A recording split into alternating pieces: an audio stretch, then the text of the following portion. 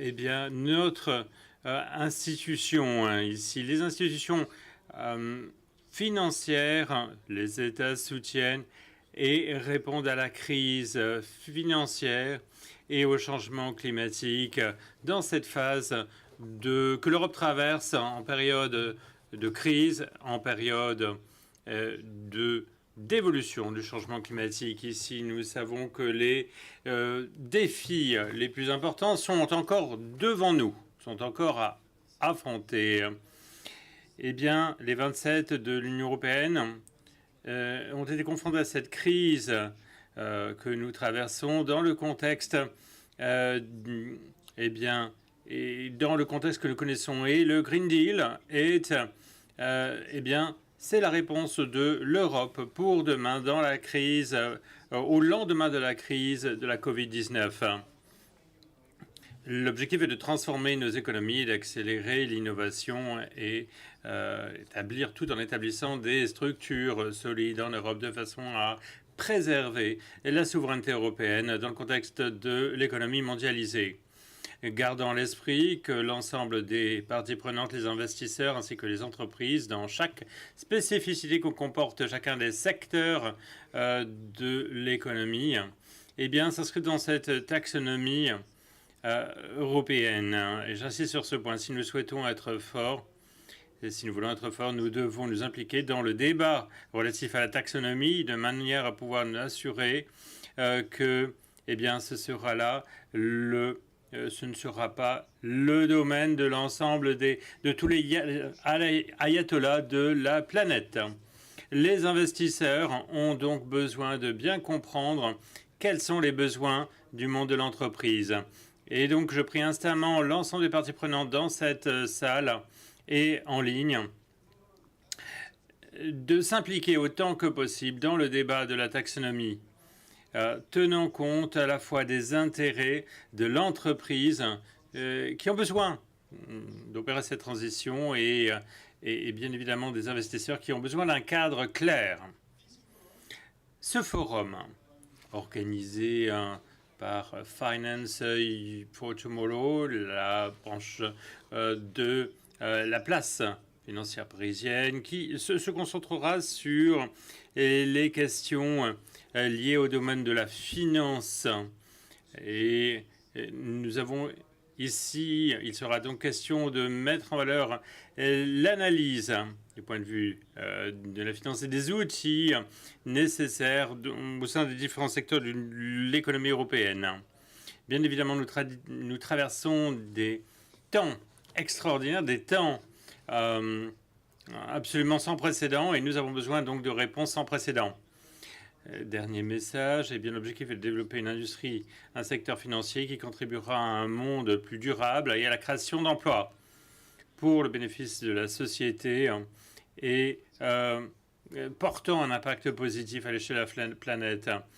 Sans nul doute, eh bien, ceci constitue le cœur du centre financier sur la place de Paris. Pour conclure, je tiens à remercier Paris EUROPLACE pour contribuer ainsi là à eh bien, un rétablissement, une relance verte et une contribution au développement durable. Je vous souhaite un excellent débat. Merci.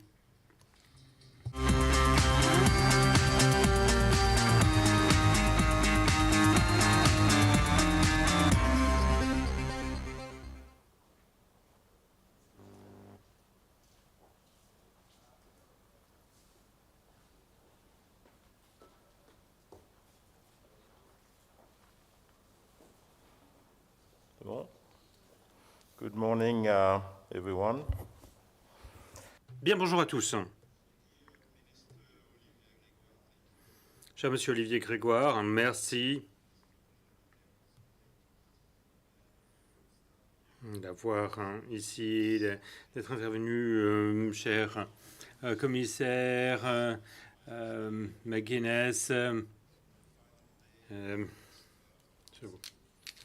Eh bien, nous sommes ici, eh bien, la dernière journée du Finance Climate qui a démarré en début de semaine. Je suis ravi de vous accueillir au Palais Brognard Alors, nous avons la chance d'avoir un certain nombre de participants en présentiel, mais nous avons, il me semble, 800 personnes qui nous suivent en ligne, qui participent à cette réunion et qui nous suivent en ligne. Merci de votre mobilisation en dépit des circonstances. Et également, je tiens à adresser les remerciements en particulier pour le Financial Centers Availability Network. Nous avons coordonné ce réseau depuis Shanghai au cours de ces 2 dernières années. Et en tant que co-président de notre mandat, eh bien, arrive à sa fin. Je tiens à remercier Reynolds, Casablanca avec Lamia Nuzuki qui reprendront le flambeau en tant que co-président pour les 2 prochaines années. Alors, il est important que ce réseau continue à travailler de concert. Et donc, les questions climatiques, ce ne sont pas des questions qui peuvent être résolues à partir d'une seule place financière. Il est important de collaborer et de promouvoir les idées ensemble. Alors regardons un petit peu ce qui s'est passé en 2020. 2020 joue un rôle absolument pivot à bien des égards. Et bien évidemment, la crise, la pandémie, cette pandémie a été vraiment à remanier les cartes. Et ceci nous confronte aussi aux problèmes que nous connaissons, mais également représente un certain nombre d'opportunités par le biais des politiques. Le Green Deal porté par l'Union européenne, ce Green Deal a un rôle à jouer. Le redémarrage de l'économie, la relance de l'économie européenne sera un élément clé. Et au moins les États membres, je pense, ont convenu de ce Green Deal depuis fin avril. Ils ont fait tout ce qui était en leur... tout ce qui était possible pour porter ce Green Deal. Certes, parce que chaque année, on peut dire on n'est pas encore arrivé, on n'y est pas encore, il y a encore du chemin. Et nous n'avons pas encore atteint les objectifs d'être résolument selon la trajectoire de limitation des émissions de CO2 d'ici 2050. Et on n'est pas même encore d'atteindre les objectifs qu'on s'est fixés pour 2050. Et il s'agit là de la capacité du Green Deal et des Européens d'être en mesure de relancer l'économie par la finance durable et comment le rôle de la finance peut alimenter l'économie et aider à la transformation vers une économie sobre en carbone ou bas carbone. Et ceci est au cœur de nos priorités. Bien évidemment, le climat joue un rôle clé. Il y a également des problématiques de transition sociale. Et l'ensemble de ces éléments nécessiteront beaucoup d'investissements dans l'Europe. Et nous aurons besoin de mobiliser des trillions pour transformer notre économie, pour rendre notre économie durable. Et ceci va au-delà du climat, parce que nous avons ici une perspective holistique sur cette relance, comprenant les questions sociales, cette dimension sociale et environnementale. Alors, Paris, EUROPLACE, c'est véritablement mobilisé. Nous avons beaucoup accompli. Nous avons fait beaucoup de chemin et je suis fier d'annoncer que dans le cadre du European Finance Project, qui a été lancé à Paris, ce projet l'an dernier, aujourd'hui nous lançons cet observatoire de la finance durable pour être la vitrine et pour porter cette transparence de Paris en tant que place financière et de son rôle vis-à-vis de ses engagements et de la mobilisation de la place de Paris pour porter des solutions pour faire de notre économie une économie plus durable. C'est une étape importante et je sais qu'il est toujours facile, que la critique est toujours facile. Et les ONG me demandent mais pourquoi tout n'est pas... Le modèle est-il perfectible et je dirais que le mieux est l'ennemi du bien, parfois. Mais le rôle de cet observatoire est véritablement de permettre à la place de Paris d'être transparente. Nous avons plus de 350 institutions financières qui ont été en mesure de fournir de façon transparente un portail accessible à tous. Leurs engagements s'agissant du climat, engagements vis-à-vis d'une gestion responsable des investissements, leur engagement vis-à-vis de la sortie du charbon, et l'ensemble des engagements ont été fondamentaux pour permettre à notre économie d'aller vers une économie faible émission de CO2. Et nous verrons année après année des avancements, des progrès, et j'espère que d'autres institutions se joindront à cette plateforme, et toute la place financière de Paris et probablement l'ensemble du système financier européen s'engageront et s'engagent à montrer ce qu'ils font, ce qu'ils savent faire, et s'engageront résolument dans cette voie. Et c'est un pas en avant important s'agissant de la transparence nécessaire pour construire, développer cette confiance avec nos citoyens. Car d'une certaine manière, la finance, et parfois, lorsqu'elle reste dans sa bulle, elle manque d'utilité. L'objectif est lorsqu'on définit une économie durable, il est la question de construire une relation avec les citoyens, à savoir, quelles que soient les quantités de milliers, de millions ou de milliards dont nous débattons, il faut que ces milliards soient reflétés dans la vie de nos concitoyens. Nous devons penser les solutions et penser à comment nous pouvons toucher les citoyens européens. Je tiens à vous adresser mes remerciements, et aujourd'hui nous allons avoir un débat extrêmement positif. Nous avons un certain nombre de contributeurs et d'intervenants qui contribueront au débat. Je tiens à vous remercier et à vous souhaiter une excellente journée.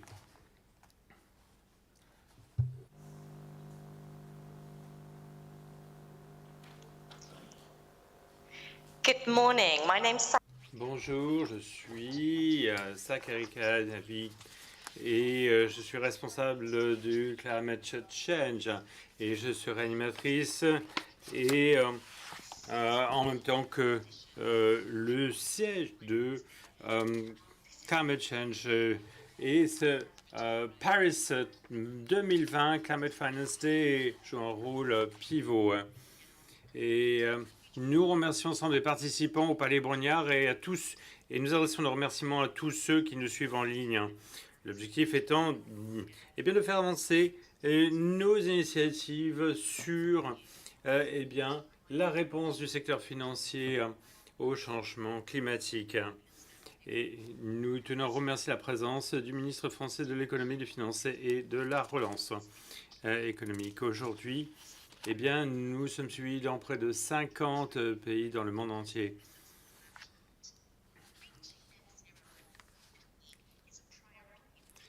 Et l'objectif de réduire les émissions de CO2 constitue une priorité numéro 1. Et notre organisation bénéficie de 150 signatures des États suivant l'initiative de Climate Change. Mon rôle est d'être à la pointe et de mettre en valeur le rôle du secteur financier. Car ici, l'objectif est de rassembler des parties prenantes jouant un rôle clé dans le secteur financier. Et nous avons ici la contribution, et nous sommes ravis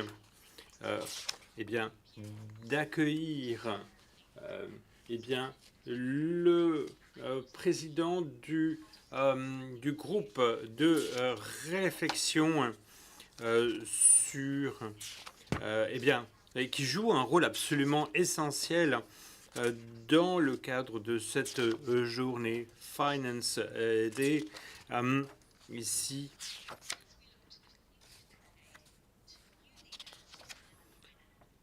nous tenons à je tiens à passer un certain nombre de points essentiels Pour les personnes en présentiel et qui nous suivent au Palais Bruniard, l'interprète s'excuse, mais l'animatrice est parfois inaudible.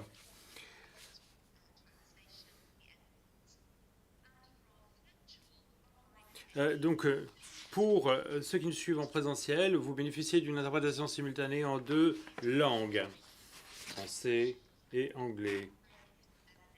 Donc, ferons une pause café à 11 h. Et donc, cette session matinale se déroulera donc de 9h30 à 12h45 avec une pause. Et cet après-midi, nous aurons des sessions parallèles. La question est la suivante. Pourquoi sommes-nous ici? Pourquoi nous sommes réunis ici en dépit de la crise de la Covid-19? Et quel message pouvons-nous contribuer dans le cadre de cette conversation? Je dirais que cette crise est non seulement climatique, elle est liée aussi à l'emploi, elle est liée également à la dimension, elle prend une dimension sanitaire.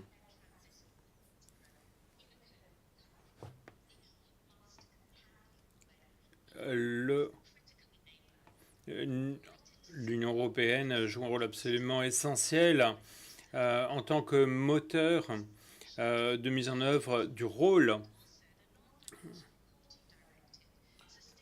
du secteur financier.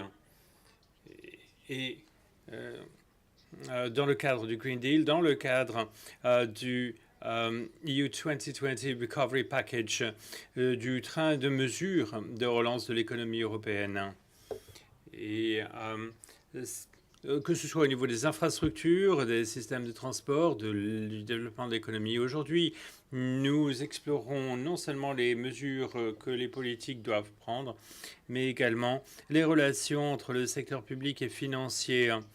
Et pour relancer l'économie européenne, je suis ravi de vous présenter, de laisser la parole à Mme Mairead McGuinness, commissaire pour les services financiers et la stabilité financière des marchés de capitaux au sein de la Commission européenne. Avec vous aujourd'hui, même si ce n'est que virtuellement. Climate Finance Day is a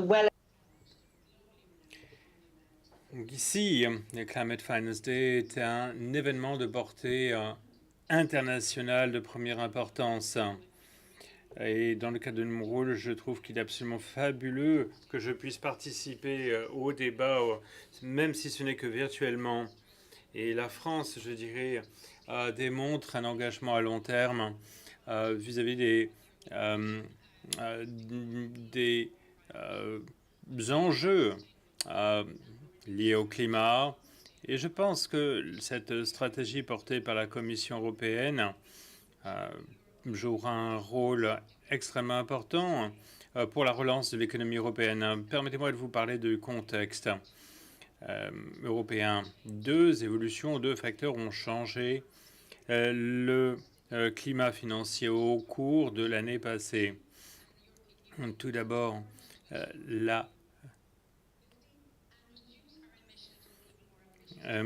l'engagement de l'Union européenne de réduire les émissions de carbone d'ici 2030.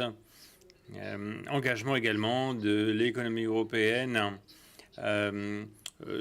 s'agissant notamment de l'économie liée à la rénovation des infrastructures pour les rendre plus vertes. Ce n'est qu'un seul des aspects clés qui ont été mis en œuvre par l'Union européenne. Alors, on dit qu'effectivement, la durabilité financière, ce n'est pas une option, ce n'est pas une alternative, c'est une obligation pour arriver à une relance. Permettez-moi d'établir la chose très clairement ce matin. La Covid-19 n'est pas une excuse pour retarder notre réponse à la perte de biodiversité, aux enjeux environnementaux et au changement climatique. On ne peut pas retarder ceci. Et cet engagement doit intégralement faire partie de la relance européenne. Et ces investissements, ce train d'investissement décidé et voté par l'Union européenne joue un rôle extrêmement important pour renforcer le rôle de l'Union européenne. Et ce sont là 750 milliards d'aides qui permettront aux États de l'Union européenne d'aller vers une relance pour relever les défis au lendemain de la crise de la Covid-19. Et le Green Finance, cette finance verte, eh bien, nous souhaitons la porter à un niveau, je dirais, avec une vitesse accélérée. Je dirais que le premier plan d'action de la Commission européenne eh bien, a été mis en route en 2018. Nous avons aussi mis en route les réglementations, notamment portant sur la taxonomie. Nous avons développé des outils puissants et novateurs pour mettre en valeur la transparence sur le secteur financier et vis-à-vis des produits financiers. Nous avons, je dirais, les premiers pas de ces outils montrent des résultats très encourageants. L'objectif est que l'économie des investisseurs puisse identifier des activités qui vont contribuer à l'atténuation des effets du changement climatique et adopter ici des mesures de relance et des mesures répondant aux enjeux du changement climatique. Biodiversité, limitation et lutte contre la pollution feront partie des objectifs pour l'an prochain. Nous avons déjà, au niveau européen, mené à bien des politiques ambitieuses, mais nous avons besoin d'agir et besoin d'agir rapidement. Et que ce soit le développement durable, ce développement durable doit transparaître sur l'ensemble de la chaîne de valeur dans le cadre de notre stratégie finance pour 2021. Nos cycles de consultation ont montré que les attentes des entreprises et des institutions financières sont très élevées. Et je souhaite vous assurer que ces stratégies seront à la fois complètes et ambitieuses. Et fondées sur ce plan d'action 2018, eh bien, nous mettrons en valeur une stratégie à 3 volets. Tout d'abord, investissement durable.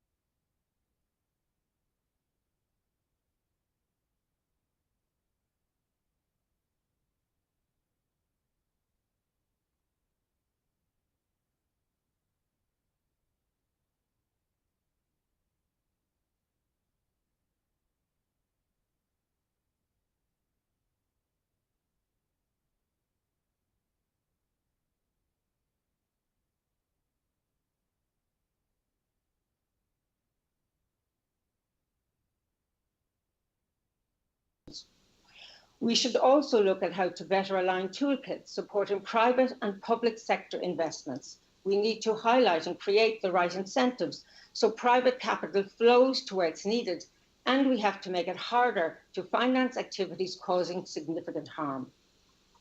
To accelerate the green transition, we'll develop a reliable, voluntary EU green bond standard and a legislative proposal in the first half of next year. And I think all the finance sector is eager to see that. And then finally and thirdly, climate and environmental risks need to be managed and fully integrated into financial institutions and the financial system as a whole. The interaction of climate, environmental and other risks could result in substantial shocks in the century ahead. Wildfires, storms, droughts, crop collapses are already happening, not to mention the risk of pandemics. This, combined with biodiversity loss and climate change, could cause damage to our financial system. And this is why stress testing, scenario analysis of risks, and developing a new framework to keep risks manageable will be key. Here we will be inspired by the important work of the Network for Greening the Financial System. In addition, the COVID crisis reminds us that we cannot leave behind the social, the S of ESG. We want to make the social element more important in our strategy. The public and private sector experts in the Platform on Sustainable Finance are already assessing how a social taxonomy could work. The Commission will also put more emphasis on the G, on governance, via a new initiative next year on sustainable corporate governance. And finally, we need more attention on the global dimension. A year ago, we established the International Platform on Sustainable Finance, a group of like-minded jurisdictions representing about half the global population, half of global GDP, and half of global emissions. The platform works to understand the various emerging frameworks and how they can converge. Indeed, we celebrated the first anniversary of this initiative 2 weeks ago and published a report on progress so far and the next steps. In parallel, we're continuing to work on the relevance of the sustainable finance agenda for developing countries that are already severely impacted by the consequences of climate change and environmental degradation. We need to support these countries in their transitions and mitigate negative effects as much as possible. So in closing, I want to highlight and thank France for being at the forefront of sustainable finance policies. France was one of the first countries to issue green sovereign bonds and incorporate climate risks into investor practices. And this year, France has carried out a groundbreaking exercise to map part of the budget against the objectives of the EU taxonomy. These measures are very important in taking forward discussions at the European level and should be applauded. This work in France and at EU level will contribute to a sustainable recovery. I know that France shares our objectives, and I count on your support for an ambitious, renewed sustainable finance strategy. I wish you all a very fruitful event, and I look forward to listening to the Minister's speech. Merci.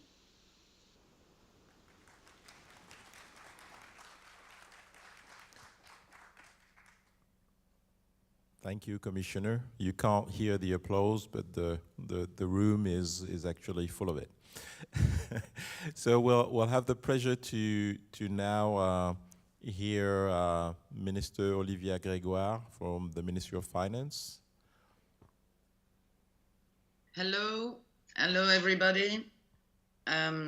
First of all, I must say I apologize because Bruno Le Maire told me yesterday or the day before that I should have an intervention. So my intervention will be in French. I really apologize, but I want to say a real and sincere thank you for Climate Finance Day to invite us today. Cher Augustin de Romanet, cher Thierry Déau, dear Commissioner McGuinness, chers tous. Le monde, et vous le savez, doit aujourd'hui faire face à une crise simultanément historique, sanitaire, économique. D'une part, et vous le savez bien, l'urgence climatique requiert d'atteindre la neutralité carbone en 2050. C'est une nécessité absolue pour contenir le réchauffement climatique à 1,5 degré. Aujourd'hui, le 29 octobre 2020, la responsabilité immédiate, absolue du gouvernement français, mais je dirais des gouvernements du monde et des gouvernements européens, c'est de protéger nos concitoyens, nos entreprises, une crise sanitaire, une crise économique, qui en réalité nous rappelle à quel point il est indispensable et urgent de changer de modèle. C'est pourquoi, faut-il le rappeler, la transition écologique représente un tiers du plan de relance français, 30 milliards d'investissements sur 100 milliards que nous espérons mobiliser avec l'aide de l'Europe. Je sais que le Climate Finance Day a une très forte audience internationale, à l'image d'ailleurs des enjeux qu'il recouvre. Cela me permet très sincèrement de saluer l'action de l'Union européenne, une Europe qui s'est montrée plus qu'à la hauteur des enjeux. C'est ensemble que nous ferons face aux défis. L'accord européen qui a été trouvé il y a peu autour d'un endettement conjoint représente, me semble-t-il, à cet égard véritablement un tournant dans l'histoire de notre continent. C'est le résultat d'un travail acharné, on ne peut que s'en réjouir, un engagement commun, une dette mutuelle une responsabilité quelque part commune. Nous l'espérions, nous l'attendions depuis longtemps. C'est aujourd'hui un fait. Clairement, la relance se fera avec l'Europe et de même, il n'y aura pas de croissance durable et responsable sans l'Europe. L'Europe, et la commissaire McGuinness l'a dit, l'Europe est le plus grand continent de l'investissement responsable. Ne l'oublions pas, portons-le haut et fort. Dans cette période très difficile, je voudrais quand même souligner quelques bonnes nouvelles. Les changements s'accélèrent du côté des acteurs publics comme des acteurs privés. Il ne vous aura pas échappé que 2021 sera la première année où en France le budget de l'État aura été intégralement analysé au regard de son impact sur l'environnement. Je suis intervenue il y a peu au World Forum for Responsible Economy. Des pays du monde entier nous interrogent sur ce budget vert, nous questionnent sur ses modalités, s'y intéressent. Ce budget vert, comme on l'appelle, a vocation à devenir le premier outil de pilotage de l'action publique. J'y reviendrai juste après, mais laissez-moi vous dire à quel point il me semble déterminant de mieux connaître les impacts de chaque euro qui irrigue notre économie. Cette connaissance au premier euro, nous ne l'aurons quelque part que si tout le monde joue le jeu et que nos activités sont analysées avec précision, avec sérieux. Oui, la transition écologique nous appelle à mettre plus de science, plus de précision dans nos décisions. Peut-être que cela induit de la complexité, je l'entends souvent, parfois des coûts supplémentaires, peut-être, mais cela donne du sens aux actions, que l'on soit d'ailleurs décideur public, investisseur, consommateur, salarié, épargnant, manager ou citoyen, quoi qu'il en soit. Un autre exemple, le 2 juillet 2019, la place de Paris a fait le choix de s'engager dans une direction ambitieuse. Elle est allée au-delà des engagements pris à l'occasion de la COP21, vous le savez, en acceptant de publier des politiques individuelles de sortie du charbon.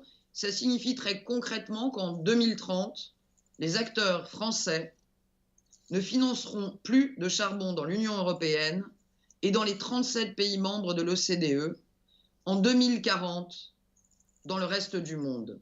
L'Observatoire de la finance durable, hébergé par Finance for Tomorrow, ainsi que les superviseurs, s'assureront très concrètement que ces engagements sont respectés. C'est la preuve que le travail collectif paie. Les participants du Climate Finance Day présentiel ou distanciel aujourd'hui, ces professionnels que vous êtes, et vous avez été pour la plupart des visionnaires, et vous savez, comme moi, que la finance durable est une nécessité pour vos clients, un souhait croissant et réel de la part des épargnants, et aussi un atout commercial. En tant que puissance publique, nous cherchons à ce que ce souhait de nos concitoyens, de nos épargnants, trouve vraiment des débouchés. C'est pour cela que nous avons particulièrement travaillé sur les labels, pour flécher plus facilement les financements privés. On ne peut que se réjouir du succès du label ISR, dont l'encours atteint aujourd'hui les 200 milliards d'euros. Néanmoins, nous ne nous endormons pas sur nos lauriers. Continuons, je crois, à faire évoluer ce label pour qu'il réponde de plus en plus et le plus possible aux attentes des épargnants. D'ailleurs, quand nous avons lancé le label Relance à Bercy le 19 octobre dernier, nous avons souhaité un label pour renforcer les fonds propres des PME. Il était juste absolument inenvisageable pour Bruno Le Maire, notre ministre des Finances, inenvisageable qu'ils ne contiennent pas des critères ESG. Les financements charbon en ont également, bien entendu, été exclus. En cohérence, nous avons aussi décidé dans la loi Pacte, que j'ai présidée en 2019, que tout contrat d'assurance vie en unité de compte proposerait dans sa gamme de produits financiers au moins une unité de compte labellisée ISR, Greenfin ou Finansol, et ce, dès 2020. Les assureurs se sont sans tarder mis en ordre de marche, puisque dès la fin 2019, ce sont 25 milliards d'euros d'encours labellisés ISR qui était souscrit dans l'assurance vie contre 5,4 milliards un an plus tôt. On a multiplié par 5. Encore une fois, on peut en tirer une conclusion assez simple. Lorsqu'on propose des produits qui contiennent de la durabilité et du sens aux épargnants, ils se saisissent massivement de cette opportunité. C'est encourageant. Je terminerai sur un sujet qui m'est très cher, qui est aussi cher à Bruno Le Maire, car je crois que c'est le nerf de la guerre, c'est le sujet de la donnée extra-financière. Encore une fois, je salue l'Europe qui s'est emparée du sujet. Et Augustin de Romanet l'a dit, au même titre que la commissaire McGuinness, « This is not only taxonomy ». Il s'agit, au-delà d'un débat technique, d'un sujet de souveraineté, je vais y revenir, mais il s'agit aussi, je crois, profondément d'un sujet qui intéresse l'opinion, si tant est qu'on lui explique simplement. Un sujet qui est pour moi, au-delà d'un sujet technique, encore une fois, un débat d'opinion, un débat de société.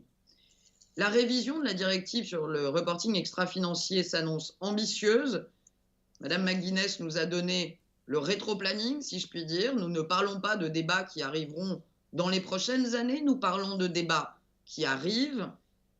La France fera en sorte que ces travaux soient ambitieux, améliorer le reporting extra-financier des entreprises, s'assurer de la qualité et de la diffusion massive et gratuite des données, c'est ce qui nous permettra justement à tous de mettre plus de science dans nos décisions.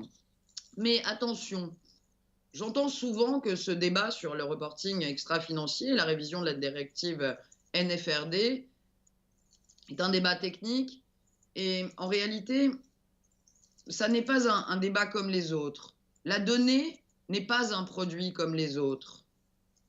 Je crois qu'au nom de l'Europe, nous devons pousser l'idée que la donnée doit être libre, elle doit être dynamique. L'enjeu pour les entreprises, pour les investisseurs actifs, ça n'est pas de remplir des cases et de satisfaire des obligations uniquement de conformité en matière extra-financière. L'enjeu, je crois que c'est bien plus de se servir de ces indicateurs comme des outils de pilotage et de transformation réels.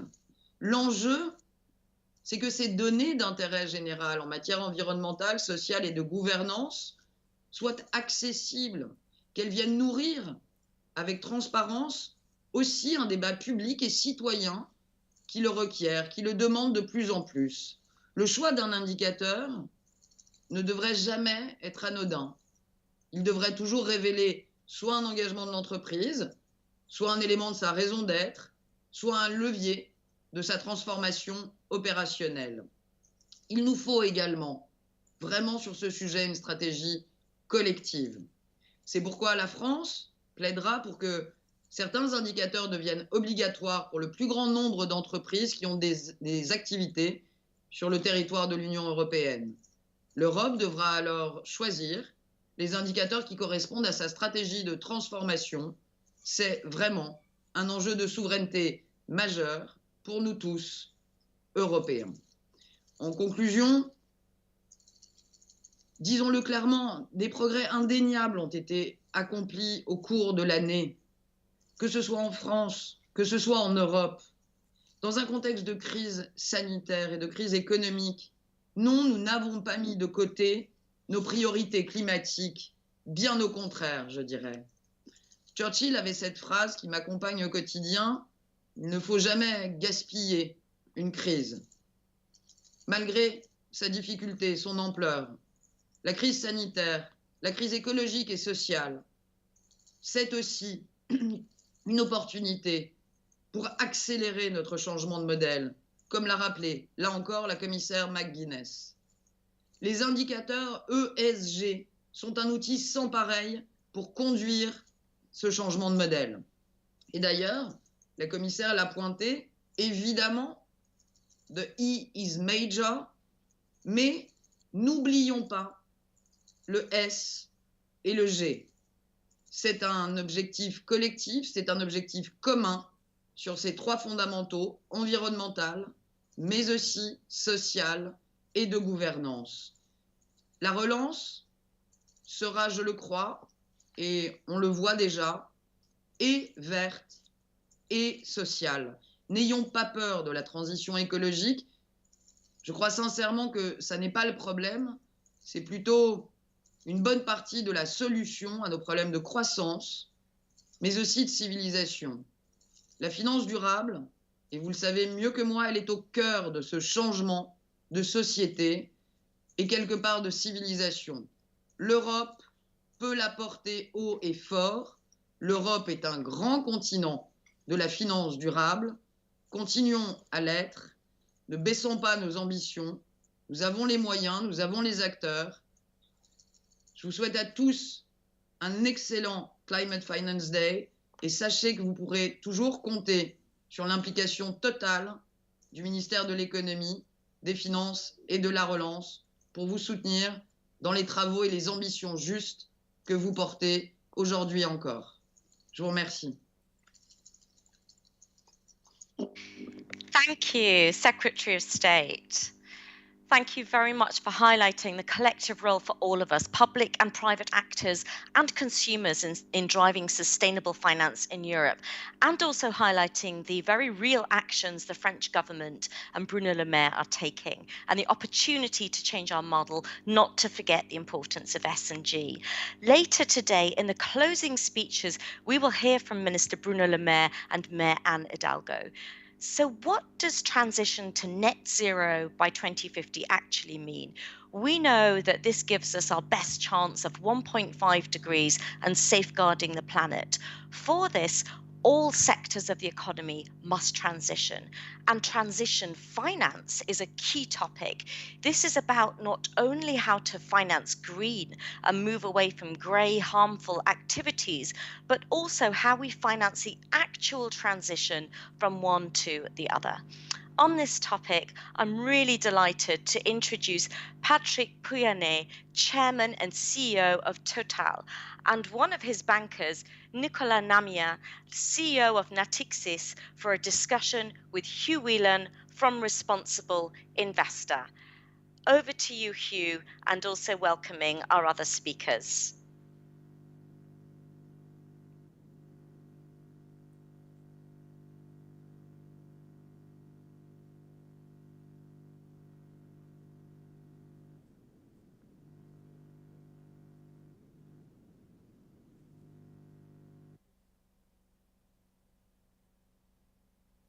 Okay, good morning, everyone. Hopefully you will be able to hear me and see me very shortly. Thanks to Sagarika for that introduction, and welcome everyone to this first fireside chat of Paris Climate Finance Day. It's wonderful to be here. Bonjour à tous et à toutes. My name, as Sagarika mentioned, is Hugh Wheelan, co-founder and joint managing director of Responsible Investor. Responsible Investor is the leading online media company for sustainable finance. Do take a look at the press section of the Climate Finance Day website to see what we do and take a free trial. But it's a great pleasure to be here today with two captains of French business. I'm going to introduce them very briefly before we start. As Sagarika mentioned, we have Patrick Pouyanné, Chairman of the Board and Chief Executive Officer at Total, a company which needs little introduction. It's great to have Patrick here today. And alongside Patrick, we have Nicolas Namias, Chief Executive Officer at Natixis, the French banking group, and member of the management board at BPCE, the parent group of Natixis. Wonderful to have Nicolas here with us digitally and to have Patrick on stage. And we are going to be talking about Paris-aligned transition strategies and the interactions between an energy major and a financial group. And we have a far too short period of time to discuss that, so I'm not going to waste any more time. Instead, I want to go straight to Patrick Pouyanné. Bonjour, Patrick. Patrick, could you talk us through the main pillars of Total's energy transition strategy at the moment? You have a climate ambition strategy. Give us the main elements of that, and then we'll get into some of the details of that as we go. Okay, good morning, Hugh. Good morning, Nicolas. And thank you to Augustin and Thierry to have invited me today. Maybe I'm a strange person today on the stage alone, but in the middle of everybody speaking, but sometimes I feel being an enemy of all of you, but I'm in fact, I think, more a proactive player. I will try to demonstrate you. But first, of course, let's be clear, we are in face of one of the most complex challenge for us, because on one side, when we speak about energy, the fundamental of energy is that on one side you have a growing population in the world aiming for most of it to higher living standards, which will require more energy. And at the same time, we need less emissions, because absolutely we need to go to carbon neutrality by 2050. And that's honestly a dual challenge which we have to reconcile. Everybody has to keep in mind that energy is a basic and fundamental tool to any social and economic development, and we need a reliable, affordable, and clean energy. So Total has engaged in a form of transformation, because obviously producing hydrocarbons, fuels, either oil or gas, which are represent 40% of the emissions of greenhouse gas, we need to take actions. We cannot just wait and see what will happen. The energy markets are changing, are moving. And so we have set an ambition. First, getting to net zero by 2050, globally, together with society. We have 3 key objectives, which paves our way. The first one is, of course, to get to net zero on our own operations, scope 1 and 2. That's, for me, the first responsibility. I remind to everybody in the room that scope 1 and 2 are additives. If all companies of the world were cleaning the scope 1 and 2, at the end we are net zero. But we know that also we have to work with our customers, because you don't change an energy system only by the supply side, but only if you convince customers, you help customers to move. Again, Total is not building any airplanes. Sorry to tell you, for Augustin, to take that example. We are not making money with having an airline company. We are not building airplanes. We don't decide the way that a plane will fly, if it's with kerosene fuel or if it's with hydrogen. We are providing fuels. But we can, of course, participate to the evolution of the demand, and we will not change the pattern of energy without influencing the demand. This is why we took also a commitment on scope 3. We took it together with society. In Europe, the European society, through the Green Deals, want to get to net zero. So we are committed to get to net zero by 2050 in Europe. And we are also taken some commitments of the worldwide carbon intensity of the products we will provide. 2050 is far, so we have added another deadline by 2030, which is very pragmatic. I'm feeling very responsible to this one. I'm still young, so I don't know if it will be there by 2030, but I'm sure that the decision I'm taking today will definitely influence the position of Total by 2030. We said 2 things. We said in Europe, the scope 3 emissions of our customer will diminish by 30%. This has a direct implication on our own strategy, which means that by 2030, we will sell, the mix of the sales of Total will be only 35% of our oil products, which is a clear decrease compared to 60% today. So we'll sell much less oil products by 2030. We'll increase, and the growth of Total will come from 2 pillars. It will come, in fact, from natural gas and from renewables electricity. We have a strong ambition to become one of the top 5 leading company of renewable producer. It's not just an ambition, that's investments. We are investing in capacities. We have 35 gigawatt by 2025, and again, it's not just an ambition. We have already in our portfolio 25 gigawatts. We will invest in growth investments next to $5 billion per year of renewable capacity.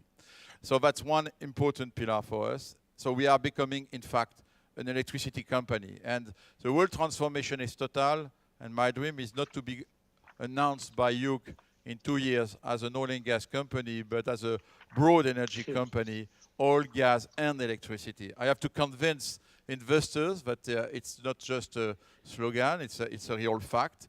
And the only way is, of course, to walk the talk. The other pillar of our growth will be natural gas. Natural gas can be decarbonized as well through biogas, through hydrogen. This is why we'll be engaged also in this form of gases. So it's an important transformation. But I want to advocate that we have, of course, we will be able to do that transformation if we have the cash flows to invest in these new energies. And the cash flow today for Total is coming from oil and gas. And the bankers like Natixis, I think, are supporting Total because we have the cash flow to reassure them that our rating is depending on that. So it's a shift that we need to organize. It takes time. You don't do it because in one night. It's not true. The world energy system will require some time to shift. 2050 is not 2021. But again, we need to act. And I just described also the path that the objectives we have by 2030. Patrick, thanks very much for that. Hopefully in 2 years' time, we can be there on stage with you instead of you being there in the middle on your own today. But you mentioned your discussion there with investors. And I think this audience and also the general public appreciate the statements that have been made, but would like to look at those statements to measure the seriousness of the transition. How can they do that? To see that over time? You've mentioned some target dates, but can they see how that transition will impact and affect the business over time? Of course, they can see. I'm a big advocate of transparency. Of course, we need to give all indicators, and you know, at the end of the day, it's a question of much gigawatts do we build in terms of renewable electricity, and we will disclose more and more financial indicators so that to explain to our investors, which in fact is for an oil and gas company, it's a little complex today because on one side, I have people who are buying Total equities because they like oil, in fact, and they like the upside of oil price, and they know that our companies have quite a profitability in oil with the oil business. And when we speak about renewables, there is a feeling that it's less profitable. So I have to convince that the mix of it will continue to deliver some value for all the investors in Total, which we are convinced. So the only way is to describe it. And in fact, for example, it's not but it's our fault. We have to demonstrate it. But we are in a company of engineers, so we like to speak when we have facts and figure and demonstrating that we walk the talk. By end of 2020, this year, we will have a portfolio already of 8 gigawatts of renewables, which is by far the largest portfolio of any oil and gas company. And in fact, the decrease of the carbon intensity of Total does not begin today. It begins since 2015. The first decision I took as a CEO was to fully divest all our coal business. I didn't wait 2030 or 2040. We divested it fully. We stopped all operation in coal. And in fact, we have already decreased our carbon intensity of our portfolio by 6% end of 19, and it will be more by end 20. So I think it's important. So yes, you will have some proof at what I said. It's a question of investments. I know people can say, but you continue to finance oil and gas projects, which is true. But again, it's not because we're Total, which is a small player in the oil business, we represent only 1.5% of the supply, would stop financing this type of project, that suddenly somebody else will not do it. So the question for us is more to think to the medium and long term, to shift the transition. And of course, when we finance oil projects, it will be clear, we have stringent targets, one of them being sure that it's a very low-cost oil, which could be sustainable. Because, of course, the sustainability of investments is very important in terms of for our investors. Yeah. Patrick, just before we switch to Nicolas, there are a number of reports out there that suggest that pretty much none of the oil majors are aligned to Paris at the moment. When do you think, do you agree with that? Or when do you think we might see alignment start to happen? I mean, there are many reports. I know that I'm reading them. By the way, in these reports, Total is probably the most aligned. We are not far from 2 degrees. I mean, there are many different methodologies, and I'm ready to engage with all the players on that.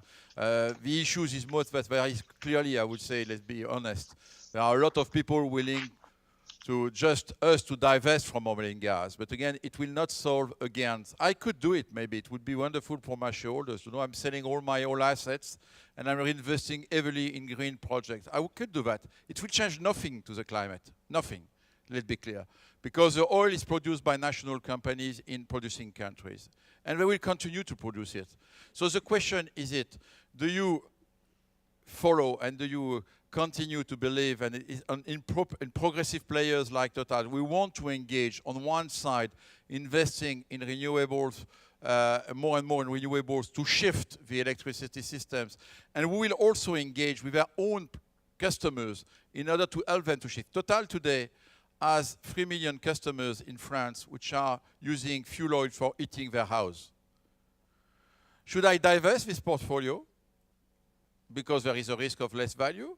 Or is it my job to just convince one by them to shift from fuel to natural gas or to electricity in order to help the climate? That's the debate, in fact, that we have in front of us. Divesting for Total could be an option. Maybe it's the best for my shareholders, by the way, because this business obviously is mature. It will decline in the future. But again, somebody else will take the business and the climate will not progress.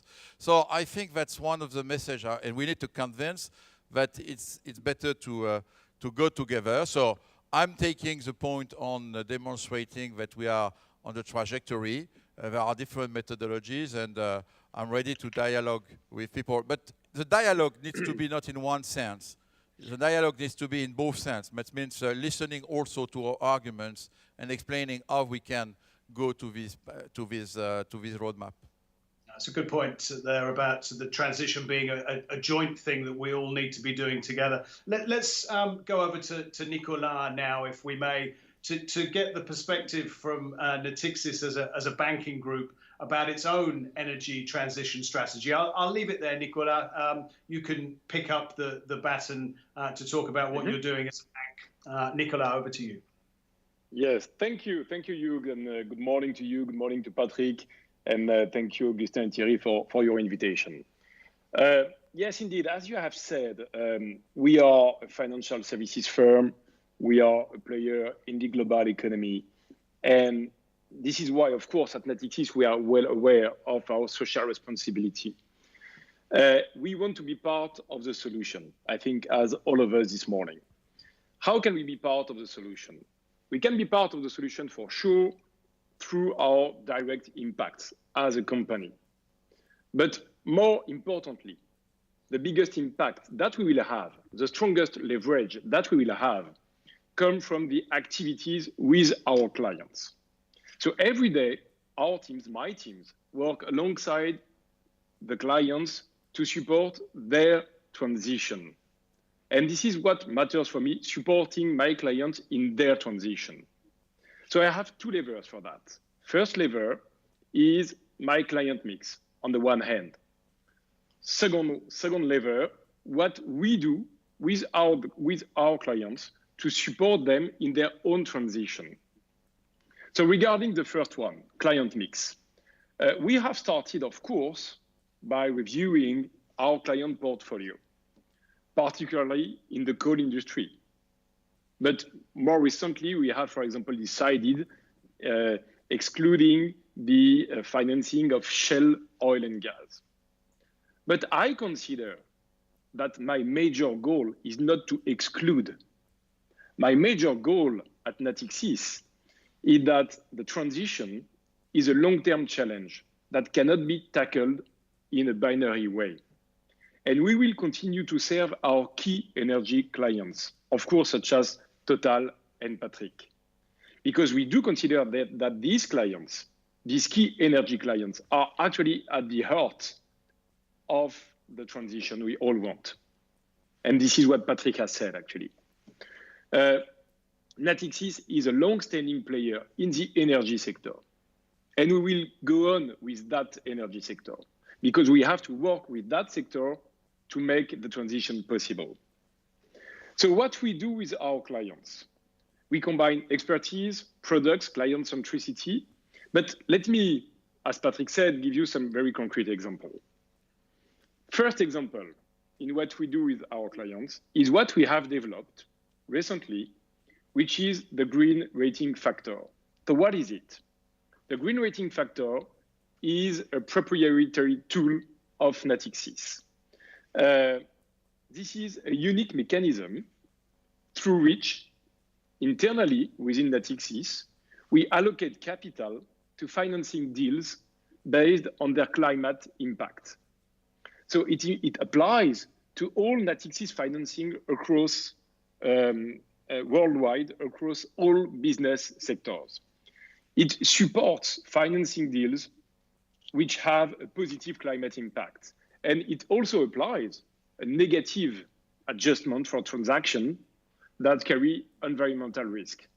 So each deal which is presented to Natixis Credit Committee, which I chair, each deal presented to my credit committee relies on this analysis, green rating factor. We are absolutely convinced that this is a compass for the transition. That was the first example. Second example, of course, we have expanded our range of solutions to offer innovative financial instruments incorporating and engaging environmental criteria. So we have developed what we have called a green and sustainable hub, which establishes a franchise in power and green sustainable finance with leading positions on some key products: green and social bonds, green and social loans, KPI-linked or sustainability-linked loans and bonds, just to name a few of them. And for instance, we have at Natixis arranged very recently a 1 billion bond, which is a sustainability-linked facility to support a key client in producing low-carbon aluminium. So this is a very good example of how a sustainable financing can help a high-emitting player to develop a greener production processes. Nicolas, maybe yes, asking the same question, because we're limited on time. But if the same question that I asked of Patrick, if external public and investors wanted to be able to see your transition over time from fossil fuels to clean energy, could they do that? I mean, you put forward some fascinating internal mechanisms there on risk weighting, which is a brilliant piece of work. But what about externally to be able to see your transition in action? Yes, let me give you one example, and I will go beyond Natixis. I will speak for French banks here. I think that French banks are at the forefront of this transformation, as it has been said this morning. I will give you one number, one figure. The renewable energy sector has increased globally by 27% between 2016 and 2019. In the same time, the financing outstanding in this sector has increased by 57% for the French banks. And I said one number, actually I will give you another number because I like numbers.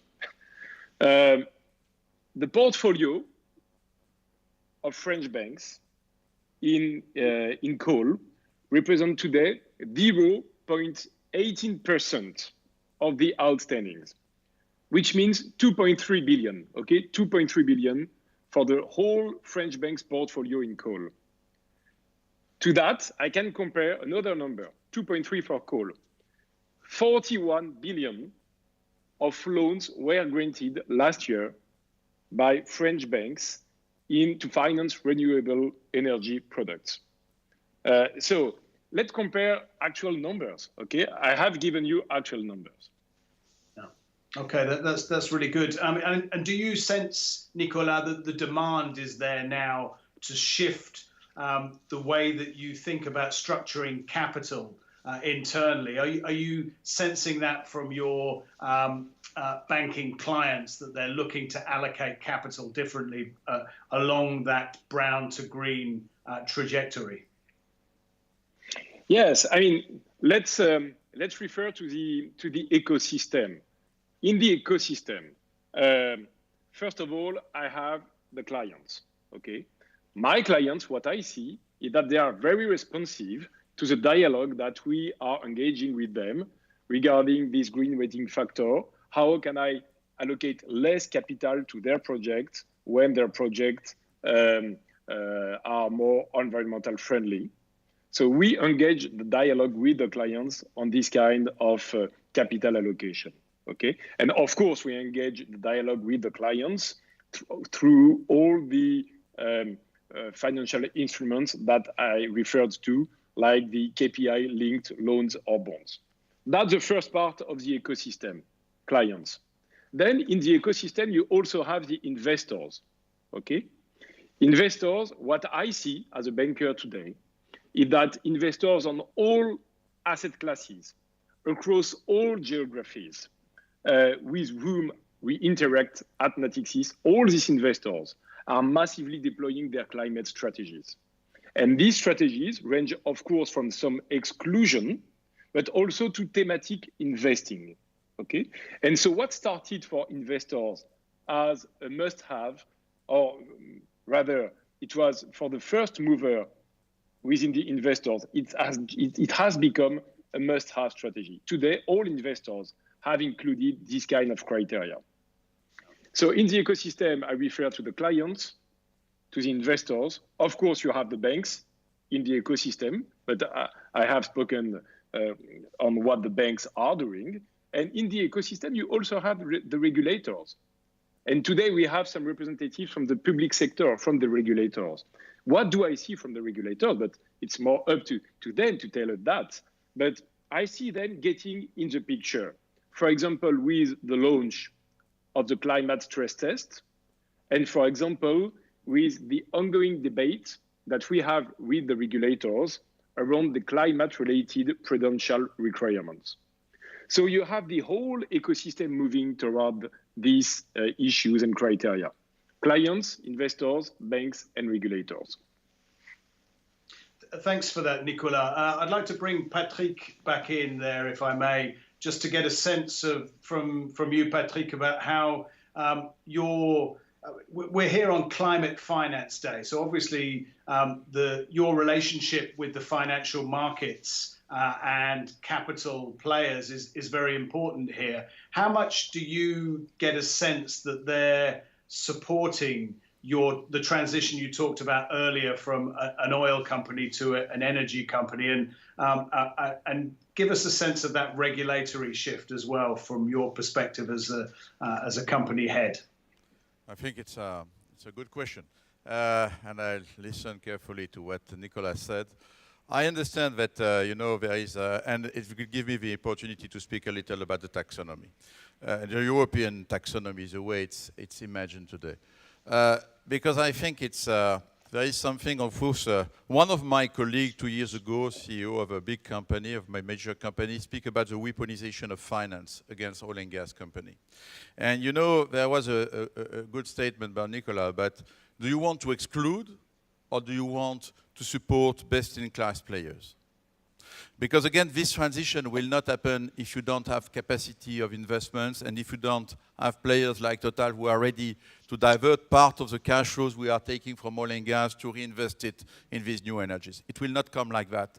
It requires trillions and trillions and trillions of dollars. Whatever people said in the newspapers, the capital intensity of a solar farm is just 3 times more higher than the capital intensity of an oil field. That's the reality of these new energies. They are more costly. We need investments. So for me, it's really a question mark about the world taxonomy, the way it's imagined today. Because it's more a vision which is quite, I would say, super green and excluding many players. And I'm feeling the consequences. I have heard some financial players beginning to explain that they will exclude, they will even exclude oil and gas, so they make some caveat. No, it's only shale oil in the US, but you know it's progressing. Honestly, natural gas is just fundamental to the transition. Today the real climate is not only in Europe, where we are quite far in advance. The real climate fight is in India, is in China, is in these countries. And you continue to have today industries which continue to use fuel oil to produce electricity there. And if we want to move, it's not by providing to these industries, which is a full reliable source of energy, solar. It does not work.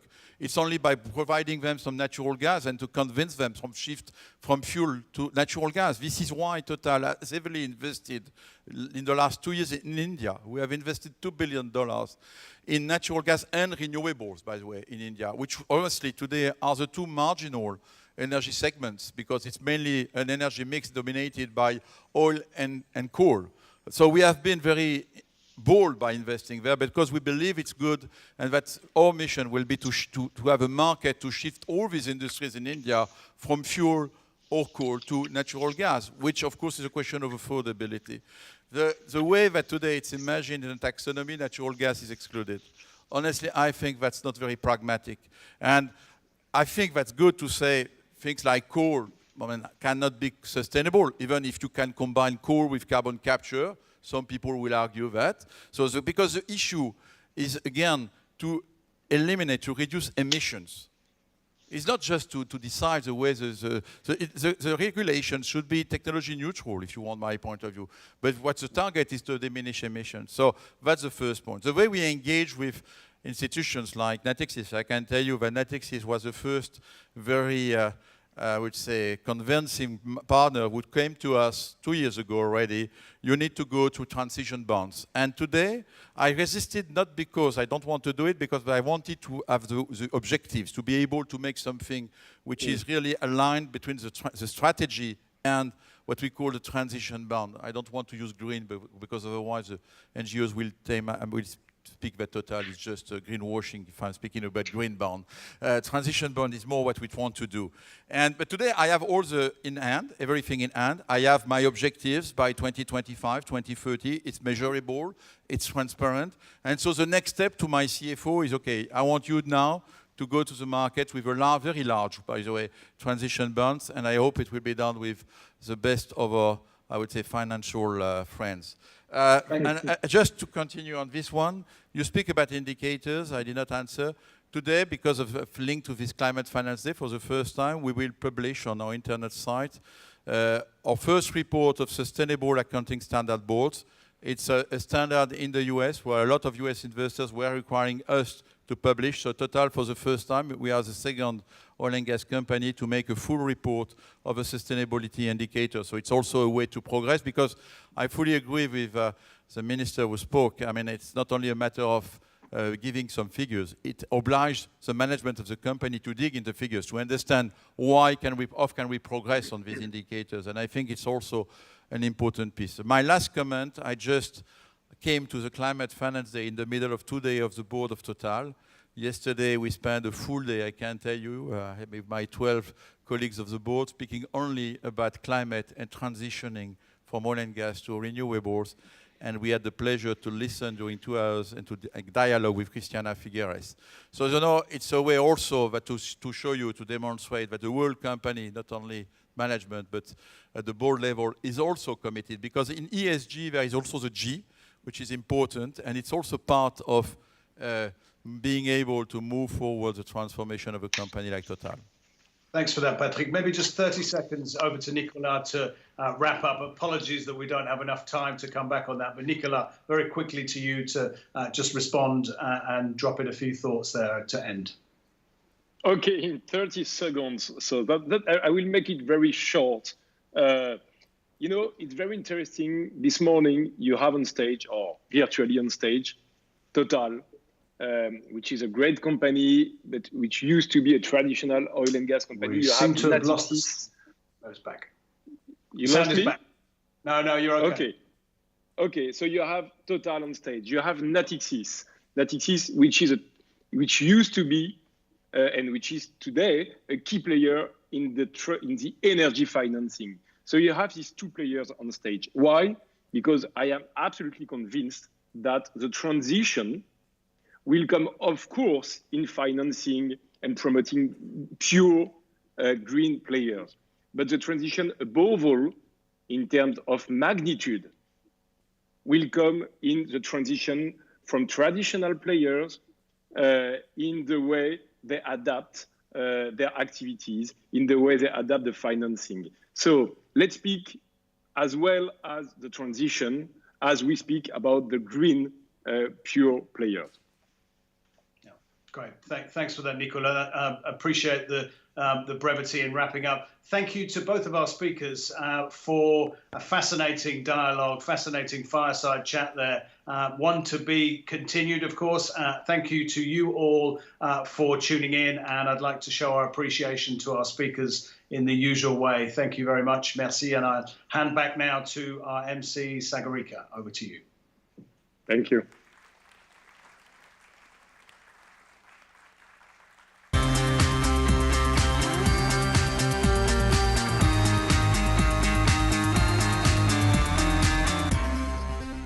Thank you, Hugh, Patrick and Nicola, for a lively discussion on what counts as a credible net zero commitment and set of actions. In case it's helpful, PRI just published a report recently called An Investor Guide to Negative Emissions Technologies and Land Use as part of our The Inevitable Policy Response work. Well, we've heard from a major corporate and financier, but what must governments do that are in the Paris Agreement? Well, 1 year from now, also 1 year on from the US election, COP26 will be held in November 2021. It's a key moment for governments to act on sustainable recovery from COVID, incorporating green jobs and a just transition. Before COP26, under the Paris Agreement rules, governments must submit their second round of 5-year climate pledges. We anticipate that the EU will submit an ambitious 5-year climate pledge committing to net zero in December 2020. Meanwhile, the COP26 Race to Zero campaign is a global campaign for all actors in the real economy, including corporates, insurers, banks and investors. And I really urge you to get involved in this campaign. However, to be part of the Race to Zero campaign, you have to set a net zero target and say how you'll implement this. Already today, 45 investors have joined the Race to Zero campaign, including the Net Zero Asset Owner Alliance, which is 30 asset owners managing 5 trillion in assets under management. And they've committed to aligning their portfolios to net zero by 2050 and setting interim targets from 2025. And this includes French asset owners as well as international asset owners. It includes AXA, SCOR, CNP Assurance, Caisse de Dépôt, ERAF and FRR. Now, how we transition and meet such targets, fair and just transition, are critical topics we cannot afford to ignore. Just transition was the key theme for last year's Paris Climate Finance Day. In the context of the COVID pandemic, it's clear it's even more urgent, and the inequalities that there are in society have become more and more apparent. And we have the opportunity to tackle environmental and social issues together. I'm delighted to invite Thierry Déau to come back to moderate a high-level session. How can a sustainable finance reboot the European economy and support a fair transition? Over to you, Thierry.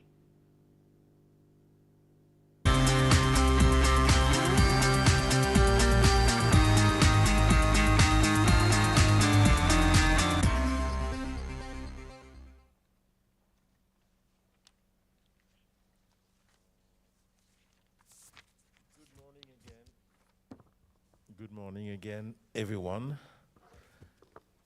We have a little logistic issue. First of all, unfortunately, I have to start this panel with a sad news because our national parliament just had a minute of silence because of the recent attack this morning at 9 a.m.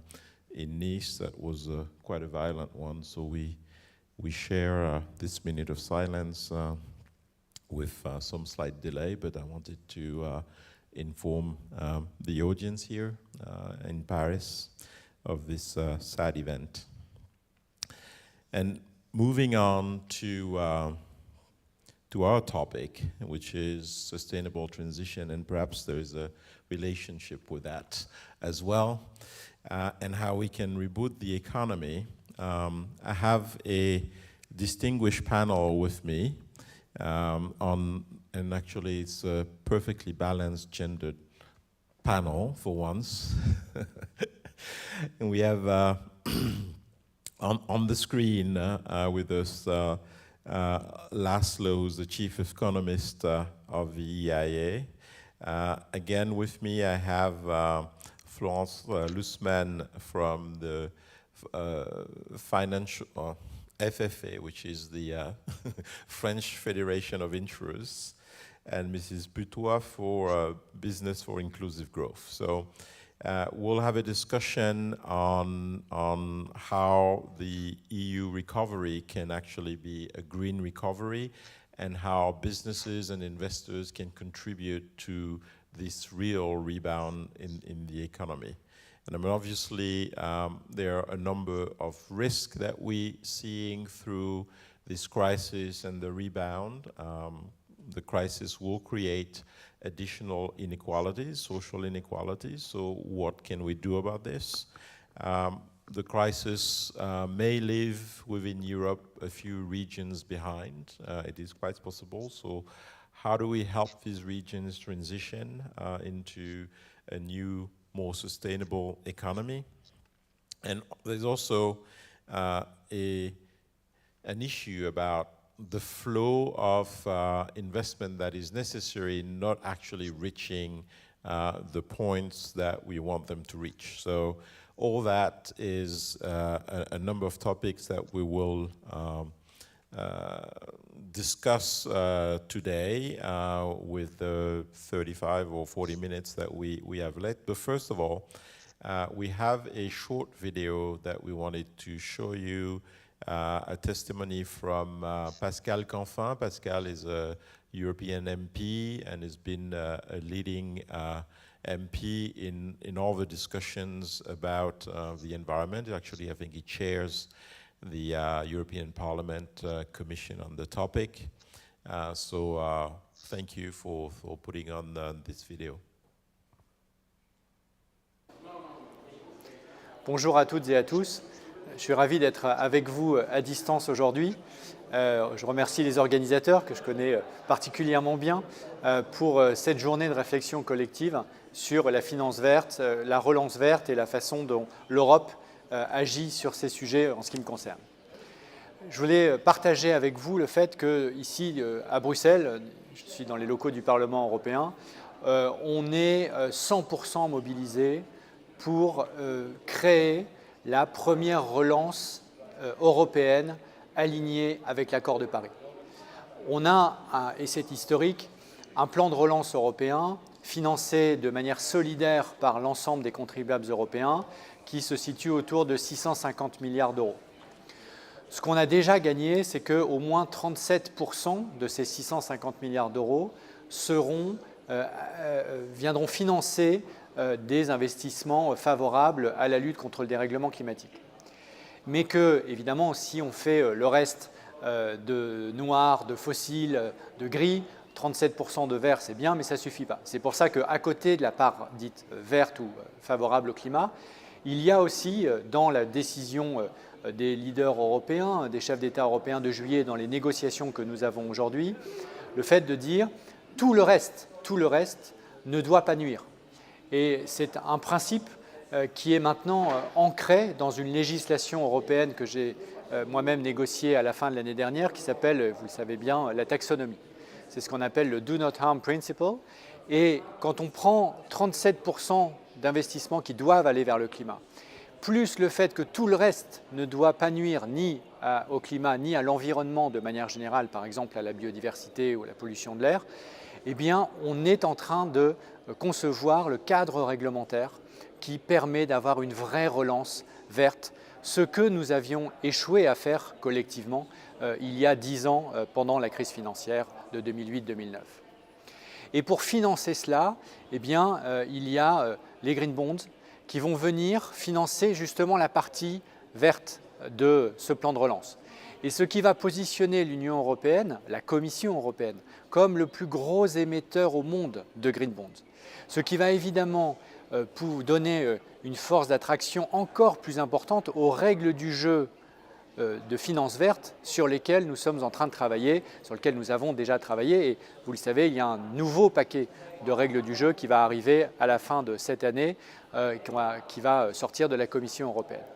Donc, quand la Commission européenne, dès l'année prochaine, sera le premier émetteur au monde de green bonds, c'est évident que le green bond standard qui va sortir des règles du jeu européennes va être scruté de très très près par l'ensemble des autres acteurs de marché.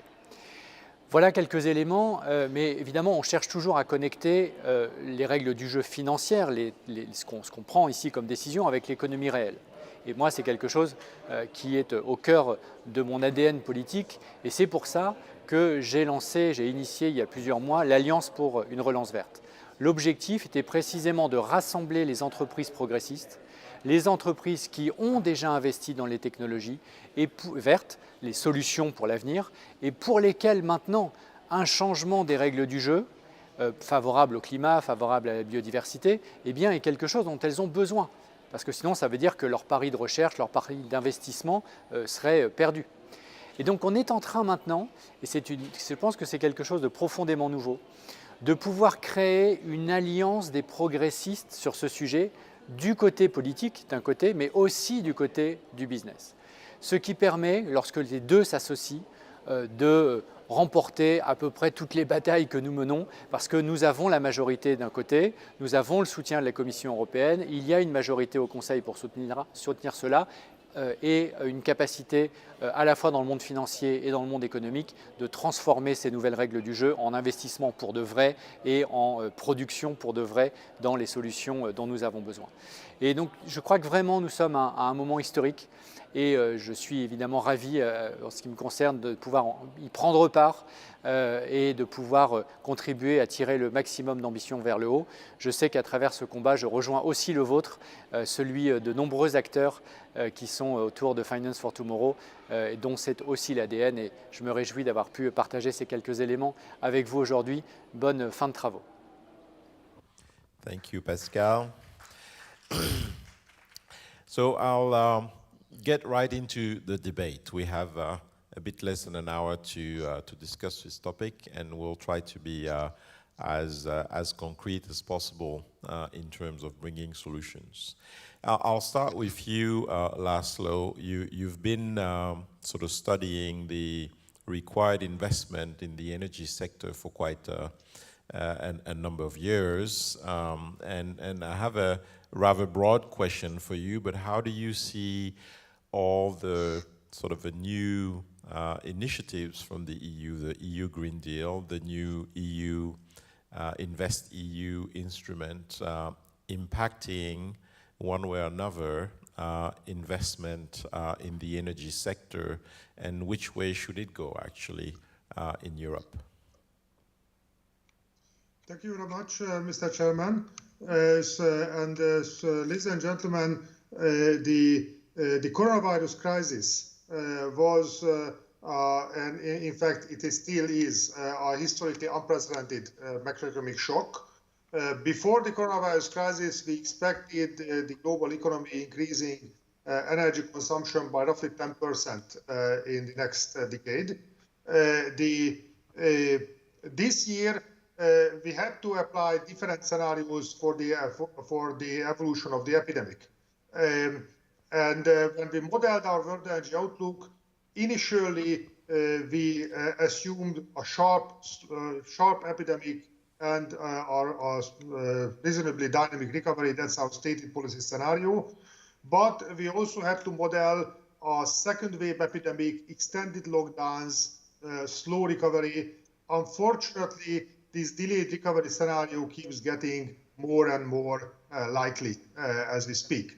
Now, what is very striking that even in this delayed recovery case, without a very strong policy effort and without a strong government intervention, the world economy would be drifting towards a disruptive 3 degrees climate impact. So constraining economic activity is not a good way of reducing carbon dioxide emissions. We have to reduce carbon dioxide emissions by investment and innovation. Now, global energy investment was hit very hard this year by around 20%, and fossil fuel investment was hit by around 30%. So and after the wave of brutal investment cuts, oil and gas investment this year is broadly consistent with what we need in the energy transition. Now, even in an energy transition case, we cannot stop investing in oil and gas from one day to another. Oil and gas doesn't disappear overnight. And the oil and gas projects which survived the baptism of fire this year, they are actually unlikely to be stranded assets. So this concern is very much eased. On the other hand, we see a systematic underinvestment in the electricity sector. So if I take the current European ambition of raising the 40% emission reduction target to the 55% emission reduction, which is the new political ambition, we agree with the 55% ambition that is consistent with a zero carbon transition. But in physical and engineering terms, that is the equivalent of building an additional 20,000 wind turbines and an additional 100,000 football fields full of solar panels on top of what the current renewable policies would deliver. So that will require both financing at a scale roughly 60% higher than the historical peak, and it will also require licensing environments that can make it happen. Moreover, both wind power and solar power, I emphasize the power word, are power generating technologies, and they require a robust electricity network to get the energy to the consumers. So for the energy transition ambition, the European Union will need to scale up electricity network and electricity infrastructure investment by around 400 billion euros in the next decade. And that is going to be a major challenge. In fact, electricity network investment has been declining for several years, and new transmission lines face formidable social and political difficulties in most European countries. So this is a key precondition of the transition. And I should highlight the role of the demand side. We don't believe that it is possible to have a copy-paste transition of replacing every gigajoule of fossil energy with a gigajoule of equivalent low-carbon energy. So the energy transition has to be associated with transforming energy demand, a step change in energy efficiency. In the building sector, we are talking about an efficiency ambition of retrofitting a city of Berlin in every 3 months. So this is the speed at which we need to move with building retrofits. And that will have an important financing component. The low gas prices provide a headwind to energy efficiency projects, and especially in the municipal sector, municipalities all around Europe face significant financing barriers. Now, last but not least, I should also highlight that Europe is only a small proportion of global carbon dioxide emissions. As of today, when we reviewed the clean energy activities of institutional investors, what we found is that 90% of that is already mature wind and solar technologies in Europe and North America. Now, Mr. Chairman, I would like to congratulate you because I understand that your company, Meridiam, is very active in developing clean energy in developing economies like in Africa, but that will have to be scaled up very, very significantly. So financing yet another Swedish wind farm is not going to solve the climate challenge. Financing will have to move out to the technological frontier. We will need much more investment in innovation and venture capital into new clean energy technologies. It will have to move out to the geographical frontiers, to developing economies, and also while there is plenty of cheap debt is available, we are actually quite concerned about the equity financing need. Very important parts of the energy transition, including low carbon industrial technologies and low carbon transport technologies, heavily rely on equity financing. So we definitely think that the finance sector has a key role to play, but we also think that the current activities will need to be extended in multiple dimensions. Thank you very much. Well, thank you, László. You gave us a lot of food for thoughts here. So So no investment in networks, so we need to do more of that. I suppose storage goes with that. Not enough investment in emerging markets. I think this poses the question of the impact of the taxonomy on investors if they want to invest in emerging markets, which is not the easiest thing to do.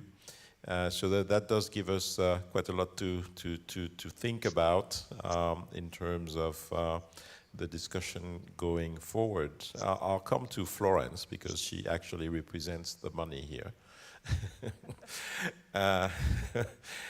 Because they have the institutional investors and the insurers in particular have the largest amount of assets to invest in the transitions, thousands of billions, and they should be part of this key success. So, Florence, to your views, what is the contribution today of institutional investors and your group of insurers in particular in the Green Deal investment? So what are you contributing today and what are you planning to contribute in the future to accelerate this Green Deal? Thank you, Thierry. Thank you for the invitation. And you're absolutely right. Insurers are key actors for the green economy, but not only in financing real economy, but also in managing natural risks. And I would like to start with the second aspect. As you know, we cover the consequences of natural catastrophes. We pay the claims due to natural events. So we are at the outpost to see the dramatic increase in losses and damages which are due to climate change. And of course, this morning I wanted to have a thought for all the victims in Nice of this terrible storm called Alex. Now we also have a thought for the victims of this morning. But if I come back to Alex, this is just a confirmation of a terrible statistical series. In the 80s, the average annual cost of climatic events in France amounted at 1.2 billion euros. It is now 3 times more, with 3.5 billion euros. So the challenge is huge, and we insurers, we have certainly been one of the first to understand it just because we saw the claims. And that's the reason why for decades we have been deeply involved in the management and the prevention of natural catastrophes with real instruments such as the Mission for National Risk, which we created 20 years ago. The second comment that I want to make is that with 60% of our assets, 2,700 billion of assets for French insurers, which are invested in companies, we are, in fact, and you're right, Thierry, the most important investor in real economy. So through our investment policies, we are in a privileged situation to act against global warming. And I can assure you that we are fully aware of our responsibility. Let me just illustrate some of our decisions as responsible investors. Since 2015, we have supported the COP21 agreement by signing the Paris Pledge for Action. 2 years later, during the One Planet Summit, we announced a disinvestment in companies which do not renounce to develop new coal-fired plants. 2 years later, in 2019, my federation, the Federation of Insurance, signed the Declaration of Paris Financial Center, which includes the commitment to encourage our members to establish coal strategy. And as a result of that, today, among others, we launched a Sustainable Finance Observatory. And I just announced that in 2019, we channeled nearly 192 billion euros into green investments, which is 50% more than the year before. And I'm also very proud to announce that 67% of our assets are now covered by the climate analysis. It was only 40% in 2016. And as you know, we announced last April a huge investment program of more than 2 billion euros, Relance Durable France, Sustainable Recovery France. And I hope we will come back to it because there is a lot of green investment in it. But in fact, we could do more, and we would like to do more.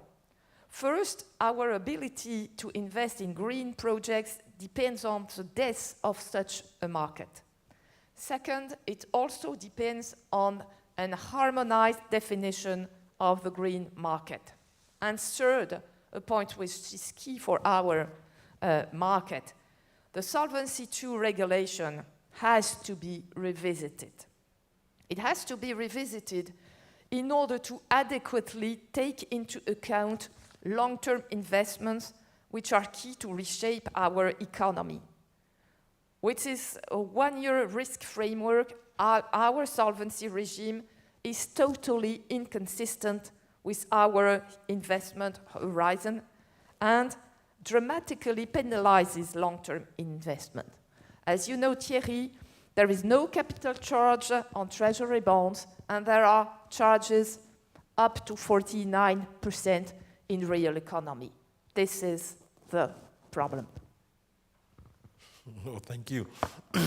Maybe we should call the commissioner again to come back to this conversation. But I'm sure the message is going through, and we've been carrying that message all together as well. Long-term investment cannot be penalized by regulation, for sure. Let's go a little bit to the social part of this Green Deal. I mean, transition and this Green Deal, the crisis all together will bring changes, and some of these changes can lead to more inequalities. So Camille, could you tell us a little bit, explain what you think about what can be done to reduce such inequalities or reduce such risk, and of course, if possible, leave no one behind. Thank you. I'm very happy to be the social part of this panel. Very proud. There will not be any fair transition if we don't fight against inequalities. We know that before the crisis, inequalities were rising, and it's a reason why the coalition Business for Inclusive Growth was created 1 year ago. It's a coalition that gathered 40 major companies, European, American, Mexican, Japanese companies, and the OECD to fight against inequalities. So we knew before the crisis that inequalities were rising, and of course we all knew here that the most vulnerable people have been hit the hardest by the pandemic. And so this is a major challenge, and there will not be a fair transition without addressing inequality issue. This is a reason why I'm in the coalition, but not only the coalition, I know, we're building on an inclusive recovery.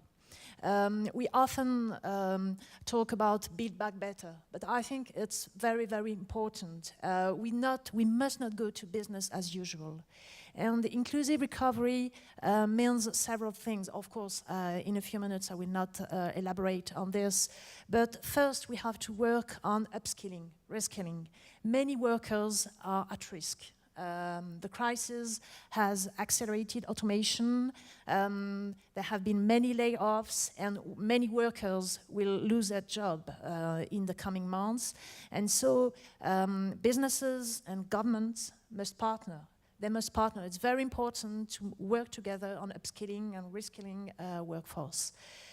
Second, we have seen that even in developed countries, there is a huge digital divide that we have to bridge. And on this topic, on this issue too, governments and businesses must partner. And the coalition Business for Inclusive Growth will have a board meeting in 2 weeks, and we will present our approach on inclusive recovery, mentioning upskilling, reskilling, mentioning digital divide, mentioning inclusive restructuring too. because some major companies will have to restructure, and it's very important to do it in a decent, responsible, and sustainable way. So there are, of course, it's very. I'm very quick, and I don't want to dive into too many details because it's huge. There are so many things to do, but inclusive recovery should be the thing, the big issue on which governments and the business partner in the coming months. So that's the first piece. But I would say that if we want to build back better, we'll also have to work on systemic changes. And several participants in this Climate Finance Day have already talked about ESG standards, about assessment. It's very important that we start measuring the impact of our activities, of business activities on environment and society. We talked, maybe we will elaborate on this later, but very quickly, impact measurement. I don't speak about ESG standards. I'm speaking about impact measurement. It's a key to systemic change. And of course, it's important. The ESG standards, the ESG field is booming, and ESG financing field is booming, and we know that there is a race to standardization, to ESG standardization. It's very important because there are too many standards, the field is too crowded, and we need to harmonize this, and it's great. But it's only part of the puzzle. ESG standards aim at mitigating risk. While if we assess the impact of business activities on environment, on society, we will measure externalities, positive externalities and negative externalities. And I said we have to work on inclusive recovery. This is a key to inclusive businesses. If we start measuring impact of our business, and it's key for companies because we will integrate this measurement into the decision-making, into the strategies of the companies, but above all, it's key for investors because it will give transparent, disciplined, verified data that investors need to respond to the demands of their clients. So it's I think, fair transition, fighting against inequalities, building systemic changes, and channeling the money to the activities that take into account environment and society, and to channel more money to these activities, we need transparent and disciplined data that is impact measurement. Oh, no, you're absolutely right. Measurements and transparency. I think Florence earlier mentioned the observatory. It's about the transparency and impact measurement. I have gone through the pain of building my own impact measurement tool. It took me 2 years, so but it's important if you actually want to make a difference and work. Staying in this topic of inclusion and social transition, I wanted to come back to Florence about, I know the French government loves to come to your deep pocket for many things, and you've contributed to the Solidarity Fund during the COVID as a group of insurance. So how do insurers how can they take into account this sort of social transition in terms of being inclusive and addressing all the sustainable development goals, not just climate? Yes, here also, Thierry, we have a huge responsibility. Let me just remind you that insurance is social in its very essence.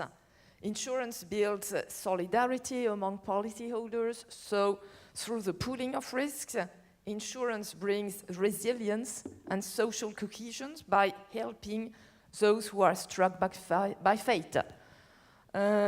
Besides, the insurance industry contributes deeply to social policy. We have a very positive impact on local economies.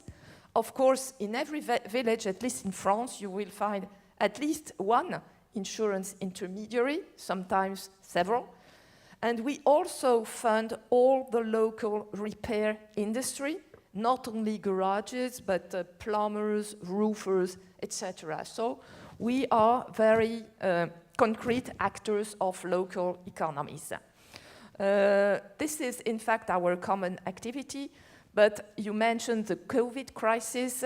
I would like to come back to 2011, where there was another crisis, which was a credit crunch. And during the credit crunch crisis, the SMEs had tremendous problems to access to credit. So we brought a solution to the table, a concrete solution, which was built together with the French government. The EUROPP investor fund allowed direct lending to companies, and with 1.5 billion euros, 18 insurers contributed to create or save 40,000 jobs in the investee companies. So this is, I think, a good illustration of our impact. And of course, this drives us to the current crisis, and as you have mentioned, Thierry, and thank you so much for that, we had a lot of extra contractual commitments to help policy holders and citizens during that crisis. We made that more than 2.4 billion euros helping the people. Above the contracts, of course, and we also committed to a huge investment plan, Plan Relance Durable France, in English, the green recovery for France. And this is our contribution to the recovery of our economy. It is more than 2 billion euros, which are focused on SMEs, and with two special focuses, one on tourism and the other on health.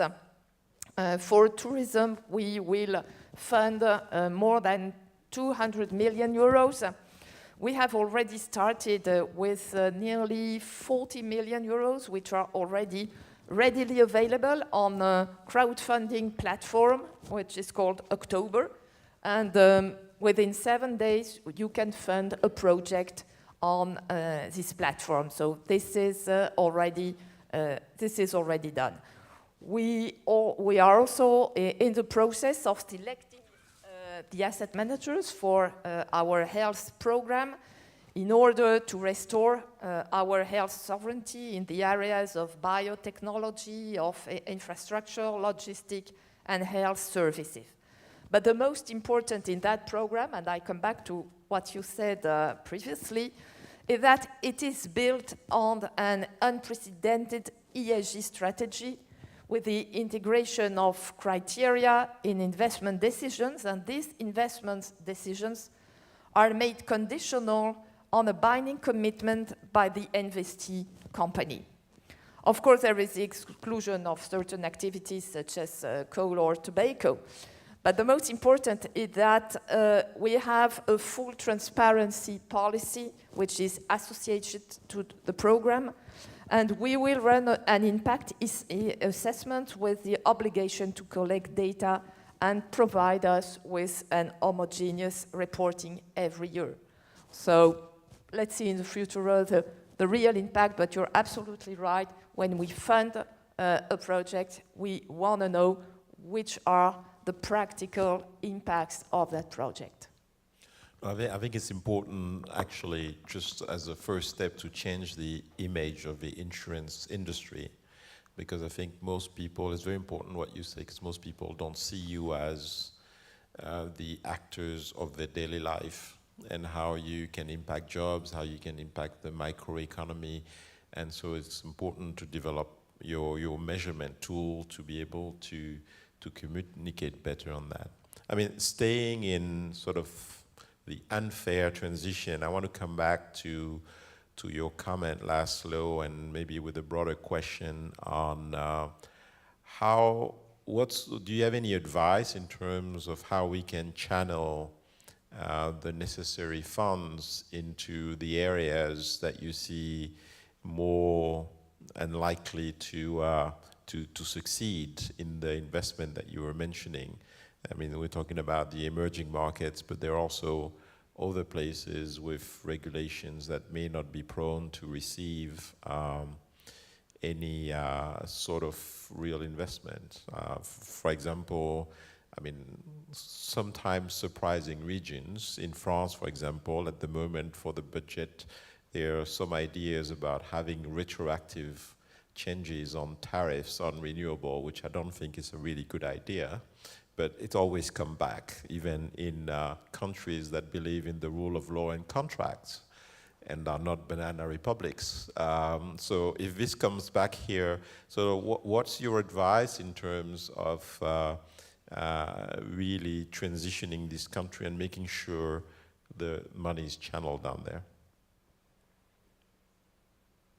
I think you're on mute or something. Still on mute. Oh. Perhaps he's not on mute, but it's the...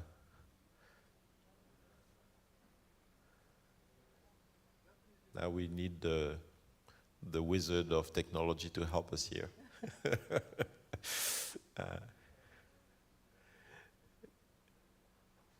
We still can't hear you. So meanwhile, while they're trying to fix your connection, Laszlo, I'll come back to Camille and Florence, but we won't forget about you. And by the way, I have another question from the public for you, who wants to talk about nuclear energy and how essential it is. And I know you talk about it generally, but so think about your response on emerging markets and nuclear energy while I'll switch back to Camille and to see how we can solve this problem. So Camille, just being, this is the opportunity to be a little bit more specific in terms of the companies that are part of your coalition and your group. You know, what are their specific engagement? And if you, for people wanting to sort of join that movement and be concrete about it, what would be your sort of first recommendation? So before IG, the CEO-led coalition that has decided to fight against inequalities with the OECD. And I would say that any company that wants to work on their core business model to build more inclusive, to participate in, to build more inclusive growth, should join the coalition, will be welcome. And in fact, we are working on several topics. Of course, as I said, the priority topic of the moment is inclusive recovery. We are also working on systemic changes. Impact measurement is one of them and is the priority topics. But of course, the other areas of the pledge are quite critical. First of all, human rights. We work, for example, on due diligence processes regarding human rights to eliminate child labor and forced labor. We work on inclusive sourcing. So it's a very operational, pragmatical approach to provide companies with guidelines, with toolkits, with recommendations to advance inclusive growth, to advance inclusive businesses. No, so that's quite important because in a way, when we remain too conceptual about these things, companies are very scared because, you know, the CEO is busy trying to chase clients. And they think, okay, so it's quite important to be able to promote these very, very pragmatic tools for companies. And let's see whether Laszlo, I can see your lips moving, but I still can't hear anything from you. Another try. So sorry about that. But I mean, I had in the meantime a couple questions from the audience. After that, I'll come back to our speakers. It was, I mean, there was one comment that was renewable energy is unsustainable in the long term in terms of investment, and mentioning Germany being the largest renewable energy country, yet also a coal user. That may be bad policy, not because renewable energy is not sustainable. Having a debate on nuclear energy is essential.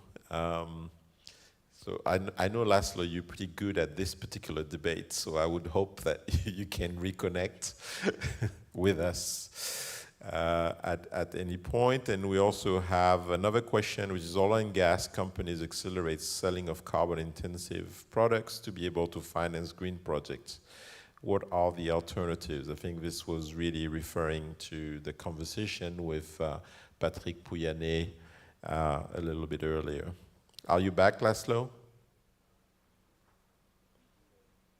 Nah. Any help from... You still can't hear me. Oh, yes, yes. Okay, now, your time. Go for it. Okay, fantastic. So taking advantage of the technology, giving us a break.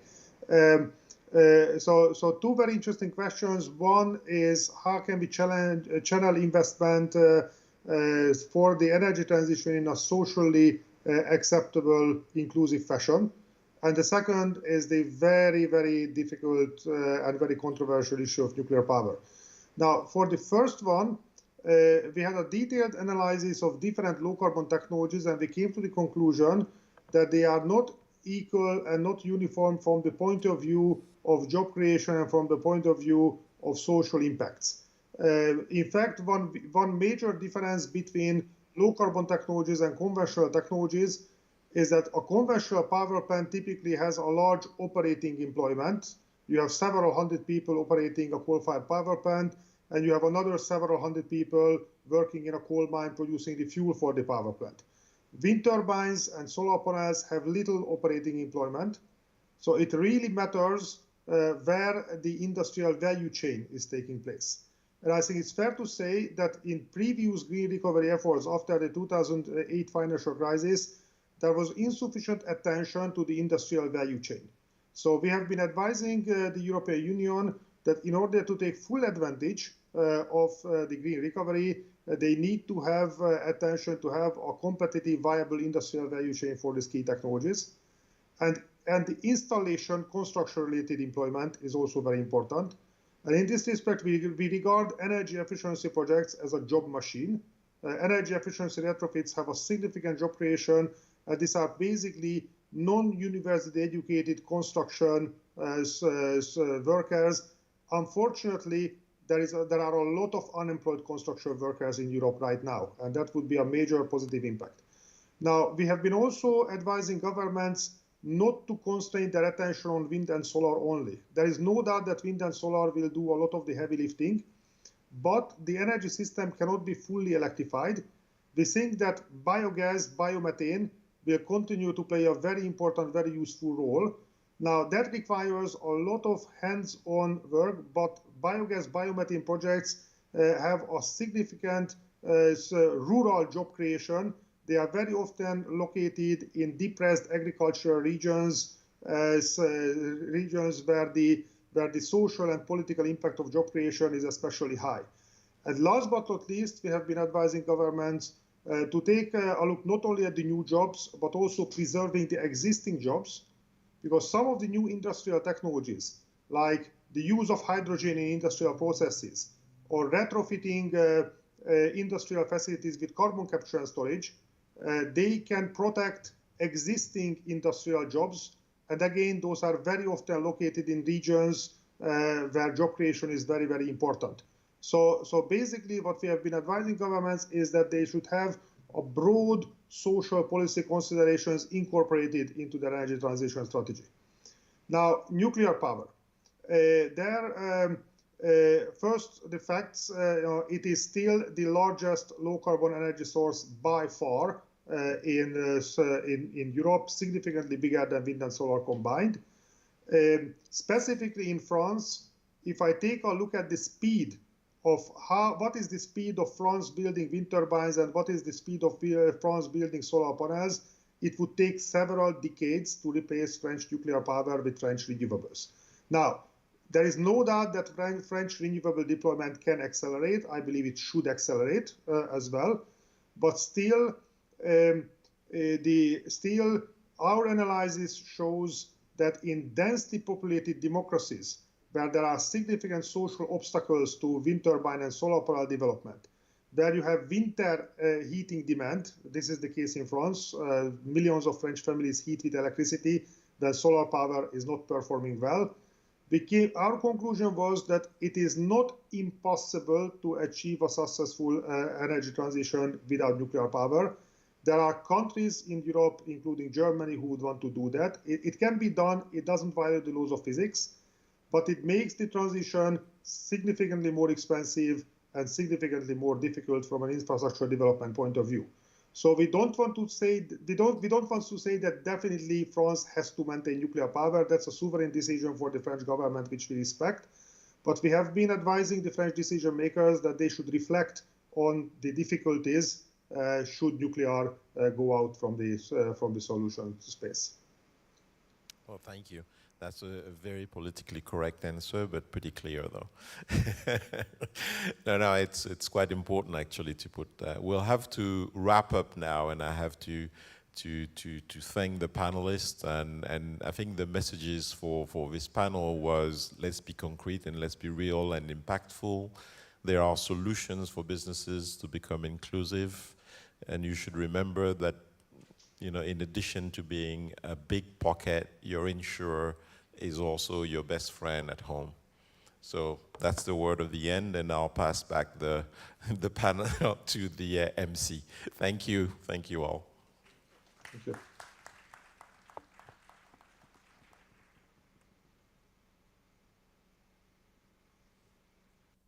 Good morning, everybody. I'm Pierre Ducret, so I'm backing up Sagarika. Just to tell you that we are not going to stop the show for the coffee break. You can have a coffee and refreshment for those who are here in person in the room beside this one. But I leave Sagarika go ahead and introduce the next dialogue. The floor is yours, Sagarika. Great. Thank you very much for staying with us. We know this is an intense morning, but you will have a fantastic lunch break, and that is a long period of time, the lunch break. So we've covered the practical perspective and insights from a leading energy expert, Laszlo. We've covered the insurance perspective from Florence and inclusive growth from Camille. We're going to keep with this idea of being more practical, and now we're going to have a fireside chat with Crédit Agricole. And Crédit Agricole spoke last year, so let's find out what progress has been made. I'm delighted to introduce Yves Perrier, who's Deputy General Manager of Crédit Agricole, Head of Asset Management and Property, and Supervisor of Groupe Sociétal, for a discussion with Julie Evin, Research Fellow, Finance, Investment and Climate at I4CE. Over to you, Yves and Julie.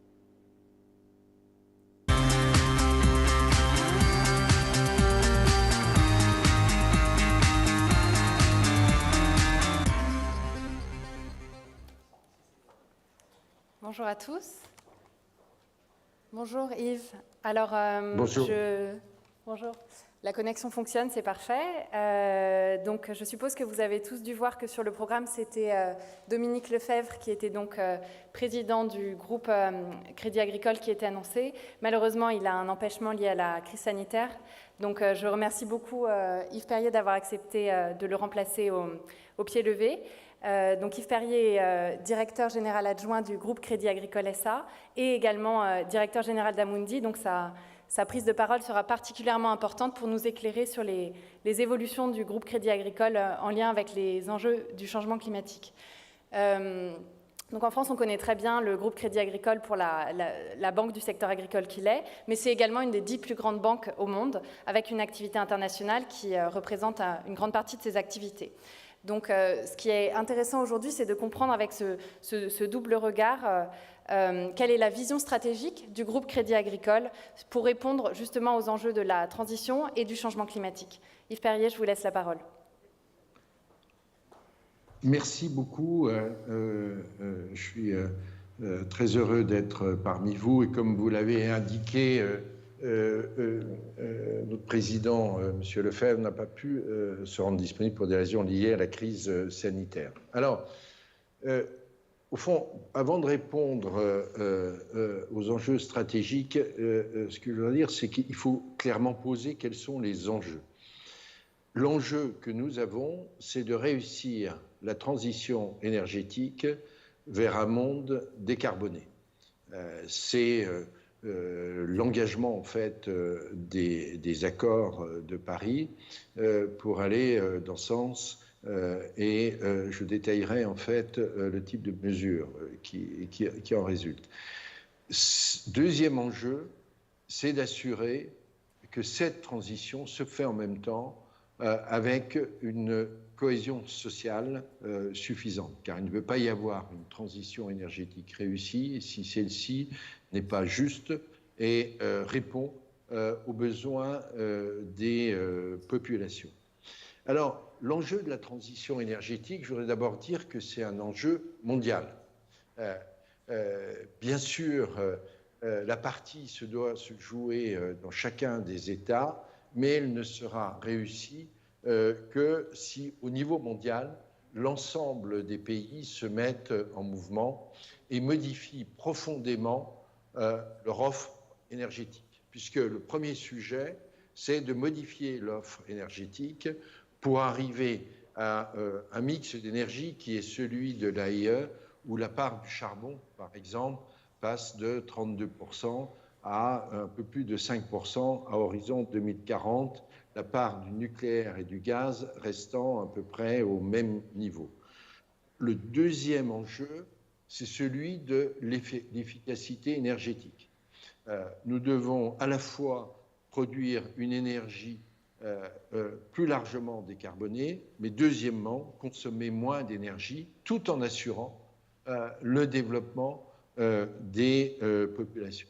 C'est un enjeu qui va se jouer beaucoup dans les pays dits émergents. Certains sont maintenant développés, puisque les premiers consommateurs d'énergie au monde sont les USA, mais sont aussi la Chine et sont aussi l'Inde, dont les 3/4 de l'énergie actuelle est encore carbonée.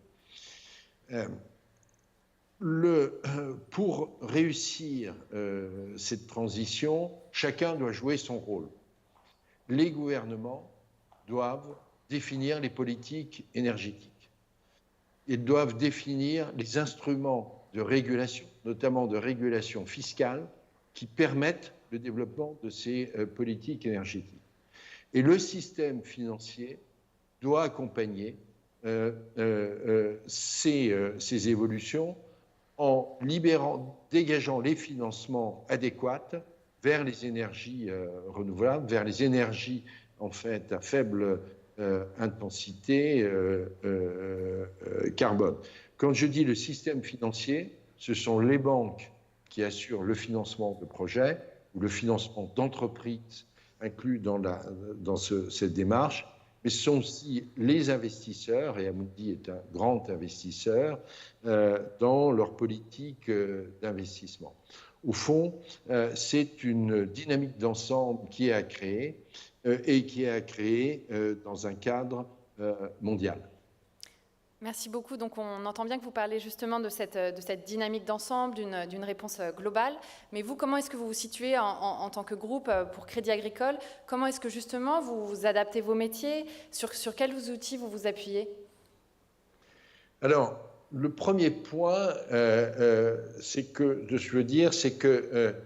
nous avons défini il y a un peu plus d'un an un projet de groupe qui a 3 dimensions, un projet client, un projet humain et un projet sociétal. Bien sûr, dans ce projet de groupe, vous voyez, il y a des traductions financières, mais nous avons voulu placer l'objectif sociétal au cœur de ce projet. Et ce que je veux dire, c'est que c'est dans l'ADN du groupe Crédit Agricole. Le groupe Crédit Agricole, comme vous le savez, vous avez dit que c'était un grand groupe bancaire mondial, 10e banque mondiale par la taille du bilan.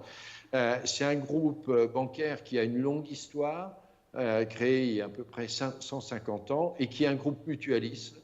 Et le mutualisme, c'est prendre en compte les intérêts de la société.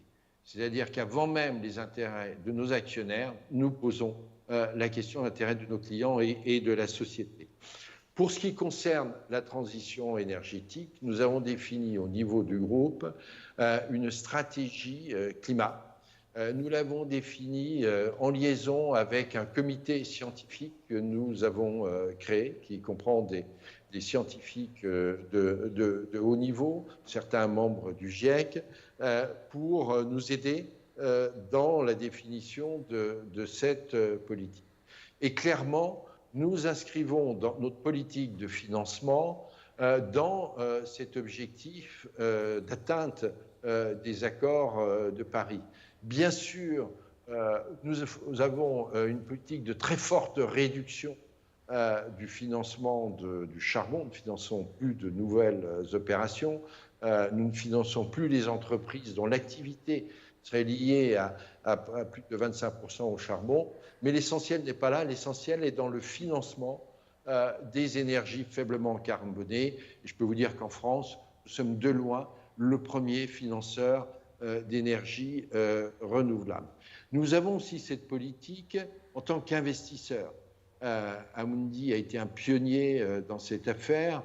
Dès 2010, l'investissement responsable a été défini comme un des 4 piliers fondateurs d'Amundi et nous sommes donné un objectif de doubler le montant des fonds dédiés au financement de la transition énergétique. C'était une dizaine de milliards d'euros et on a fixé un objectif de 20 milliards d'euros à horizon de la fin de l'année prochaine. Je peux vous dire qu'il est déjà quasiment atteint.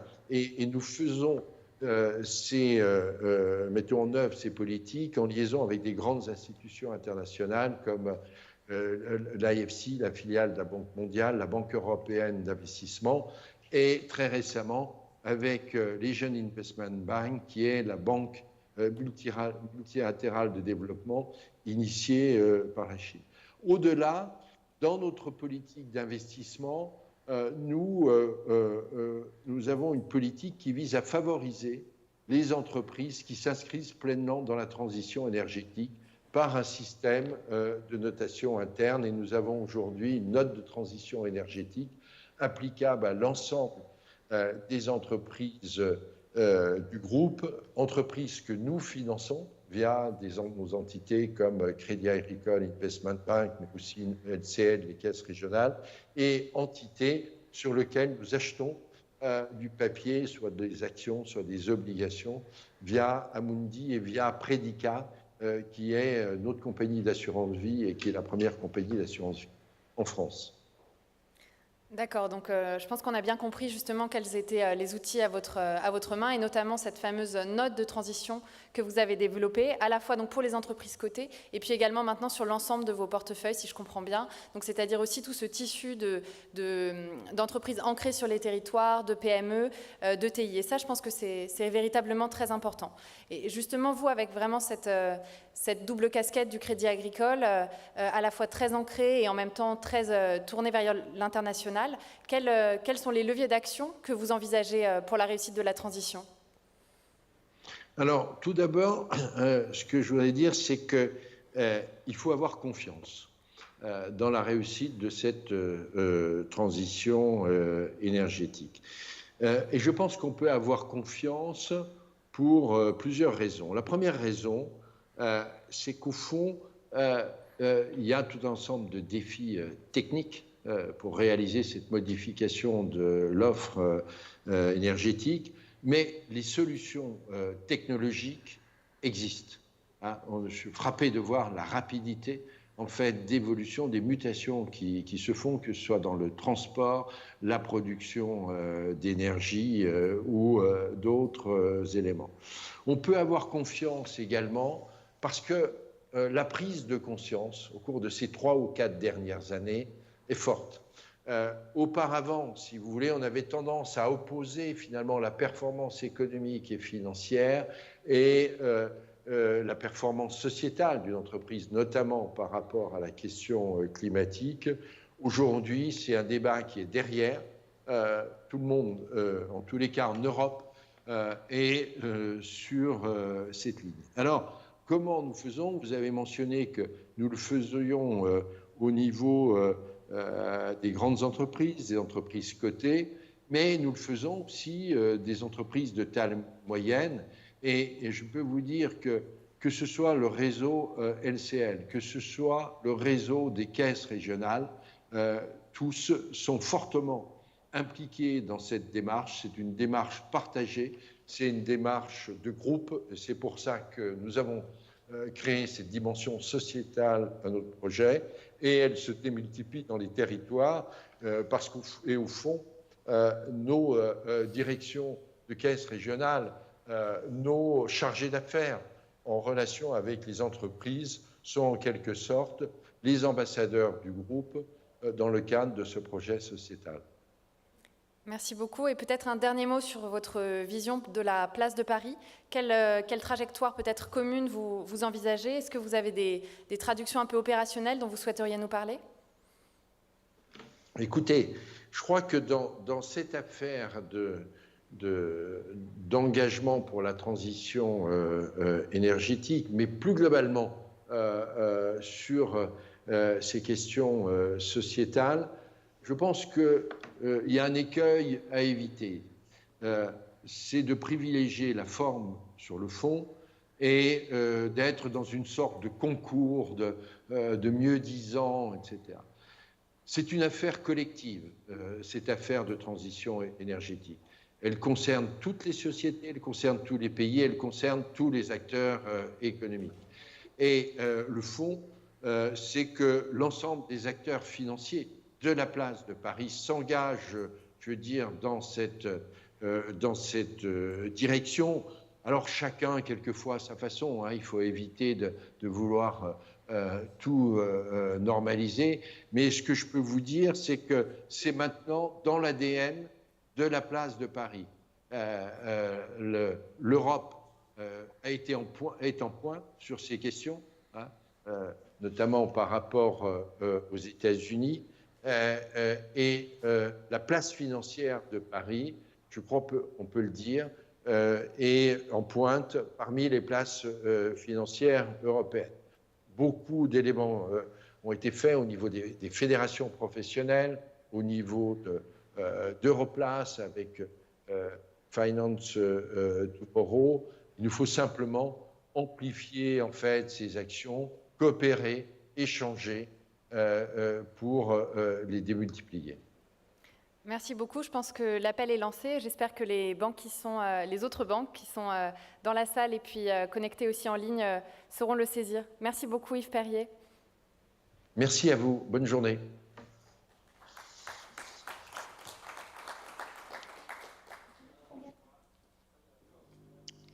Thank you, Yves and Julie. So there is consensus that certain sectors will be really key for the transition, for recovery too.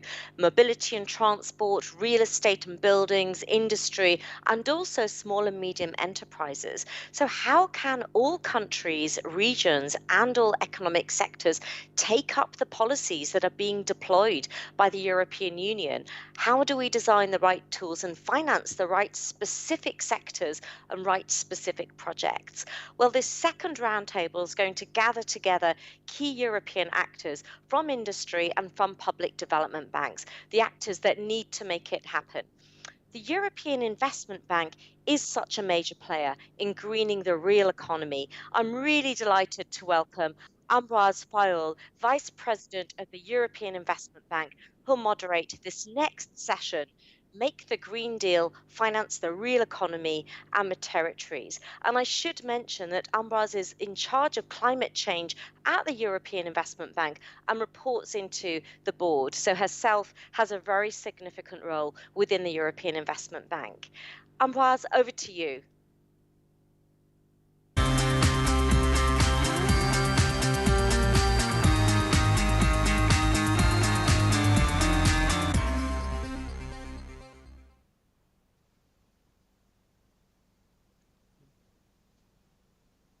Good morning. Can you hear me? I hear you. This is Christina Fribourg. Okay. Very pleased to be here today. Pleasure to attend this important event. Good morning to all of you. Bonjour spécial à Thierry Déau.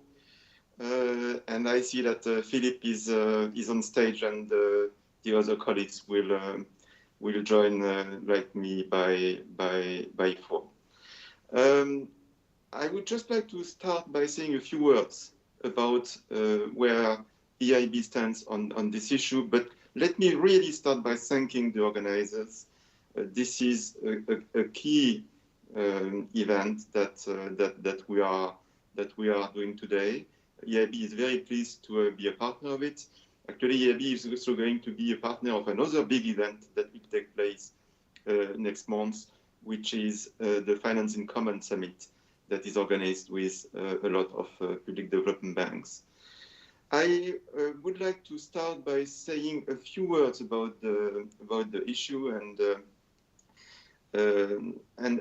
to say that for us, climate has been for a long time and the determinant element of our public policy. So it is absolutely vital that we continue as the EU Climate Bank to develop the benefits of our projects in favor of the real economy and of the territories, because this is also in our DNA.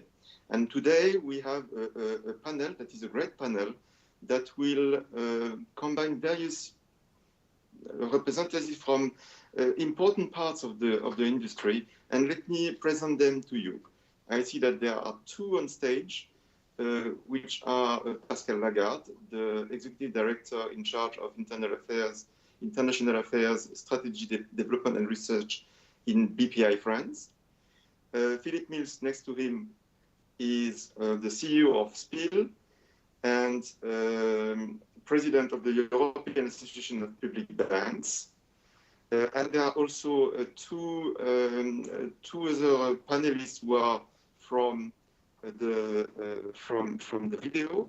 Anne-Sophie Castelnau, Head of World Bank Banking, ING France, and Christina Fribourg, Executive Vice President and Head of Sustainability, SSAB. I will give the floor to Pascal in a few minutes. Let me just say what is our strategy and why for us, as Bank of the European Union, the combination of climate and territories is so important. We were the first institution to issue green bonds in 2007, and we have done that since then. These days it is something that is usual. We called that actually at the time climate awareness bonds, not green bonds. And still today, the green bonds for EIB are the climate awareness bonds. And they have been combined with sustainability awareness bonds in 2018. And the combination of the two is incredibly successful for EIB in the markets, which show the strong interest from investors and actually growing interest from investors on this issue. We've tried to develop a strategy that is actually aiming at 3 things. The first one is we have reviewed our energy lending policy at EIB, and in particular, we have decided to stop the financing of fossil fuel projects. We have also, in 2019, the same time of the energy lending policy decision, we have also decided that we will increase significantly the share of projects related to climate and environment that would be dedicated to these 2 objectives, from 25% now to 50% by 2025. So basically, we are going to doubling the amount of projects that we will finance for climate and environmental sustainability. And in doing that, we are also aiming at trying to strengthen a lot the number of people, the number of projects that will be financed with others, so that we can mobilize 1 trillion of investment in favor of climate in the decade to 2030 that is so important for the future of our planet. And finally, we have decided that we would be fully Paris aligned by end of this year, so that as of next year, we can have all the activity of EIB, be it green or be it not green, that will be contributing to the agenda of Paris alignment. And this is what we are actually in terms of operationalization. We are discussing with our board, and I'm pretty sure we will be ready by year end to do that. Already today, we are doing a good part of our activity, especially in France, in climate-related projects, be it on, for example, tramways or everything related to clean mobility, be it on energy efficiency, be it on innovation projects, and also projects that are related to renewable energy, like offshore wind farms or floating wind farm, for example, that we are financing these days in France. And the share of that at the level of the European Union is quite big. Last year, we had financed close to 20 billion of projects that have a strong climate component. So for us at EIB, the EU Climate Bank, the challenge and the ambition are pretty clear. And I will stop there. Just as a matter of introduction, I wanted to say these few words. But what is even more important is to listen to our dear panelists. I will start with you, Pascal. If you can, in 5 minutes, tell us about how BPI France makes the Green Deal finance more interesting for the real economy and for the territories. Thank you. Thank you very much, Ambroise, and good morning to everybody. BPI France was created in 2012 by a law and integrating 3 main existing institutions to build the national promotional banks in France and also the sovereign fund. We have a wide range of activities for French firms and only for firms. We do direct loan to SMEs and mid-cap companies, grantees for banks. We do innovation financing, direct private and public equity, fund of funds, export finance, and non-financial support. We are owned equally by the French state and the Caisse des Dépôts, and we worked, of course, with French regions and EIB, EIF, and the Commission.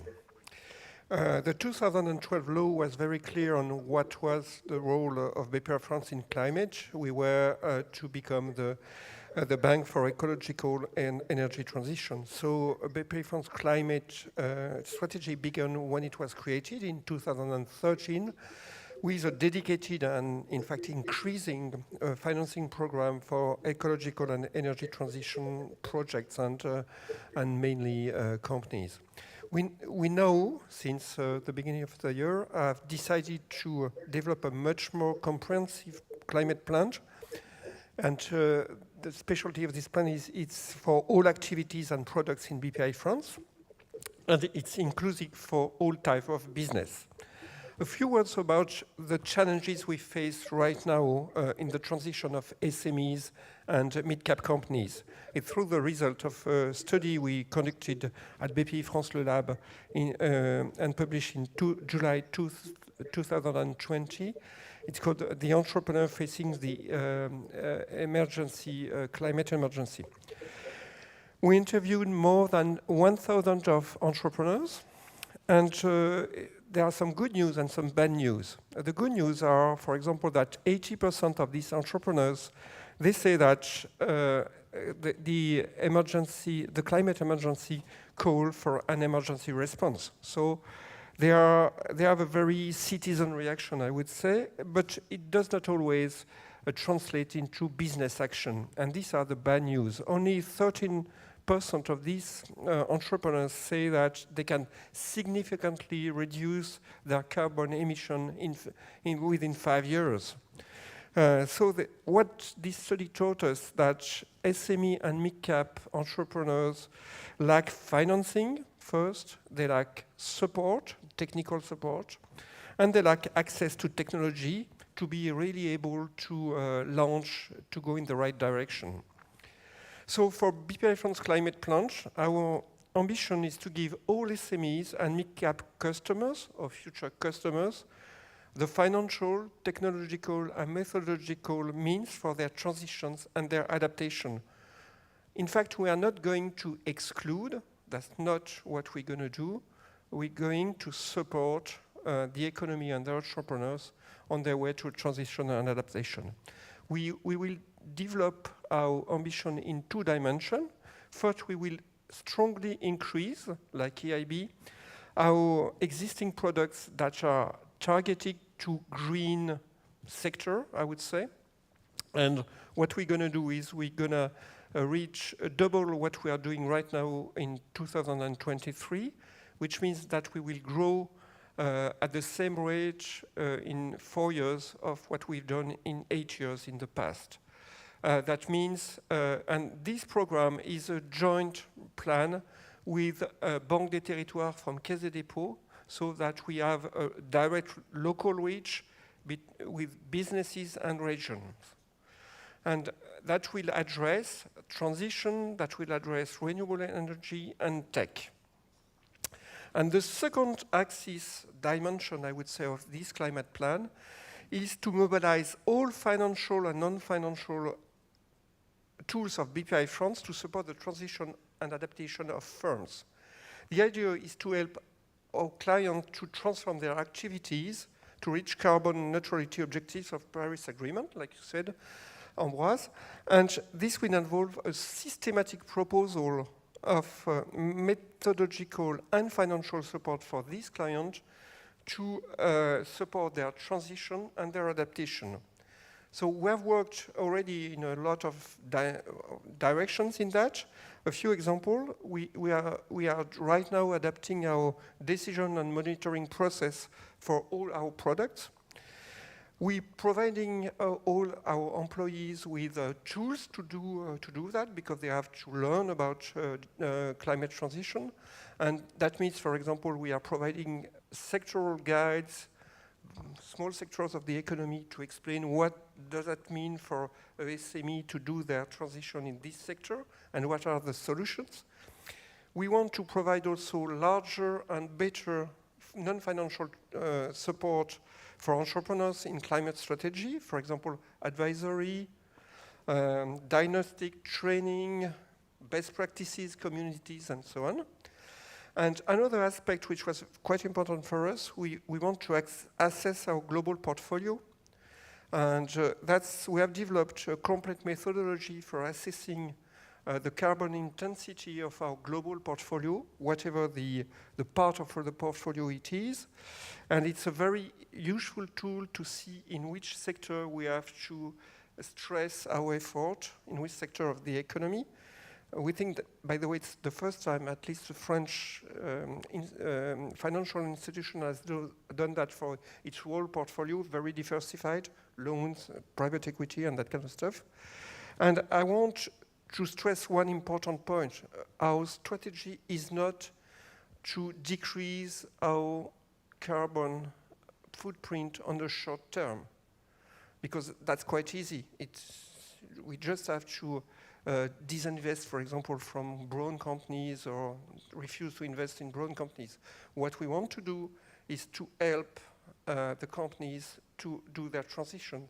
So that would mean it would be a decrease of our footprint on the long term, but it may mean increase on the short term of our footprint if we help bad companies to go green. So that's very important. So as you can see, we are having a very ambitious plan and very large on all what we do to reach what we call the SNBC, the French National Low Carbon Strategy. Thank you very much, Pascal. And let me move directly to Christina Fribourg. Please, you have the floor. Thank you very much. I represent a steel production company, so I will just tell you a few small pieces of information on who we are. So we are actually a high specialized global steel producer. We develop high strength steels, and we provide services for better performance and obviously sustainability, which is really at heart of our production. We are a leading producer in what we in the global market for what we call advanced high-strength steel and quenched and tempered steels. So it's strip and plate and certain construction solutions, amongst others. Our home markets are in the Nordics and the US, but we do have a global outreach, as I said. Our steel production takes place mainly in Finland and Sweden, where we have iron ore-based production, which means that we have blast furnaces. And we also have 2 sites in the US where we are scrap-based. We have about 14,500 employees in about 50 countries and a turnover of 76 billion SEK, which is equivalent to about 8 billion euro. We do have a very interesting innovative project, which we call Hybrid. Hybrid is a really interesting project where we want to replace coking coal, which we use in our blast furnaces, with hydrogen gas instead. When you produce steel, the CO2 emissions that steel production actually emits, which is very high at very high levels, they come from the blast furnaces where we need to extract the oxygen from the iron ore. And that's where we use coking coal, which causes the CO2 emissions. So this is where we want to eliminate using the blast furnaces and replace this with hydrogen gas instead. And we're doing this together with our mining company, LKAB, or the mining company providing us with the iron ore, and the energy supplier Vattenfall, so that together we can actually create a fossil-free value chain. Our ambition is quite high. We want to put fossil-free steel on the market by 2026, that's in 5 years, and also become completely fossil-free in our own operations by 2045 at the latest.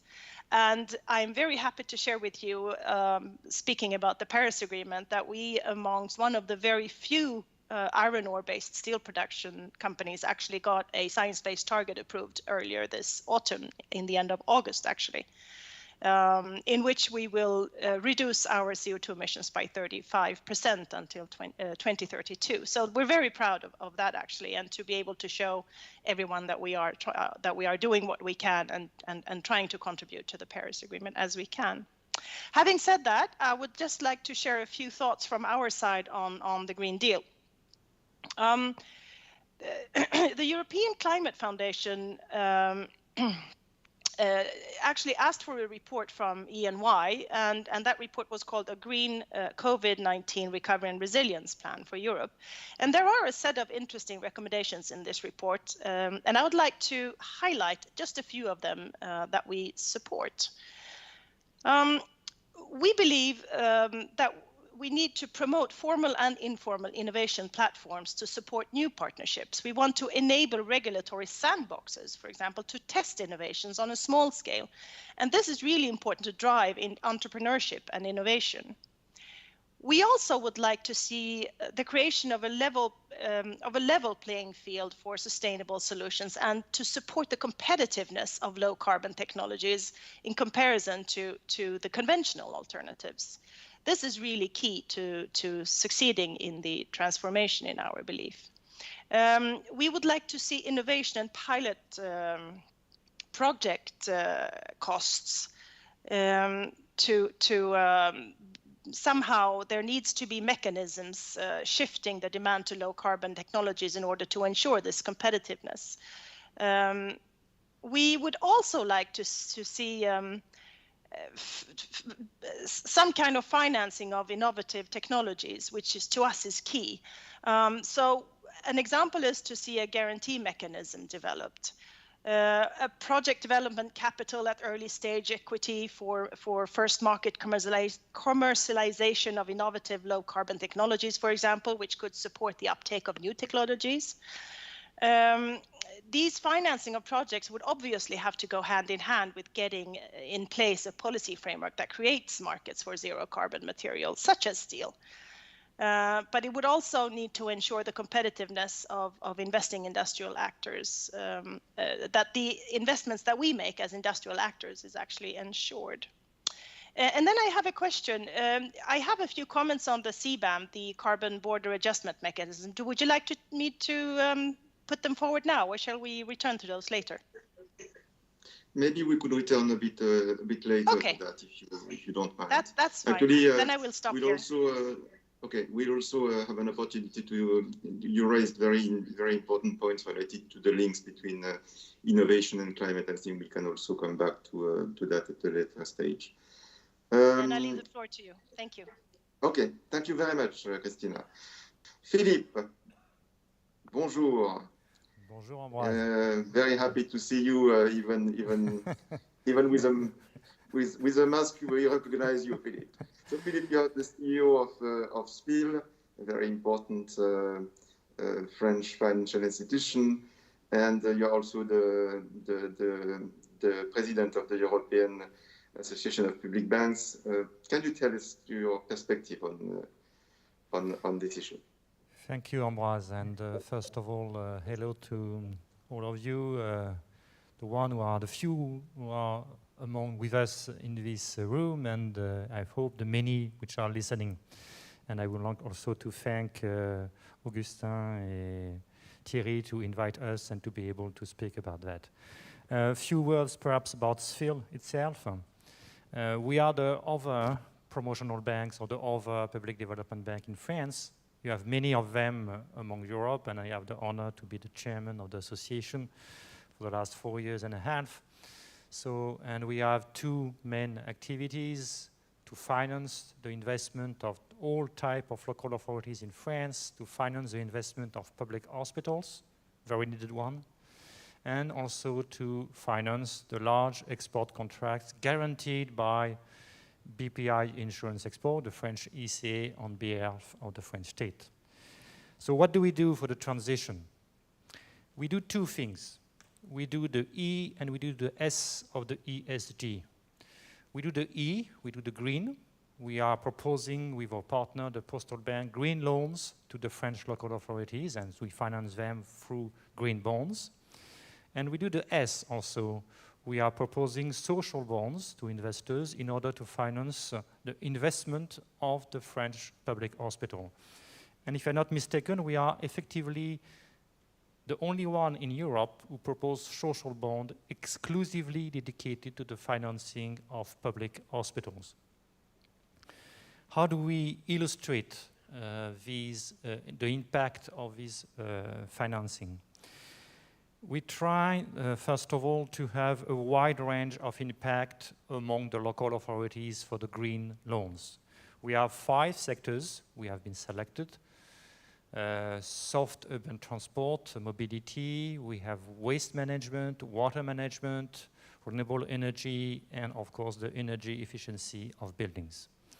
With these 5 sectors, we have been able to finance all types of local authorities. We have financed very large projects. For instance, we have financed the new tramway line of the Métropole de Nice, which was several hundred million euros, and we have financed 145 million of it. We have financed small one, like the one from the free electric shuttle from the city of Porto Vecchio in Corsica for 1.9 million, or even less, of 700,000 euros for the water management of a small syndicate in the southwest of France. On average, our loan is around 2 million, which is the usual average of what we are doing for ordinary loans to the French local authorities. We have been able, with this financing, to, according to the methodology established for us by Carbon 4, to save as much as 13,000 tons of CO2, to improve and modernize the production of 189 million of cubic meters of water every year, and to effectively also improve the production and the waste utilization of 2 million tons of waste. For all this, for 9 million people around France. So it's a good start, but it's only a start. I will say it's only a start because when we look at what we are able to produce, we are close now to have identified a little bit less than €1 billion of green projects done by French local authorities. With that figures, it represents only 7, 8, 9% of the total loans we are effectively delivering to the French local authorities. If you look at the 5 sectors I've just mentioned, it will be more logical to see 15, 20%, perhaps even more, who could be qualified as green loans. And when we look at the different sectors, we are seeing that we are quite efficient regarding the transport, regarding the waste management, the water management, but not the energy efficiency of the building and not the renewable energy. So we have started a discussion with all the different local authorities, and we are very keen to use the leverage of the French economic stimulus package with the ecological part, which is, as you know, 1/3 of it, and more than 20 billion is potentially to be used with the partnership of local authorities to improve its performance in the coming years. So my message for that is that we have not at all any problem to finance those kind of loans. We have a very performing performance on that part, but we need to have more projects from the French local authorities, and we hope that through the French economic stimulus package, we will see more of these projects. Thank you very much, Philippe. Pretty clear message. Let us conclude the first round of interventions, please, with Anne-Sophie Castelnau to explain to us the perspective of ING, please. Yes, good morning. So ING, as you may know, is a Dutch global bank. We concretely are both active in retail and wholesale activity in more than 40 countries. In France, our clients are mostly wholesale banking clients belonging to represented by very large corporations and financial institutions. As ING, we are very much involved in sustainability for quite some time, being a front runner, if you want, on that front, with very strong visibility there, with a commitment, for instance, to the United Nations Sustainable Goals, number 8, 13, and 20, and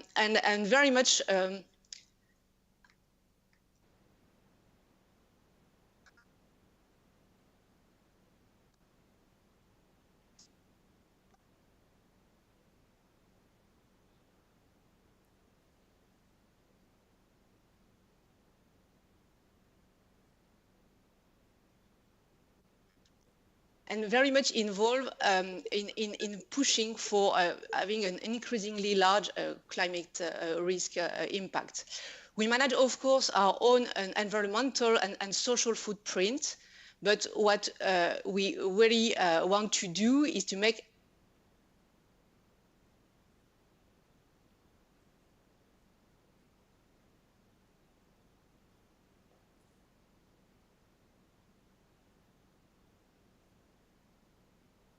It seems that there is a slight technical problem with Anne-Sophie.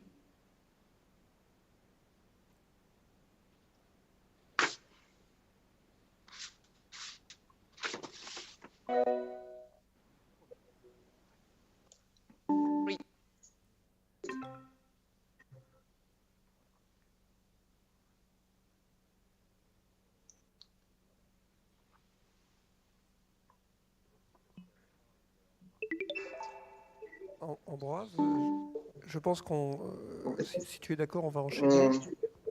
C'est ce que me dit Thierry. Oui, on t'entend bien. Bon, désolé. Tu es tout seul. Désolé, on va enchaîner in English. Can you hear me? Yes, we can hear you. Okay, let's go with you, Pascal. Actually, there are two points that I would like to your views on. The first one is, because you alluded to in your statement. The first one is the links between innovation and climate. That seem to me quite important. And the second one is how we can support the transition concretely with companies and with the territories. Could you develop a bit on those 2 points? And then if the colleagues are not back, we'll get to Philippe. Ambroise, I think I didn't understand your second question. The first one I understood, the second I didn't. That's fine then. Go ahead, Pascal. Oh. Je ne savais pas si j'étais à l'écran, je ne savais pas si on m'entendait, c'était complètement déstabilisant. Là, on vous entend. Let's go. You hear us? Well, then let's go back to Anne-Sophie. Could you just complete your intervention before we move to Pascal, please? Yeah, very sorry, but the technique is not with us today. It is not with me. So yeah, what I wanted to say is that indeed, as a bank, we want to have an impact. And what's the decision we've made is to do it through our lending portfolio. And we would want to do that with an inclusive approach.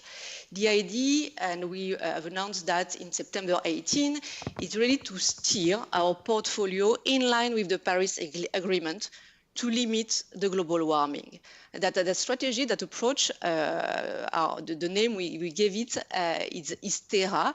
And Terra is really about financing our clients' transition to a low-carbon society. This approach is sector-based, and we focus on the most climate-relevant sectors measured by carbon footprint. All together, those are 9 sectors. They represent 75% of the global emissions. On top of power generation, automotive, residential, commercial, real estate, and cement that we were already covering and monitoring last year, this year we have added fossil fuel, aviation, shipping, and steel. And we've just published our second report on Terra and what it means. And it's been released 3 weeks ago. And by the way, it's public, so you can look at it. And this report really details where we are in terms of alignment with the Paris Agreement for those 9 sectors. The good news is that according to our measurements, we are on track and performance are particularly good. For instance, to give you a concrete example on power generation, we've increased our portfolio of renewable power regeneration last year by more than €1 billion. So this approach is robust because it's science-based, and we use a methodology that has been built with a think tank whose name is the 2-Degree Investing Initiative, because we know that we need experts, we need people able to prove the impact we are having. And our key conviction is that we cannot do that alone. And that's why this methodology, whose name is PACTA, it's open source. And we share insight with our peers on how to move forward and how to amplify our voice. And so far, it works quite well. We have 38 banks that have joined that approach for climate action. What I would like to say is that we have announced recently an additional commitment because we want now to reduce clearly our financing to upstream oil and gas. And we want to do that up to 19% from now on till 2040, because we really consider that sector requires an absolute reduction in exposure to meet the Paris goal. So to conclude, I would like just to stress that this approach has influenced our relationship with our clients and really for the better. we measure and we evidence where we are. We are able to have very honest, very constructive discussion and debate with clients on how they can become more sustainable through investment in innovative technologies, for instance. And we see it as a win-win situation because we consider that sustainable businesses statistically outperform their peers. So that's where we are for the moment. We think we have still a long way to go, that we are really beyond commitment. We are really in actions. And for us, that's a beginning of a dialogue and not a final answer. Thank you very much. Thank you very much, Anne-Sophie. Let me back to Pascal, just to tell you, I think there are two issues that you all have raised and that seem to me very important. The first one is the link between innovation and climate. And of course, we all know that this is a very important link. I mean, we see the impact of innovation on the cost of batteries, for example, that have been quite dramatically reduced. We see that also in the fact that for the implementation of the 2050 carbon neutrality, that is the objective for Europe. We know that part of what needs to be done is not yet invented, but will need to be innovation so that it contributes significantly in the next decades to carbon neutrality. And so I would like to have your perspective on these elements. And also another point that was made by many of you, which is the need to have support for the transition, for the companies, for the territories that are moving in this important direction. And I think it is one of the key elements of the EU strategy also, which is to have a transition that is a just transition. And so I would like also to hear from you if you have something to add on one of those two aspects, or maybe the two of them. And I would start with you, Pascal. Thank you. Thank you, Ambroise. If I come back to the study I spoke about at the beginning, about what SME entrepreneurs and mid-cap companies entrepreneurs think about climate transition, we asked one question which was quite interesting. What's the main obstacle for you in your transition? And half of them answered that it was financing, which is not a big surprise. Usually you have to invest a lot. But a third of them said it's the absence or the disponibility of technological solutions for my needs. And if there is a proof that technology is key for transition, at least on the firm's transition, it's a good proof. And I think I agree with what you said, Ambroise, that there is still a lot to invent on that. And you said what may be the good support on that. What we decided in our climate plan is to double our financing with what we call green tech. So it's very important. We think green techs are providing a lot of solutions. And what does that mean? That means providing grants for SMEs, startups, or collaborative projects, like you said. It can be also innovation loans. It can be, of course, VC and growth direct investment, and it can be also, I would say, fund of fund, creating funds, private funds in this kind of activities, specialized one. I think the last thing, which is very, very important too in this innovation, is to spread the innovation on the whole economic field, which means we have to put in contact these startups, these innovators with large users and also smaller users, the SME, the classical SMEs, the classical mid-cap companies, so that they can know there are solutions for them. Thank you very much, Pascal. Christina, would you have a few points to add on these two issues, or maybe even more on innovation, because your company is is developing a very, very interesting project for making steel much more compatible with the green ambition. Thank you so much, Ambroise. I will try to give you the perspective of a company actually trying to do the transformation as quickly as possible in a hard-to-abate industry. So our thought is that the private capital has to be supported with some kind of consistent and coordinated framework from public funding opportunities within the EU, within national, and also perhaps regional level.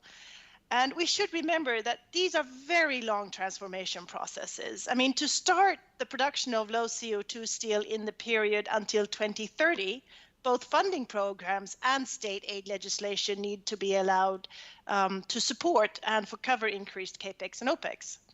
Now, as I mentioned earlier, we at SSAB have chosen a way to replace coal with fossil-free electricity and hydrogen. Now, for these breakthrough technologies and first industrial deployment, upscaling to an industrial demonstration, that implies risks and needs for high capital investments, but also for higher operational costs. I mentioned earlier that we've actually opened a pilot plant right now for the hybrid. Now we are looking into actually building a full-scale industrial demonstration plant right now. So in light of that, that's where these comments come from. Now, given also the EU leadership in setting a price on carbon and net zero climate goals, and being competitive on a very global market, we as a company need to invest a lot, but also need political and financial support to achieve this transition, obviously. So we're happy to see that there are a number of instruments that support this. And for us and hybrid, we can see a number of potential instruments. It's PPPs, private-public partnerships, the EU Innovation Fund, and so on. And we also have the important projects of common European interest that have a potential to be instrumental in launching this first industrial scale projects. I think I'll stop there, not to get too much into details, but maybe I can just quickly add that the EU Recovery Fund, or the Next Generation EU, we would really like to see a focus on resilience and green recovery for that one. I'll stop there for now. Thank you very much, Christina. And I think we all agree that especially for public institutions, the need to have the right instruments and support and financial support for the transition is going to play a very, very big role. Philippe, I do believe so. Ambroise, can I just add one comment, and that is I keep mentioning global and not just European. I think that's something that we need to keep in mind also, that this is much more than just a European competition issue. Just wanted to add that. Thank you. That's why I referred to in my introduction that the Finance in Common Summit, that is where it's important in Europe, but there will be a lot of non-European partners as well. Thank you, Christina. Philippe. Thank you, Ambroise. On the first question about innovation, I will take a slight different angle. I will take innovation as a kind of what could be done in regulation, in regulatory innovation. And on that, you have three subjects for me. You have, of course, the EU taxonomy.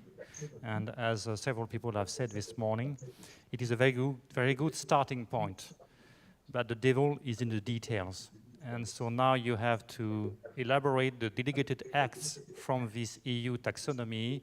And as Mr. Pouyanné from Total, or as Nicolas from Natixis I just mentioned, you need to have it in a way that you don't harm the transition for the whole sector of the economy, of the European economy, that you don't block at the beginning some sectors by having a too strong definition which is between what is green and what is not green, and not something in between in terms of transition. The second element is, of course, what the ECB is doing now, and all the central banks in Europe, which means how to introduce in regulation, or to introduce in the way they evaluate risk, green elements, which is a very important and very complex subject. But we need, I think, to do so, and we need in order for Europe to still be at the frontier of the innovation on that. And perhaps a final remark on this innovation side. SFIL is rated by 4 different extra financial rating agencies. Nowadays, none of them have a majority of European shareholders. None of them. And perhaps for Europe, it is a question to have no major rating agencies now, which is still owned by European people. And so not to lose, again, the fact that Europe is, for the time being, perhaps the continent with the most, having the most innovation on that side. On the support, on the second question, perhaps I will take my second hat. You want me to continue on that, Ambroise, or? Yes, please, Philippe. Okay, on the support. So I will take my second hat as a president or chairman of the European Association of Public Banks. We are, by definition, type of institutions which are effectively involved in this case on transition. One figure to have in mind, last year in 2018, all my different colleagues, and SFIL including in it, we have issued more than 10 billion euros of sustainable bonds, either green or social or directly sustainable bonds. So we are effectively, on that subject, delivering and proposing. But again, I think it's not enough. And in the French case, just to come back to what I've said before, we need to do more. And so I would like to make an announcement on that subject. You know that when we propose loans, green loans or social loans, we do it with our partner, the Postal Bank, under the umbrella of the Caisse des Dépôts, because we are now part of the Caisse des Dépôts group, of this big public financial group in France. So I would like to propose to all local authorities which are interested in to have every year an envelope of 1 billion euro available to do green loans in the 5 sectors we have identified if we want to do so. We are perfectly able to finance every year 1 billion euro of green loans. And we hope that we can effectively fulfill that. I have a second proposition, is to do the same size of envelope for social bonds, for social loans, for the investment of French public hospitals. And again, we are perfectly able to finance it in the coming years. And I hope that all these 2 envelopes, 1 billion each, would be used fully in the coming years. So thank you very much. I hope your proposals will be well received, Philippe. Anne-Sophie. Yes, and that's very good to be in that panel together with SFIL, as indeed ING has been supporting SFIL for several years, and I think that our team worked very well together in the development of SFIL green and social frameworks. Maybe a bit of a story around that. I think our first collaboration on those sustainable matters dates back to a green bond back in 2016, and then the objective was indeed for us to finance and to help to finance and refinance specific green loans. More recently, in February 19, that was around the first ever French social covered bond that we've played a role next to SFIL with funds used for public hospital financing. And this year, a new innovation that we did together, I would say, we worked together on the first COVID-19 related covered bonds, aiming at funding sectors affected by the pandemic. So here we refinance loans to French hospitals for research, training, and health support for vulnerable population. And what is interesting is that among the indicators that you use in the framework of this transaction, there's that healthcare added value that is pretty innovative, and that you have developed to measure the value added of hospitals in terms of, I would say, overall healthcare offering. And as ING, we are very proud of this transaction, and we consider this is a landmark deal not only for ING, but for the entire French financial sector. That's a very good cooperation between public and private sectors, having a positive impact on territories and supporting, I think, the sustainable recovery. And we expect, as a bank, a rapid development of social bonds. As a private bank, what we try to do as well is to try to facilitate the discussion between financial teams of our clients and sustainable departments. And our ambition there is really to be a sustainable, an enabler of sustainable changes. A good illustration of that approach is the sustainability improvement loans that we've introduced in the market, in the French market and even in the European market in 2017. This loan in this loan, the interest rate that is charged to client is coupled to its performance in terms of sustainability or ESG performance. Often this is measured by external agencies. It can be auditors. You have several possibilities. And those sustainability improvement loans, since then, they have been quite successful, be it with clients and either competitors of us who has followed this example. And that, I think, that demonstrates a deep change in the way the corporate world is looking at financing. I think we all believe here around the table that innovative financial instruments are part of the solution. And that's why we've launched on our side two new types of instruments last year: sustainable improvement derivatives, so linking here the derivative credit spread to the ESG performance, and secondly, sustainability improvement fund financing, linking there the interest rates of the private equity fund to its sustainability performance, or the sustainability performance of its portfolio, in fact. So I think we all have a key role to play in promoting social and green recovery and in building more resilient societies. This is, I believe, a shared responsibility. Thank you very much, Anne-Sophie. What I would suggest is I will leave all of you, because we are close to the end of this panel, I will leave all of you to say in 2 minutes things that you think are very important at the conclusion of this discussion. Maybe if you have to say or to stress the points on, for example, the EU taxonomy and the way Europe has been at the forefront of this initiative, or maybe on the role of public banks. But before that, I would like to get back to Christina. You wanted to tell us about your views on the carbon adjustment mechanism. Please, the border adjustment mechanism. Please, if you may, Christina, we'll all ears.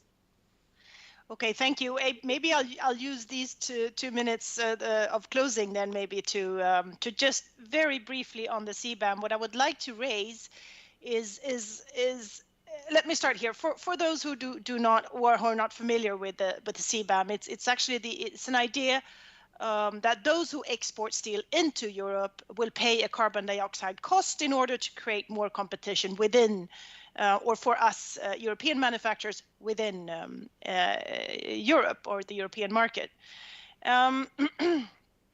Today, we do have free allocation of emission rights, and that reduces the cost for those with the most carbon efficient production, such as ourselves, actually, if compared to other blast furnace or iron-based steel producers. With the increasing cost of emission rights, European producers' costs will also rise, and we will find it much more difficult to compete with imported steel. So the carbon adjustment mechanism is in that way very important to us. Now, this is where this global perspective comes in. So we need to remember that the free allocation reduces the cost of European producers, allowing us to compete internationally.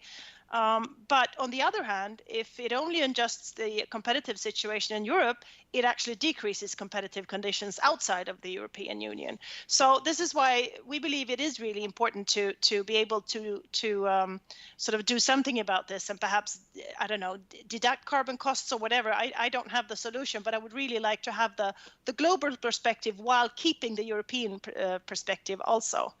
And having said that, I will finish on that particular subject and just end by saying that for us, it is really important to create lead markets for low carbon products with the demand side measures also. For example, introducing incentives for steel users, or such as automotive or crane builders or so. Actually to use green steel or green materials, if you wish. And then we would really like to push for a value chain perspective here, because that will also create a better demand that actually mirrors the need for change in the whole value chain and everywhere. Thank you. I will end by that. Thank you so much.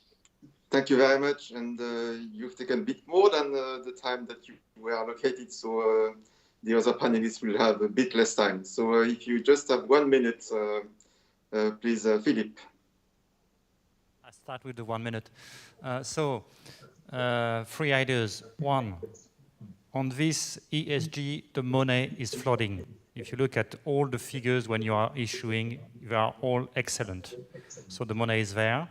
So second idea, we should all use as much as possible the leverage of the different stimulus package, either at the European level or the different national level, to make sure that we use that leverage to accelerate the transition.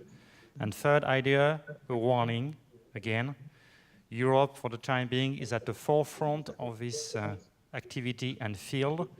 We have to make sure that in every dimensions we can be part of the one who are making the standards on that. And so I come back to my rating agency's question. Thank you, Philippe. Who would like Pascal? You are next to Philippe. Thank you, Ambroise. Just one quick spot on taxonomy. I think taxonomy is a great thing. It's coming very fast now, and like Augustin said on his opening speech, it's very, very important for all of us, for the companies, for the financial institutions, for the banks. It has to be a success because it's a great thing that Europe can launch that. My concern is the advisory infrastructure, the databases, the public information won't be there in time, especially for the small companies.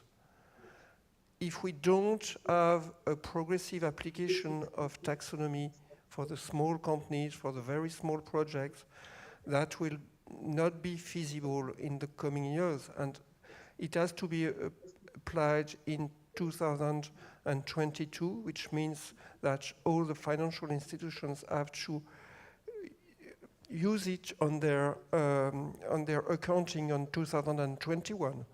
So for the small projects, small companies, it's not feasible.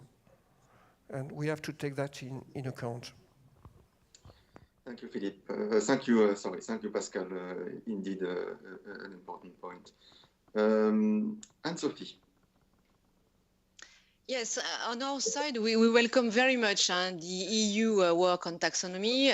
Indeed, it's going to put clear definitions on green activities and provide indeed us with insight on clients' sustainable activities. We also welcome very much the sector-based approach promoted by the European Commission in the Green Deal. It's totally in line with our own Terra approach.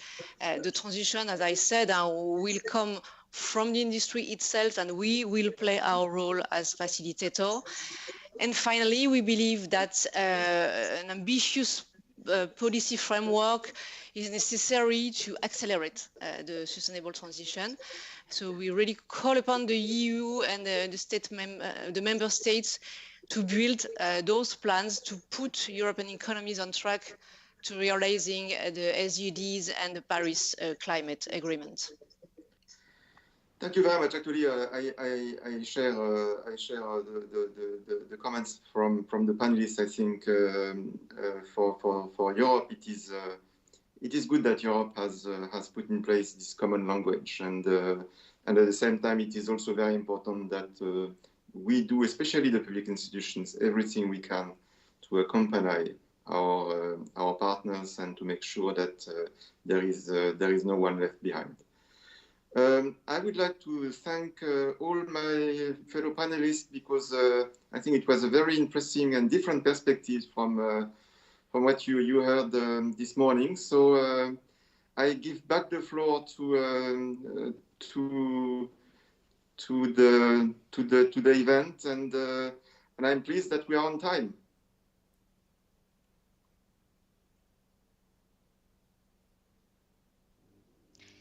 Thank you, Ambroise. So we just heard what the European Investment Bank, public banks and private finance sectors are actually doing and how they're thinking about green recovery. Caisse de Dépôt Group is a domestic development bank and international investor focused on the domestic side of the recovery plan. Caisse de Dépôt is also, as you know, a PRI signatory, reporting leader, and a member of the UN-convened Net Zero Acetone Alliance, alongside AXA, ERAF, FRA, CNP Assurance and SCORE. So let me now introduce Juliette Noël, who will lead a discussion with Eric Lombard, CEO of Caisse de Dépôt Group. And Eric has some good news to share. Over to you.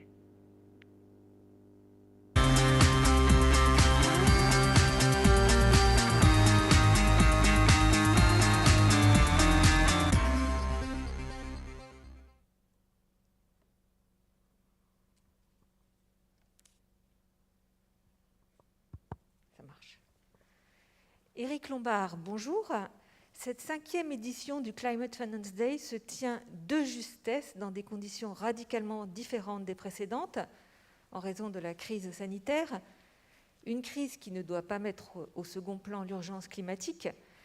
Eric Lombard, vous êtes directeur général du groupe La Caisse des dépôts. Votre rôle en tant qu'institution financière publique est d'autant plus crucial dans ces temps très mouvementés.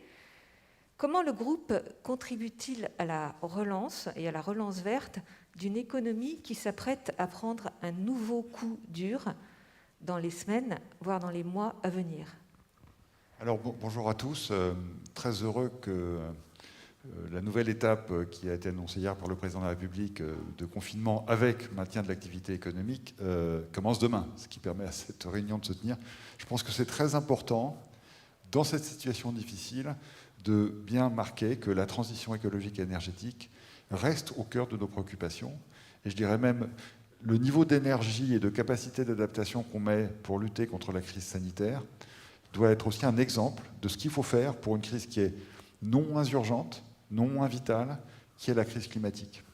Alors dans ce cadre, je ne sais pas s'il faut parler encore de plan de relance, je pense que le mot n'est pas adapté, mais dans le cadre du plan de lutte contre la crise sanitaire que nous avons mis en place, conjointement avec BPI France, on s'est dit que, en fait, nous constituons ensemble, BPI France et la Caisse des dépôts, véritablement la banque publique du climat française, et nous avons décidé de doubler la mobilisation qui était prévue et de passer à 40 milliards d'euros de mobilisation, 6,3 milliards d'euros sous forme de capacité d'investissement en fonds propres, et le solde.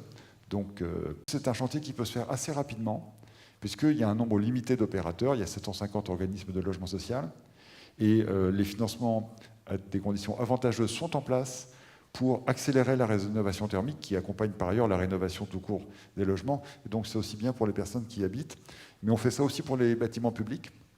Pour financer la rénovation thermique des bâtiments publics, on ne vise rien moins que la rénovation de 22 millions de mètres carrés de logements et de bureaux dans le cadre de ce plan. D'accord. La rénovation énergétique. Alors, ensuite, il y a naturellement tout ce qui est transport, les mobilités. Il n'y a pas un élu maintenant qui n'envisage pas ces mobilités dans le cadre de mobilité douce, que ce soit l'électricité, que ce soit l'hydrogène. Et on a prévu de financer l'acquisition par les collectivités de 11 000 véhicules à hydrogène ou à gaz vert ou autre. Et ça, c'est également un point qui est extrêmement important. Troisième point, les énergies renouvelables, évidemment, sous des formes d'ailleurs qui se modernisent. Deux exemples très vite. Bordeaux, la plus grande centrale en ville, qui est sur une ancienne décharge à la Barthe, et que nous avons inaugurée il y a quelques jours. Et puis ce qu'on appelle maintenant le photovoltaïque, mettre des panneaux solaires sur des surfaces inondées, de telle sorte que ça ne nuit pas au sol, parce qu'il faut aussi lutter contre l'artificialisation des sols, évidemment.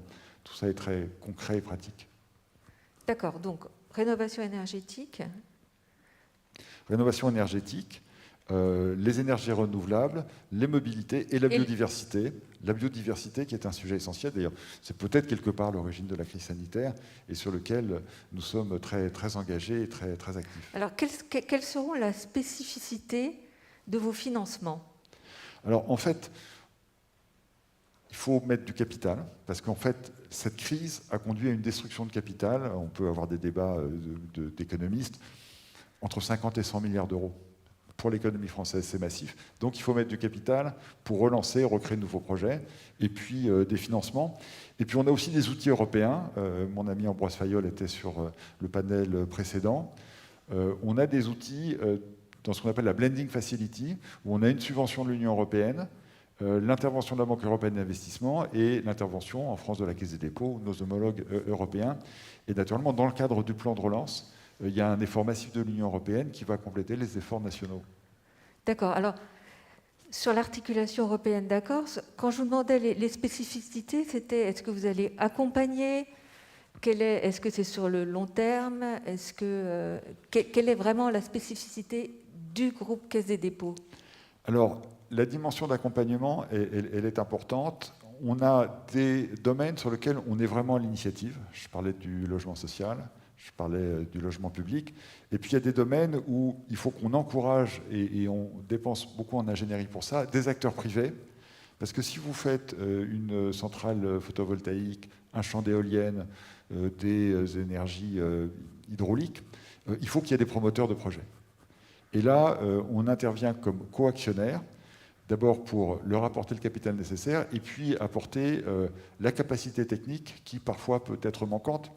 Je dirais que dans cette transition qui est la nôtre, ça peut paraître un peu contre-intuitif, ce qui manque, ce n'est pas les capitaux.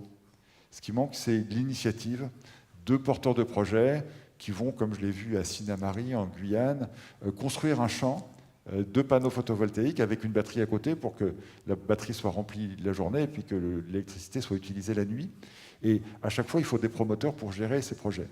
Et donc, véritablement, à chaque occasion, et je sais si c'est le qui est donné ici, il faut que les porteurs de projets se manifestent, nous contactent, et après, nous, on va les accompagner pour réaliser le projet en capital, en financement, en ingénierie. D'accord, donc la principale difficulté, c'est le manque de projets. Est-ce qu'il y a d'autres difficultés à surmonter? C'est la principale. Les autres difficultés d'ordre politique, administratif, sont beaucoup plus faciles à résoudre parce qu'il y a une mobilisation maintenant très forte de tous les acteurs sur ces questions-là. D'accord. Et toujours dans la spécificité de l'accompagnement, est-ce qu'on peut dire quelque chose sur la Banque des territoires par rapport à la BPI? Est-ce qu'elles ont des approches différentes? Bien sûr, mais quelles sont-elles?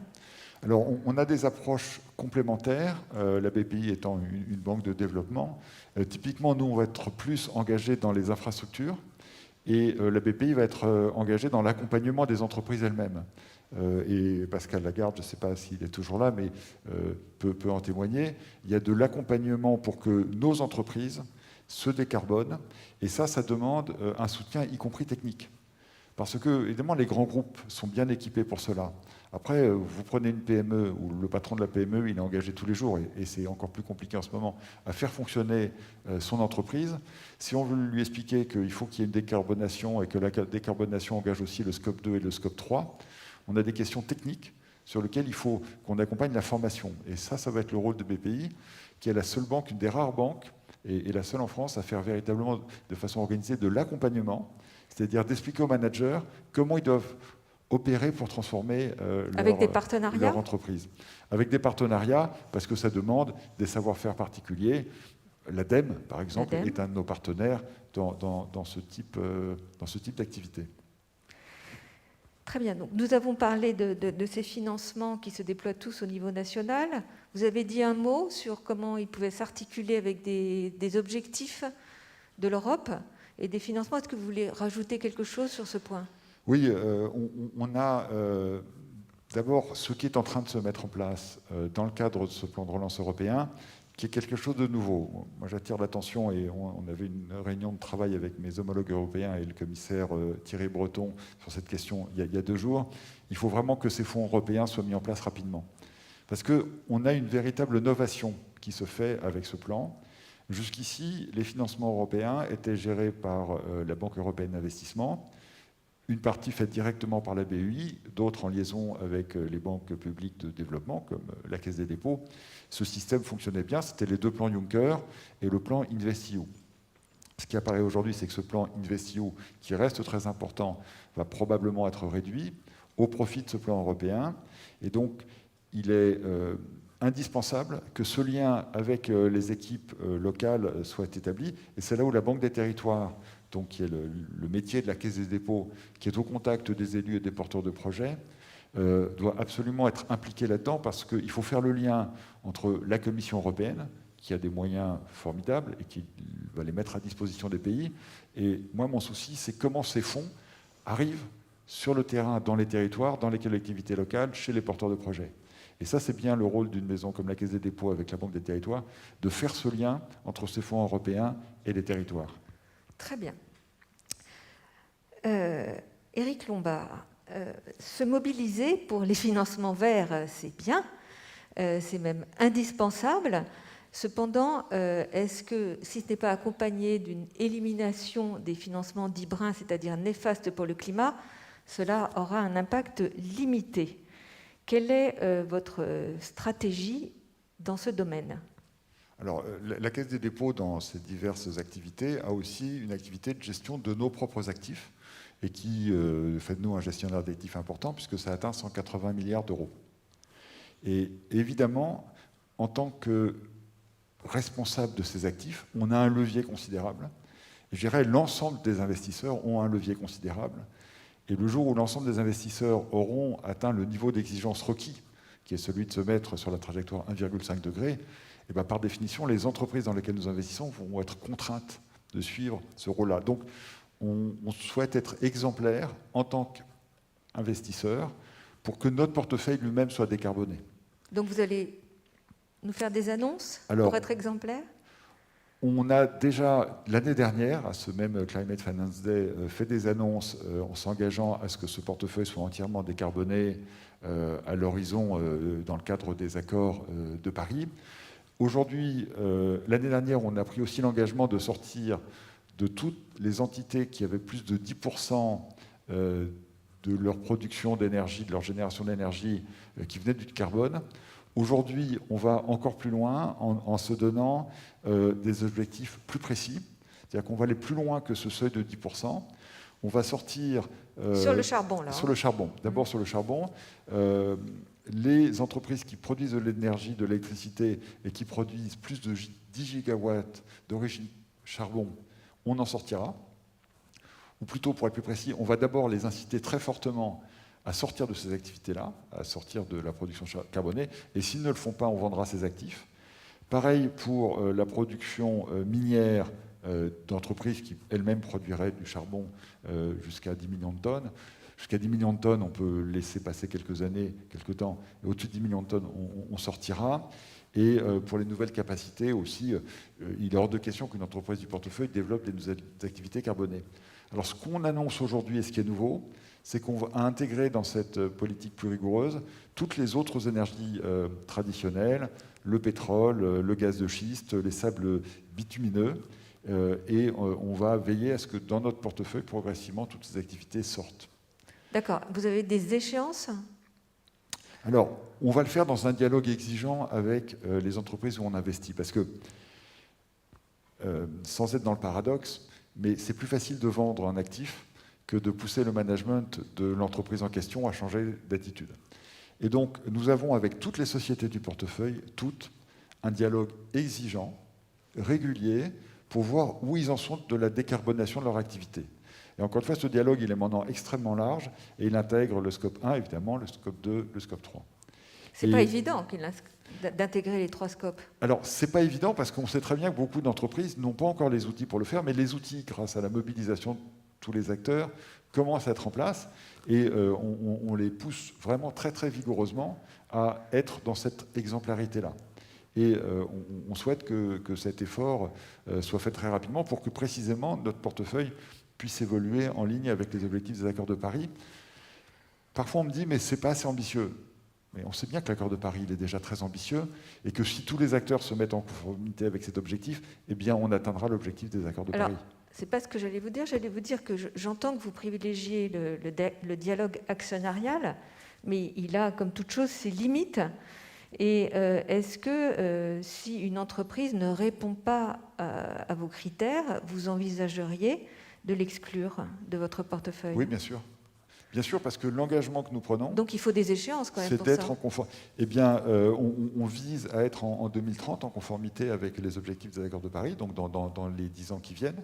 Et si on ne peut pas convaincre les entreprises de bouger elles-mêmes, effectivement, on va vendre nos participations dans ces entreprises, ce qui honnêtement est un relatif échec, parce que ça veut dire que d'autres investisseurs moins responsables vont continuer à porter ces entreprises qui elles-mêmes généraient de l'énergie à partir du charbon ou autre. D'accord. Et est-ce que vous veillerez également à ce que, quand elles se disent neutres en carbone, ça ne soit pas grâce à une compensation, notamment forestière, qui ne sera pas passée par le triptyque éviter, réduire, compenser? Non, il faut que ce soit de vraies réductions. Enfin, ouais. la compensation, c'est très bien, mais il faut que l'émission d'énergie primaire en charbon soit absolument nulle. Ce que fait la France d'ailleurs, hein. La France va sortir tout à fait du charbon. Donc quand c'est indirect, ça ne fonctionne pas. D'ailleurs, ça vous, je faisais tout à l'heure un commentaire sur les flottes à hydrogène, par exemple. Il faut quand même de l'énergie pour fabriquer de l'hydrogène. Donc si c'est de l'hydrogène fait à partir de charbon, ça ne va pas non plus. Donc il faut vraiment qu'on intègre une exigence très concrète sur le fait qu'il faut décarboner notre économie complètement, y compris de sources indirectes. Nous arrivons au terme. J'ai juste une petite question plus générale.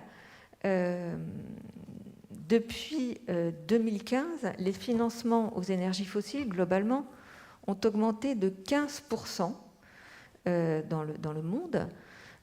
Donc on voit bien que certes il y a des progrès, mais que la dynamique est encore nettement trop lente. Selon vous, quels sont les freins et est-ce que vous pensez réellement qu'on pourra atteindre les objectifs de l'accord de Paris de rester nettement en dessous de plus 2 degrés? En fait, un frein important que nous avons, puisque vous parlez de la situation mondiale, c'est qu'il y a un certain nombre de grands pays qui nous disent en gros, mais vous avez pollué pour atteindre votre niveau de développement, pourquoi est-ce que nous, on n'aurait pas le droit de polluer pour atteindre un niveau de développement que nos populations demandent? Formuler simplement, c'est ça la question. Alors, je pense qu'il y a 2 réactions à avoir. La première, c'est pas parce que certains pays sont moins vertueux qu'il faut que nous, on lâche. Au contraire, il faut qu'on démontre une capacité à avoir une économie demain qui soit décarbonée. J'ajoute parce que pour moi, les 2 vont avec aussi, qu'ils soient également plus inclusives. Il faut à la fois qu'on protège la planète, mais aussi qu'on soit attentif aux personnes. Et on n'aura pas une économie qui fonctionne si on n'a pas les 2 à la fois, le côté inclusif et le côté durable. Donc il faut qu'on montre un exemple de société inclusive et durable, de même que ces pays ont pris comme exemple ce qu'on avait fait au XXe siècle, c'est-à-dire un développement très carboné et très coûteux en énergie. Et puis après, il y a un combat politique à mener au plan international, sur lequel je reconnais qu'en ce moment on a plus de défaites que de victoires, mais il faut quand même continuer, pour que ces pays intègrent le fait que la planète ne s'en sortira que par un mouvement très puissant et très commun. Mais ces financements bruns, ils viennent aussi de banques européennes et françaises. Alors, on observe un changement d'attitude assez rapide, notamment depuis quelques mois. Mais vous avez raison, on ne peut pas se tirer une balle dans le pied en disant qu'il ne faut pas de financement carboné et en ayant des acteurs français ou européens qui financent des activités carbonées, du développement de champs de pétrole en Alaska ou en Sibérie ou autre. Donc c'est clair qu'il faut inciter ces acteurs à se retirer de ces activités. Encore une fois, ce qu'ils sont en train de faire, me semble-t-il, assez rapidement. Il faut naturellement qu'on accélère. On va d'ailleurs sans doute donner un signal, j'espère, très vite la semaine prochaine là-dessus, puisqu'il y a un élément important que je voudrais profiter de ce panel pour attirer l'attention du public là-dessus. On va réunir à l'initiative de l'Agence française de développement, de Rimiriou, toutes les banques du monde qui sont des banques de développement. Il y en a 450. Il y en a 450 qui investissent chaque année 2000 milliards de dollars.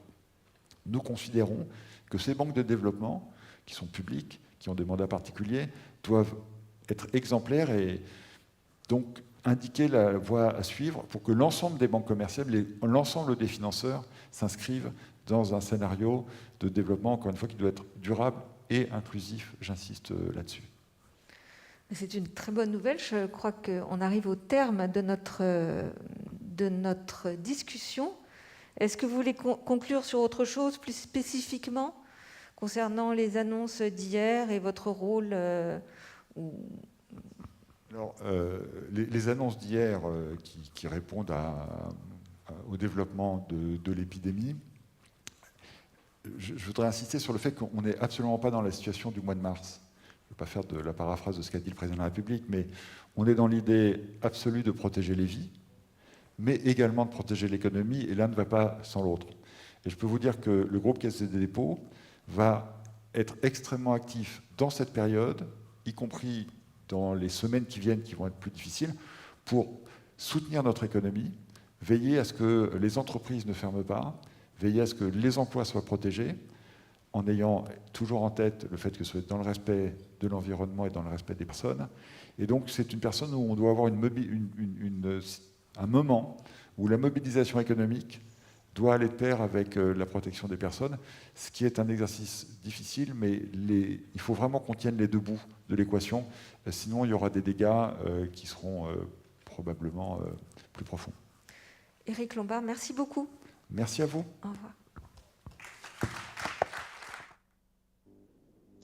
Thank you, Julie and Eric Lombard. Well, that's a very significant coal phase-out announcement from Caisse des Dépôts, sending a clear signal of investor intent to be part of the solution on climate. And when it comes to Paris alignment and net zero, these real actions from investors speak so much louder than empty words and promises. Well, we have a small change in the programme. Instead of making you wait for the end of the day for the French Minister of the Economy, Finance and the Recovery, we are advised that the Minister will speak now by video. I'm going to ask you to stay seated and stay on the line if you're in our virtual audience. We're going to have that video now. You will get lunch, but it's going to be at 1 o'clock. And now I welcome the video from Bruno Le Maire, French Minister of the Economy, Finance and the Recovery. Bonjour à tous. Je tenais à réaliser cette vidéo malgré le renforcement des restrictions sanitaires annoncées hier soir par le président de la République. Le virus ne doit pas nous faire abandonner notre bataille contre le réchauffement climatique. Nous pouvons et nous devons concilier lutte contre la propagation du virus, protection des secteurs les plus fragilisés et protection de l'environnement. Pour gagner cette bataille contre le réchauffement climatique, la finance est et restera le nerf de la guerre. Je l'ai dit à plusieurs reprises, la finance sera verte ou ne sera pas, et nous sommes totalement déterminés à ce que la France continue à être à la pointe dans ce domaine de la finance verte. Et vous pouvez compter sur mon engagement personnel de ministre des Finances pour faire en sorte que nous accélérions la transition vers une finance verte. Nous avons été un moteur du développement de cette finance verte depuis l'accord de Paris. Je rappelle, parce qu'on l'oublie trop souvent, que l'État français est un des premiers émetteurs d'obligations vertes au monde pour un montant de 27 milliards d'euros. Et je vous annonce aujourd'hui que la France émettra en 2021 une deuxième obligation souveraine verte. Je rappelle également que la France est le premier pays au monde à publier un budget vert dans son projet de loi de finances 2021. Je vous rappelle enfin que nous avons présenté, il y a quelques semaines, une stratégie climat sur les financements export et qu'aucun autre pays au monde n'a présenté avec autant d'ambition une stratégie sur ces garanties export. Cette stratégie, elle suit un principe simple. Nous arrêtons de financer ailleurs ce que nous n'acceptons plus chez nous. Dès le 1er janvier 2021, l'État n'accordera plus de garanties export pour des projets d'exploitation de pétrole extra lourd et d'hydrocarbures dits non conventionnels. À partir de 2025, nous n'accorderons plus aucun financement aux projets d'exploitation de nouveaux gisements pétroliers. Et d'ici 2035, nous cesserons de financer les nouveaux projets d'exploitation gazière et il se peut que cette date soit avancée en fonction de l'évolution de la situation. Vous le voyez, cette stratégie est une stratégie volontariste. Je redis que la France est aujourd'hui le seul pays à disposer d'une stratégie sur les garanties export aussi ambitieuse. Elle ne repose pas d'ailleurs uniquement sur des mesures de restriction. Nous avons aussi un volet positif visant à accélérer le développement de projets durables via un bonus climatique que nous mettrons en œuvre dès le 1er janvier 2021. Un travail important sera engagé pour augmenter les volumes de financement qui sont mis à disposition des exportateurs pour des projets compatibles avec l'accord de Paris. Vous soutenez l'accord de Paris, vous avez un projet d'exportation qui est conforme, nous vous soutenons financièrement. La France est le premier pays à mettre en place ces mesures ambitieuses pour arrêter de financer les projets les plus polluants. Et nous le faisons malgré la crise sanitaire qui aurait pu nous inciter à dire qu'il fallait d'abord protéger notre industrie. Cette volonté d'être le pays leader de la finance verte en Europe et dans le monde, nous la partageons avec vous. De toutes les places financières mondiales, la place de Paris est celle qui fait le plus pour la finance verte. Est-ce que c'est assez ? Non. Est-ce qu'il faut aller plus loin ? Certainement. Mais reconnaissons qu'aujourd'hui, la place financière de Paris est en avance sur les autres places financières. Plus de 200 milliards d'euros d'encours sont labellisés investissement socialement responsable et sont distribués par plus de 300 fonds. Les banques françaises ont émis environ 1/5 des obligations vertes mondiales en 2018. Elles peuvent faire mieux, mais je salue l'émission de ces obligations vertes depuis 2018. La place financière de Paris est également la première place dans le monde à avoir pris l'engagement de développer des stratégies de sortie du charbon. En 2030, vous ne financerez plus aucune activité charbon dans l'Union européenne et dans les 37 pays membres de l'OCDE. En 2040, vous ne financerez plus ces activités charbon dans le reste du monde. Donc je salue cette étape, 2030 pour l'Union européenne et l'OCDE, 2040 pour le reste du monde, plus aucun financement d'activités charbon, c'est une étape majeure. Est-ce que pour autant nous devons, comme je le disais tout à l'heure, être plus ambitieux ? J'en suis convaincu. Je pense que nous pouvons faire encore plus. D'abord, la place de Paris peut faire plus pour cette sortie de financement du charbon. Les travaux qui ont été menés par l'AMF et par l'ACPR ont montré, reconnaissons-le, que les niveaux d'ambition et d'effort effectivement fournis sont variables d'un institut financier à un autre. Les plans de retrait du charbon diffèrent entre les établissements. Et surtout, la définition même de ce qu'est une activité charbon n'est pas la même pour tous. Nous ne pouvons pas continuer comme cela. Je souhaite donc que nous arrivions à définir le plus rapidement possible un même niveau d'exigence pour toutes les trajectoires de sortie du charbon et que cette exigence soit la plus ambitieuse possible. La place de Paris peut et doit aussi faire encore plus pour rendre compte du caractère soutenable de ces activités. Plus de transparence, plus de cohérence dans la manière dont nous rendons compte de ces activités. Voilà la direction à suivre et voilà les directions que je vous propose. Je souhaite que les banques françaises soient les premières, je dis bien les premières, à appliquer la taxonomie européenne qui va devenir notre langage commun de la transition écologique. Je souhaite que les banques françaises poursuivent avec la Banque de France, avec le Trésor, leurs travaux pour rendre compte du caractère soutenable des actifs au sein de leur bilan. Et ça doit être votre priorité pour les mois à venir, pas les années, les mois à venir, que nous sachions dans votre bilan quels sont les actifs qui ont un caractère soutenable. C'est possible, c'est à portée de main, mettez-vous au travail le plus vite possible pour que nous y parvenions. Je le dis parce que c'est aussi votre intérêt. Les Français attendent de la transparence vis-à-vis de leur épargne. Ils veulent savoir quand ils mettent 1 euro d'épargne, si cela contribue au financement de la transition écologique ou non. Et je suis convaincu que les acteurs financiers qui seront les plus transparents, les plus ambitieux dans ce domaine, seront aussi ceux qui attireront le plus de clients, et notamment chez les jeunes. Une institution financière, un établissement financier qui, aujourd'hui, est capable de dire à son épargnant, à un jeune, voilà à quoi va servir votre euro d'épargne, voilà comment il va financer la transition écologique, la lutte contre le réchauffement climatique, sera demain l'établissement le plus attractif, j'en suis convaincu. Et de ce point de vue-là, je salue la création de l'Observatoire sur la finance durable, lancé aujourd'hui sous l'égide de Finance for Tomorrow, avec les fédérations professionnelles. Je crois que cet observatoire permettra d'assurer un niveau élevé de transparence sur la place. Il n'y aura pas de finance verte sans transparence sur les actifs, sur les placements, sur l'utilisation de l'épargne des épargnants. La donnée constitue de ce point de vue le fondement de la finance durable. Nous devons travailler à produire une donnée pertinente, fiable, comparable d'un établissement à l'autre et d'un pays à l'autre.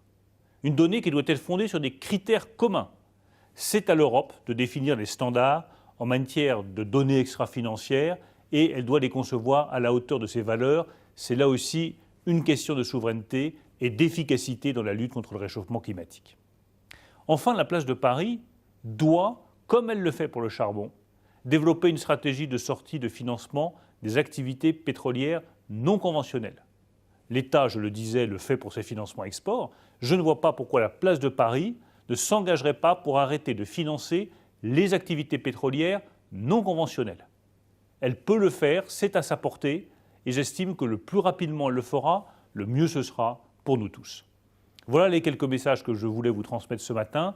Vous voyez que ma détermination à faire en sorte que la finance française soit une finance verte et qu'elle donne la direction de ce que doit être la finance du XXIe siècle reste totale. Je compte sur vous.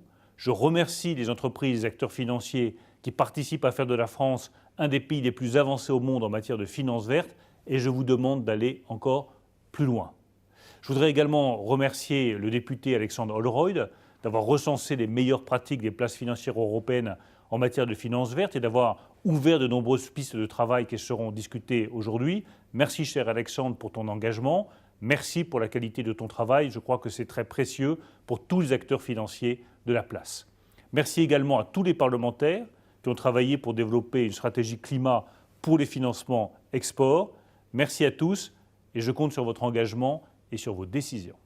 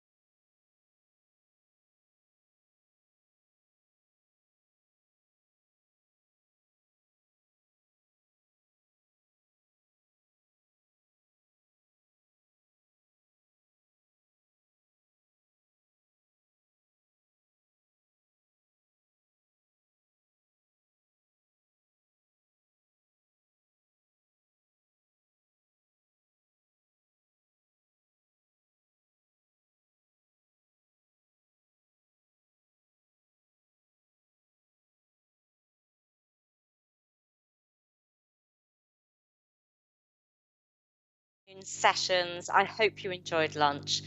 What an eventful 24 hours. Lockdowns across Europe, a key theme today on sustainable finance and the real economy in Europe, an announcement from Caisse de Dépôt on coal phase out, and by the French government on a second green sovereign bond and on guarantees.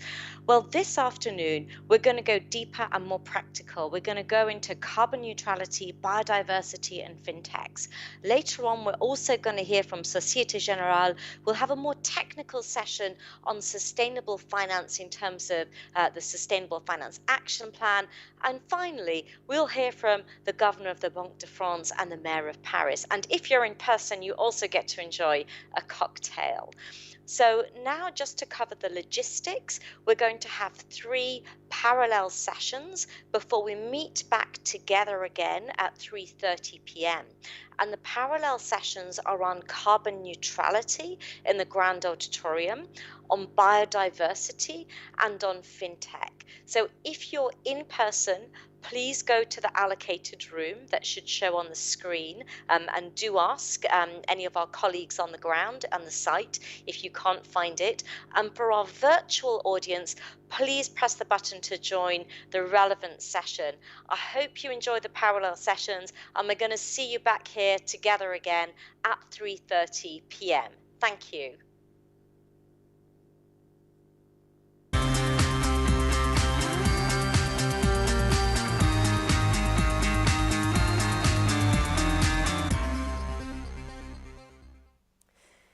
Good afternoon and welcome to this afternoon session dedicated to financing negative emission in the context of achieving the Paris Agreement.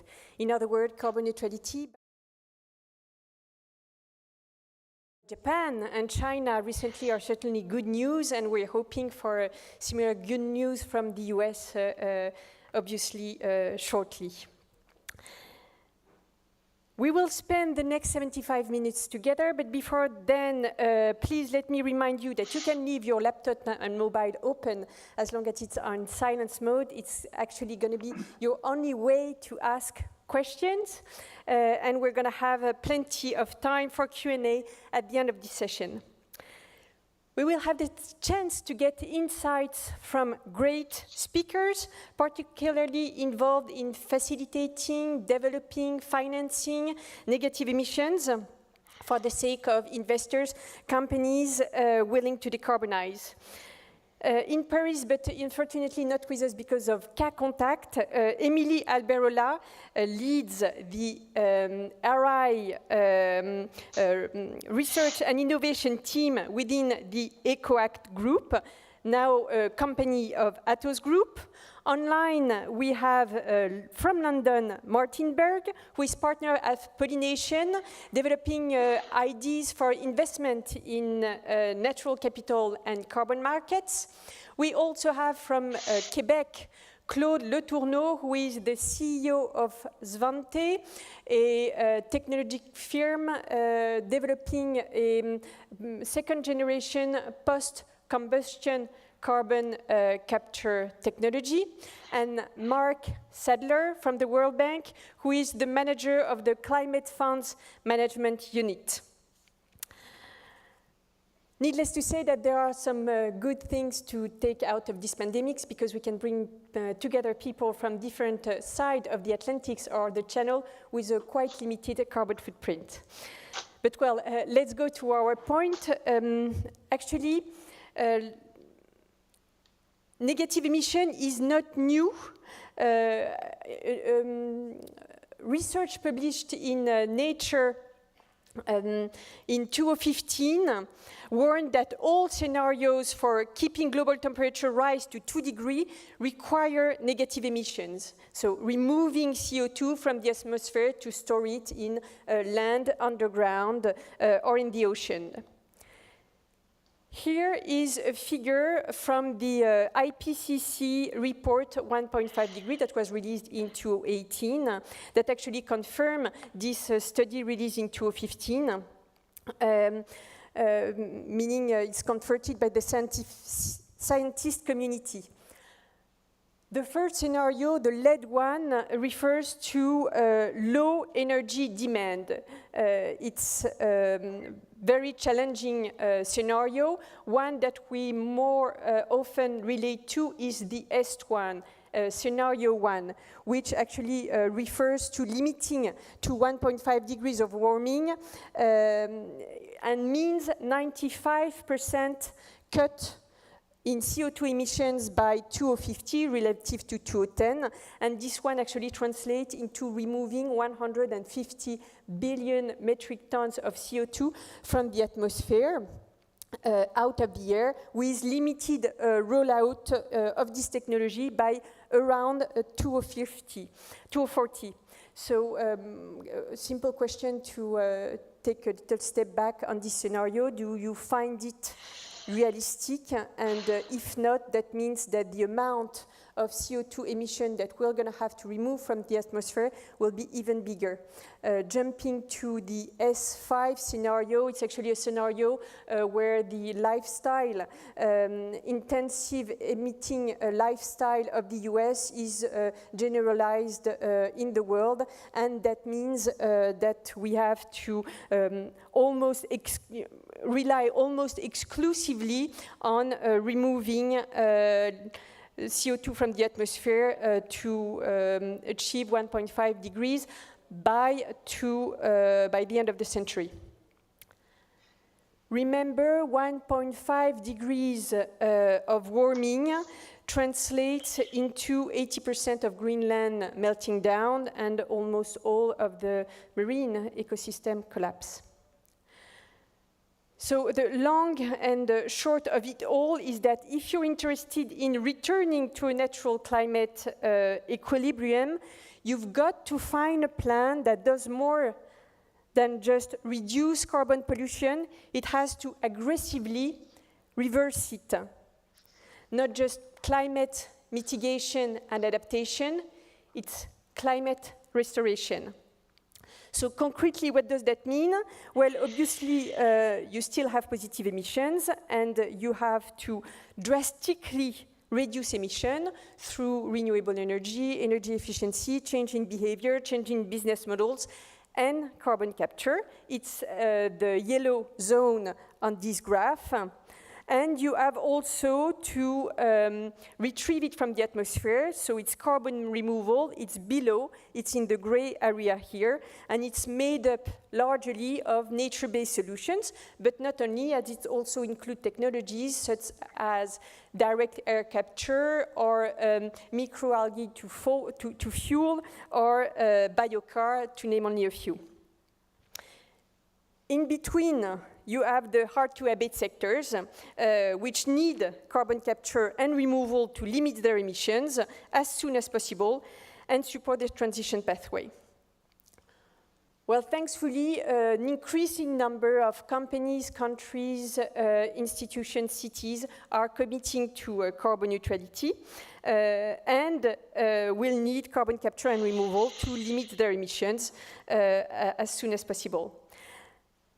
Fact is, net zero climate plans will need billion, trillion tons of CO2 to be put out of the atmosphere, because without decisive and drastic carbon removal, natural reabsorption of extra CO2 would take way too long to come back to the equilibrium we need to thrive. So to make it even simpler, it's not a question of investing in carbon energy efficiency, in carbon reduction, or in negative emission. We absolutely need to do both to ensure the resilience of the natural ecosystems now. And the financial industry can help in this pathway. Well, by deploying more capital and restricting capital. So finance have a focus on risk and reward, and it's actually key to build a future that prioritizes resilience, social mobility, and the environment alongside economic growth. To achieve the scale of change needed to meet the Paris Agreement, we need again, to be at carbon zero by 2050 or sooner. And so it will need significant effort also from the financial industry. That means aligning our own finance emission to carbon zero for our bank's portfolio of customers. That's actually what the group HSBC has announced at the beginning of October this year. It has the ambition, commit to be carbon neutral for its balance sheet by 2050. It also commits to use the PACTA methodology to determine the pathway that it develops for this carbon neutrality and provide up to $1 trillion of investment and financing to the transition of its customers. It also commits to create different funds, including having the ambition to be a leader in natural capital manager with the announcement of a joint venture with Pollination. And obviously, to be able to reach all those ambitions, it needs to build the solutions with its stakeholders. And it's one of the reasons why we propose today to have this conversation with the great panelists today. So now let's jump into the discussion, turning to our great panelists. And to start with, I will ask each of the speakers to tell us in a few words your role regarding negative emissions. And Emily, do you want to start? Yes, of course. Thanks, Marine, for your invitation, and thank you very much for your very useful introduction about negative emission. So I'm working at EcoAct, which is an international consulting company and project developer, helping businesses and organizations succeed in their climate ambition. We have an experienced and dedicated nature-based solution team, which helps companies to support and develop climate projects. We are working on financing negative emission through offsetting projects developed at the international and local level, such as in France, for instance. We are working on offsetting projects developed in different types of nature-based solutions in agriculture, in forestry, and other land use projects. Let me maybe just at the start of the discussion at this stage to specify what it's called carbon removal or negative emission does not encompass all sorts of activities in what we call nature-based solution. Only projects that enhance the amount of carbon stored in the natural carbon sink concern negative emission. Forest conservation through REDD+, for instance, avoid carbon emission, whereas afforestation, wetlands creation, improved forest management remove extra carbon units from the atmosphere. So at EcoAct, we have several projects, a series of projects of various activities in REDD+, in Asia, in Africa, for instance, and removals also in planting mangrove, for instance, in Myanmar, in Kenya, in Panama also we have projects. So as you mentioned, we want to achieve net zero emission without negative emission. This is a key thing. As you mentioned, Marine, it's about 2 gigatons that must come from negative emission if we would like to achieve this target of 2 degrees. And 2 gigatons is greater amount. This is the emission of Brazil or Japan, for instance, the world's 6th or 7th largest emitters in the world. And as you mentioned also, emission reduction must be the first priority for all players, countries, corporates, individuals, in all cases where it's technical and economical feasible.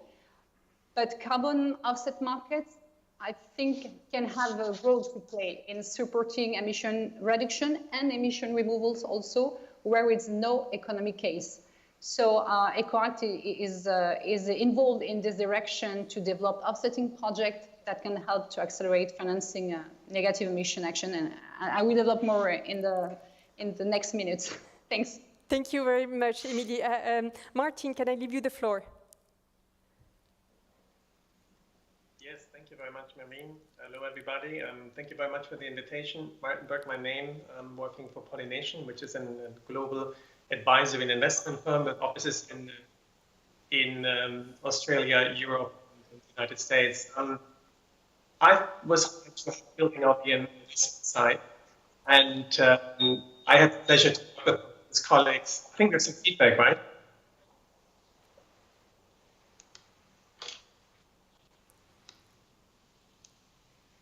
Is this better? Irene, is this better or not? I'm trying again. No, it's working. So yep. It's working. Okay, sorry about this. No problem. So I had the pleasure to work with Marine's colleagues at HSBC to negotiate a joint venture, which is solely focused on bringing the natural capital theme more mainstream to really develop a large-scale investment product for institutional investors. And I will talk about this and the market positioning a bit later on. Thank you very much. Mark? And maybe I'm going to show one of your slides. Okay, hopefully. There's only 2 slides. We managed to reduce the number of slides, so that's good news. Thanks ever so much for the invitation to come and talk today. The bank's involved in a number of different ways in climate finance. Obviously, with our own balance sheet, we move approximately $30 billion a year in climate-related finance. We manage a large number of activity-based financial products from other suppliers, for example, the Green Climate Fund, and then results-based finance. And here are examples of some of the results-based funds that we actually currently manage. So these are involved in pre-2020 and post-2020 crediting regimes. And as you can see from this slide, specifically 2 of those funds, the Forest Carbon Partnership, which is a red plus, but obviously that also includes afforestation, and the Biocarbon Fund, which is an integrated land use fund, where you're looking at jurisdictional crediting from all sources related to forestry, but also agriculture. And then some of the other funds also get involved in that nature-based space and carbon. So that's basically the big picture of where we are. We did about $2 billion under the Kyoto pre-2020. We're currently managing around $2 to $3 billion of results-based finance post-2020 crediting. Thank you very much, Mark. And I understand that the World Bank is actually involved in about 95% of the RED Plus project that were financed up to now. Claude. Bonjour, Marine. Nice meeting you all panelists. Thank you for the invitation. Achieving net zero carbon emission is the most fundamental and difficult task to stabilize the climate. Leaders from government, industry, and financial sector all debate the enormity of the challenge to deploy at gigaton scale. So, let's get a few things straight. Carbon pulled from the earth needs to go back into the earth. Volume are huge. 10 gigaton per year is equivalent to the market size of the oil industry in reverse. So we need to develop a physical market for CO2 management. We call this the CO2 marketplace. So several options are available. We've talked about nature-based, or you can do engineered solution. So Svante is an engineered solution, both for the top and bottom of your curve, so being point source capture from cement or blue hydrogen, or direct air capture. We play on both sides. So Svante is the only portfolio company that the Oil and Gas Climate Initiative investment group made in carbon capture technology development. Thank you very much, Claude. And discussing with you earlier, what I understand from our conversation is actually we need a price on carbon to develop that that market, and the price you were referring to was around $100 to $150 per ton. You mentioned also the emergence of the new industry that you call the CO2 management. So can you please expand on this and explain to us who would be the different parties involved in it? Yeah, if you switch to the next slide. So the issue is about creating a commercial framework where policies, finance, and industry players are all aligned and making money. So how do they play together is the issue. So it's about developing a CO2 marketplace where you have a supply and demand, and where there's a conversion on the price at around $100 to $150 per ton. So if you slip the next slide, there is a demand side where companies are pledging for net zero carbon emission because of the consumer pressure. So these companies are primarily coming from the data management industry and the consumer product, like Amazon and Microsoft. You've seen them doing net zero pledge. And then these companies will push down carbon emission reduction to their supply chain with certified partners. So that's on the demand side. On the supply side, you have large industrial carbon reduction or carbon removal project coming from different technology providers like us. And in the middle, you need basically an industry that will transport the CO2 and store the CO2 on the ground. And it'll be coming from the oil and gas industry primarily. And they're creating, as we speak, hubs around the world capable of storing gigaton scale of CO2. And then you have the energy provider who will provide the energy to energize these carbon capture plants because they need energy, and most of it will be coming from renewable, which is hydro, geothermal, and solar for electricity supply for these capture plants. So the voluntary price on carbon of $100 is basically the key driver to basically bring money into that industry so that people can make money. And we believe it will be done through a progressive tax credit or carbon tax that may create a tipping fee. And then there'll be a voluntary price on carbon that will be embedded in the cost of goods sold from consumer product. So we know all about the life cycle analysis, what we call the LCA of every goods and services. There's another concept being used now by countries called the border carbon adjustment, which will be the norm in the near future. And both the LCA and the border carbon adjustment will basically impose a carbon price on greenhouse emission for product to be imported from one country to the other. So the BCA provides an avenue, I think, for countries to have a direct way to influence the global climate policy. And it will be embedded into the imports of other countries. So just to conclude, as a result, the BCA, I think, will create a powerful incentive for countries to impose their strong climate policy. And the pledge that major companies are currently making to net zero by 2030 or 2040 will create a market pool that will lower the carbon footprints of goods and services to support consumer product and services. Thank you very much, Claude. And actually, you touched on something that I would like to ask now to Mark. It's actually environmental integrity when we talk about buying carbon offsets or carbon reduction from one country to another, so cross borders. Mark?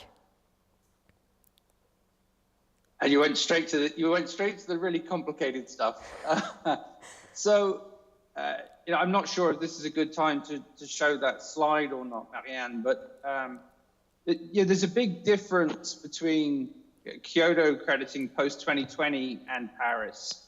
So the biggest difference is that, of course, under Kyoto, the host countries essentially had no major opportunity costs in enabling the transfer of credits, emissions reductions, or capture out of their territory.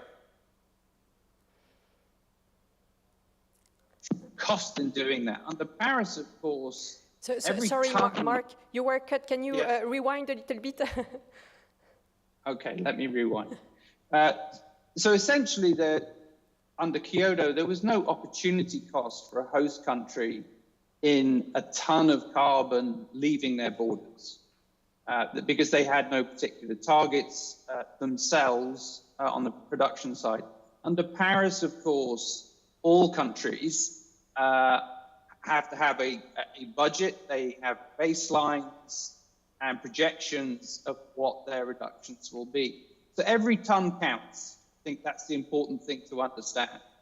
And if it's actually going to be used as an actual offset in another jurisdiction or country, we need to account for that. And so this is where the complexities come in. They're not complexities that should stop forward motion. They're just things that we have to address. Thank you very much.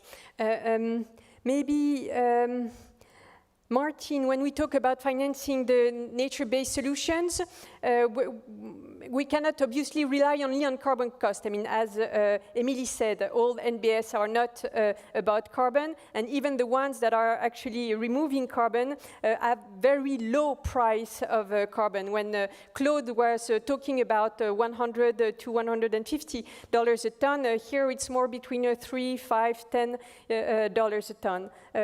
Could you tell us how those NBS can be financed? Yes, no, absolutely. Thank you very much, Maureen. Perhaps you could show my first slide. I think I'm hearing echo again. I hope it's working. Is this working, Maureen? So I have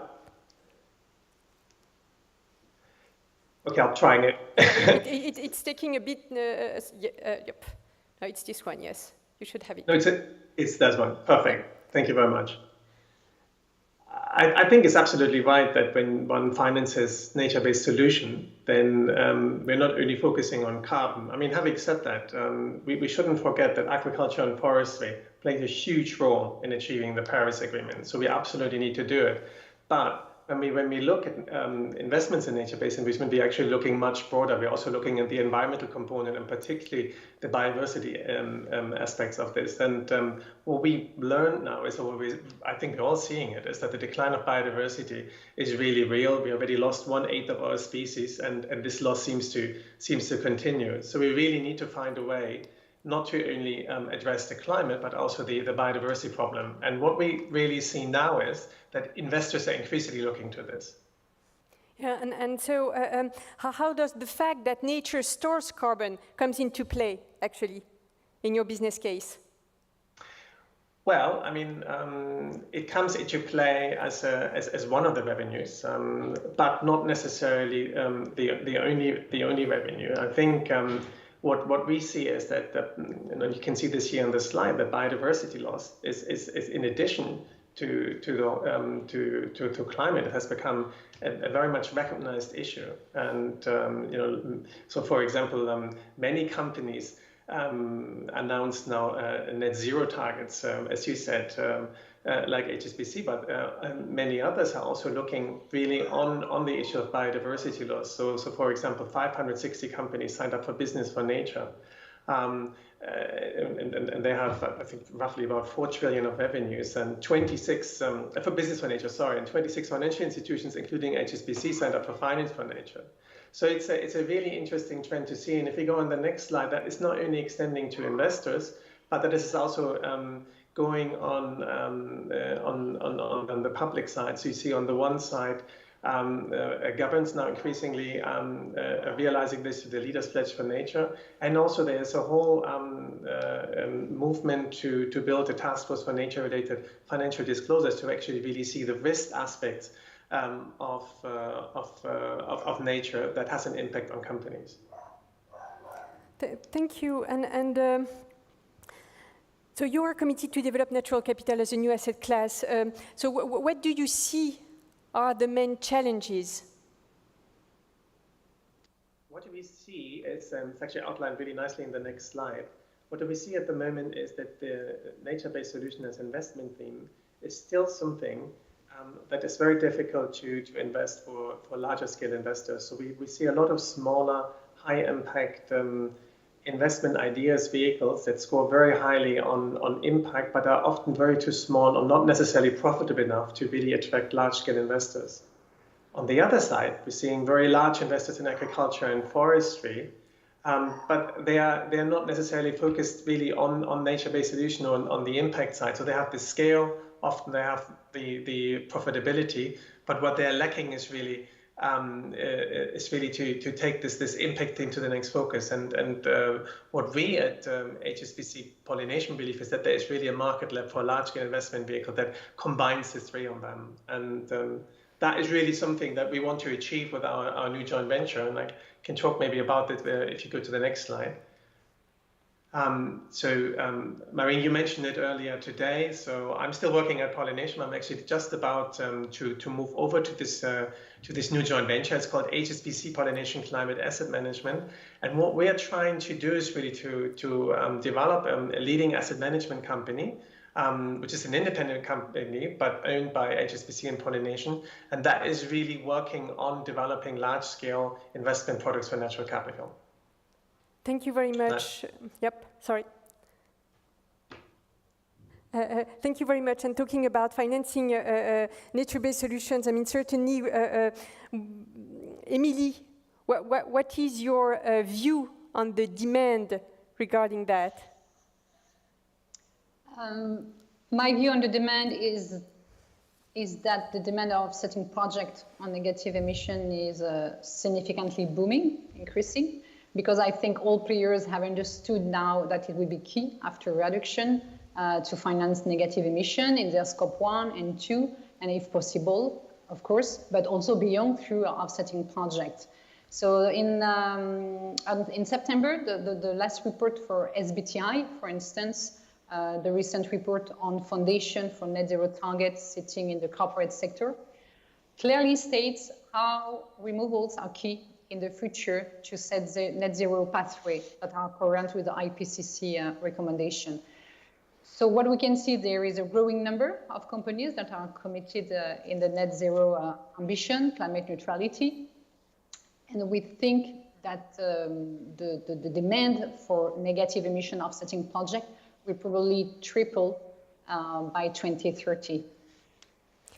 Thank you, and maybe I'm going to jump to Mark. I mean, what do you see from the World Bank as far as the demand is concerned from your unit? So maybe if you could bring the slide up again, because I think that we can talk to some of those pieces. In the post-2020 crediting space, we're seeing a lot of interest both on the sovereign side. So this is countries who have made commitments under their NDCs and won't be able to make those productions themselves. So they're looking to buy to meet their NDC targets. And we're seeing a lot of interest from corporates in actual involvement in offsets, whatever that actually means. And I think that's the challenging thing at the moment. We still use the vocabulary of Kyoto with voluntary offsets. And of course, Paris itself is voluntary. So this issue about how things are based in an NDC, how they are based in a jurisdiction, and then what are the key things that buyers, be they sovereign, private sector, are looking for? What are the fundamental things in that asset? Give them confidence that what they're buying is real and that they can actually use it. And a lot of the things that we're seeing, and they're here on the slide, each one of these become a day-long discussion, not month-long discussion about what they mean. But the technical piece of actually verifying and measuring what that ton is made up of is a very small part of what an asset actually is. So there's the issue of provenance. Who actually owns that asset? And is there a right attached to it to enable it to move within or even outside of a jurisdiction across borders? Environmental and social safeguards, of course, both for sovereign and private sector buyers are of huge importance, especially when we're in the nature-based solutions space. Nature-based solutions is not just about trees, it's mainly about people. And land rights, land issues, and who's actually sharing in the revenue that comes from that asset. So the safeguards is really, really a critical piece. And then this issue about the usage and how we're accounting for it. You know, if I am a company emitting in a country, and under the host country's NDC, I need to reduce my emissions. And I want to do that by bringing in a ton from another country. That immediately puts us into the big accounting game. And at the moment, that's really challenging because we don't actually have the rule book. We don't have everything laid out for Article 6.4. So at the moment, most transactions we're seeing, we would account under Article 6.2, which is basically parties agreeing. So it's not within a strict market infrastructure because we don't have that yet today. But a lot is moving. There's a lot of interest, a lot of liquidity, both on the buy side and on the sell side. It's fantastic news. The key is ensuring that whatever assets we're moving around creating today are real, are countable, accountable, and give confidence to the market.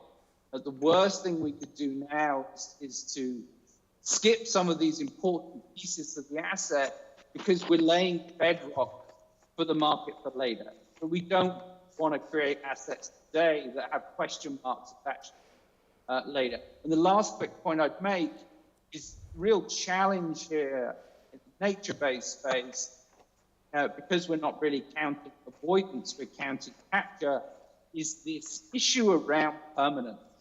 This has been a challenge for the agricultural sector. It's actually where I came out of originally, and soil carbon's a great example of that. The natural carbon cycle, 30 years.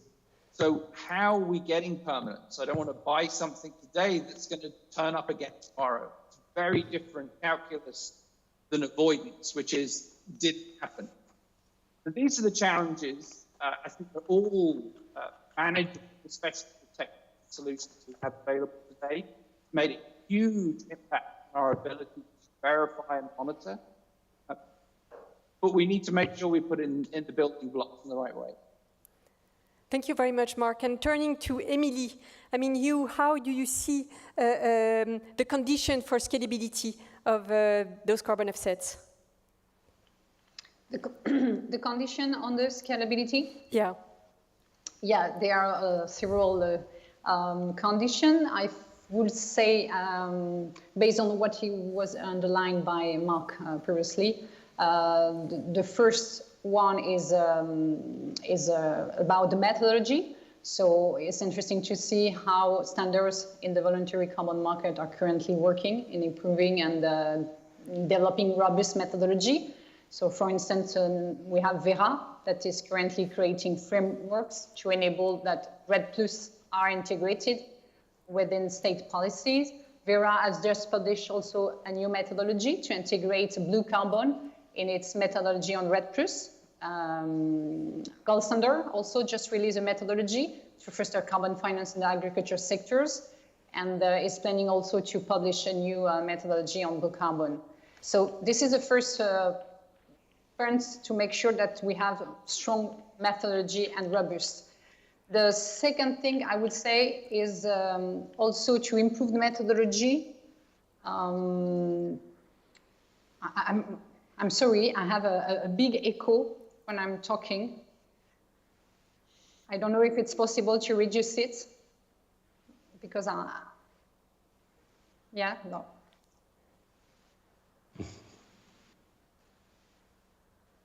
Okay, so I will continue. It's not a matter. So there is a number of stakeholders to overcome. So I talk about the methodology. Probably we have a room also to improve and define new robust methodology, because ecosystem specialists are identifying new ways to enhance carbon storage in natural ways. However, research is, we need now to translate these research results in carbon methodology. On the side of the monitoring tools, probably we have also improvements to follow up the GHG emission store in those natural carbon sinks. We have the issue of the permanence, and Mark talked very well about this key challenge for nature-based solution.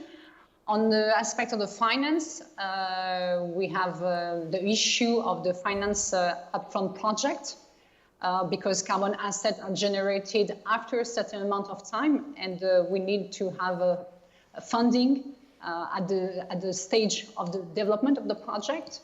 I will highlight also the fact that we are facing regulatory uncertainty at the national level. For instance, we're developing projects in Asia, in Latin America, and we need to understand more what country would like to do with their own national policies. At the international level also, we have this Article 6, and we are waiting the conclusion of the negotiation of this Article 6 in order to understand well what would be possible with the article in order to develop nature-based solution. And maybe at the end, one of the big issue is a market infrastructure. We need to have more transparency on trading. We need to have some massification. This is a good thing. And we have the launch of this international voluntary task force on scaling voluntary carbon market that have been launched by Mark Cartney.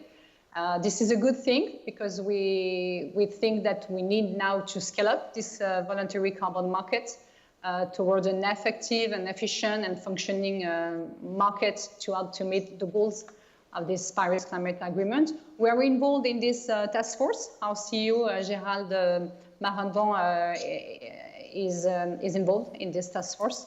And the objective is to publish this a final report with recommendation at the beginning of the next year in January 2021. So this is a great massification, commodification. However, as it was underlined at the beginning of this debate, it shall not be at the cost of the environmental integrity, which is a key issue when we are talking about nature-based solution. Thank you very much, Emilie. And I would like to turn to you, Claude. I mean, are those frameworks key for the development of your technology? What are the main enabler of scaling up your technology? It's the three-legged stool. So we need industry players, and I believe that we were able to attract the attention of the oil and gas in working with them in developing our technology, and also look at developing CO2 hubs for the storage, safe storage of CO2. We're now migrating into developing relationship with the financial sector. So we're in a funding raise now, and then we'll be closing shortly with sovereign funds and key players in the CO2 marketplace. So the financial market will now be active into it. What's missing now is progressive tax or policies around the world. And I think I've alluded to the LCA and the BCA, and you know, in the States we have 45Q tax credit that is an enabler of or catalyst to get some of these projects going. At the end of the day, I think we know how to make this. The model has been the one that's been deployed for renewables, where a private-public partnership were put in place to deploy renewable in the early days. I think we need to use the similar model for CO2 management. Thank you very much. I would like to see if there were questions, but actually I think my system crashed here. So if someone can help me. But before jumping to the question, I mean, I have one, getting back to the financing issues of those negative emissions. I mean, certainly blended finance can play a key role. And talking about blended finance, I'm sure that all of you have an opinion around that, but I would start to revert to Mark and see, I mean, if we understand that the regulation is key for financing them, I mean, how do you see the role of blended finance going forward for financing negative emissions?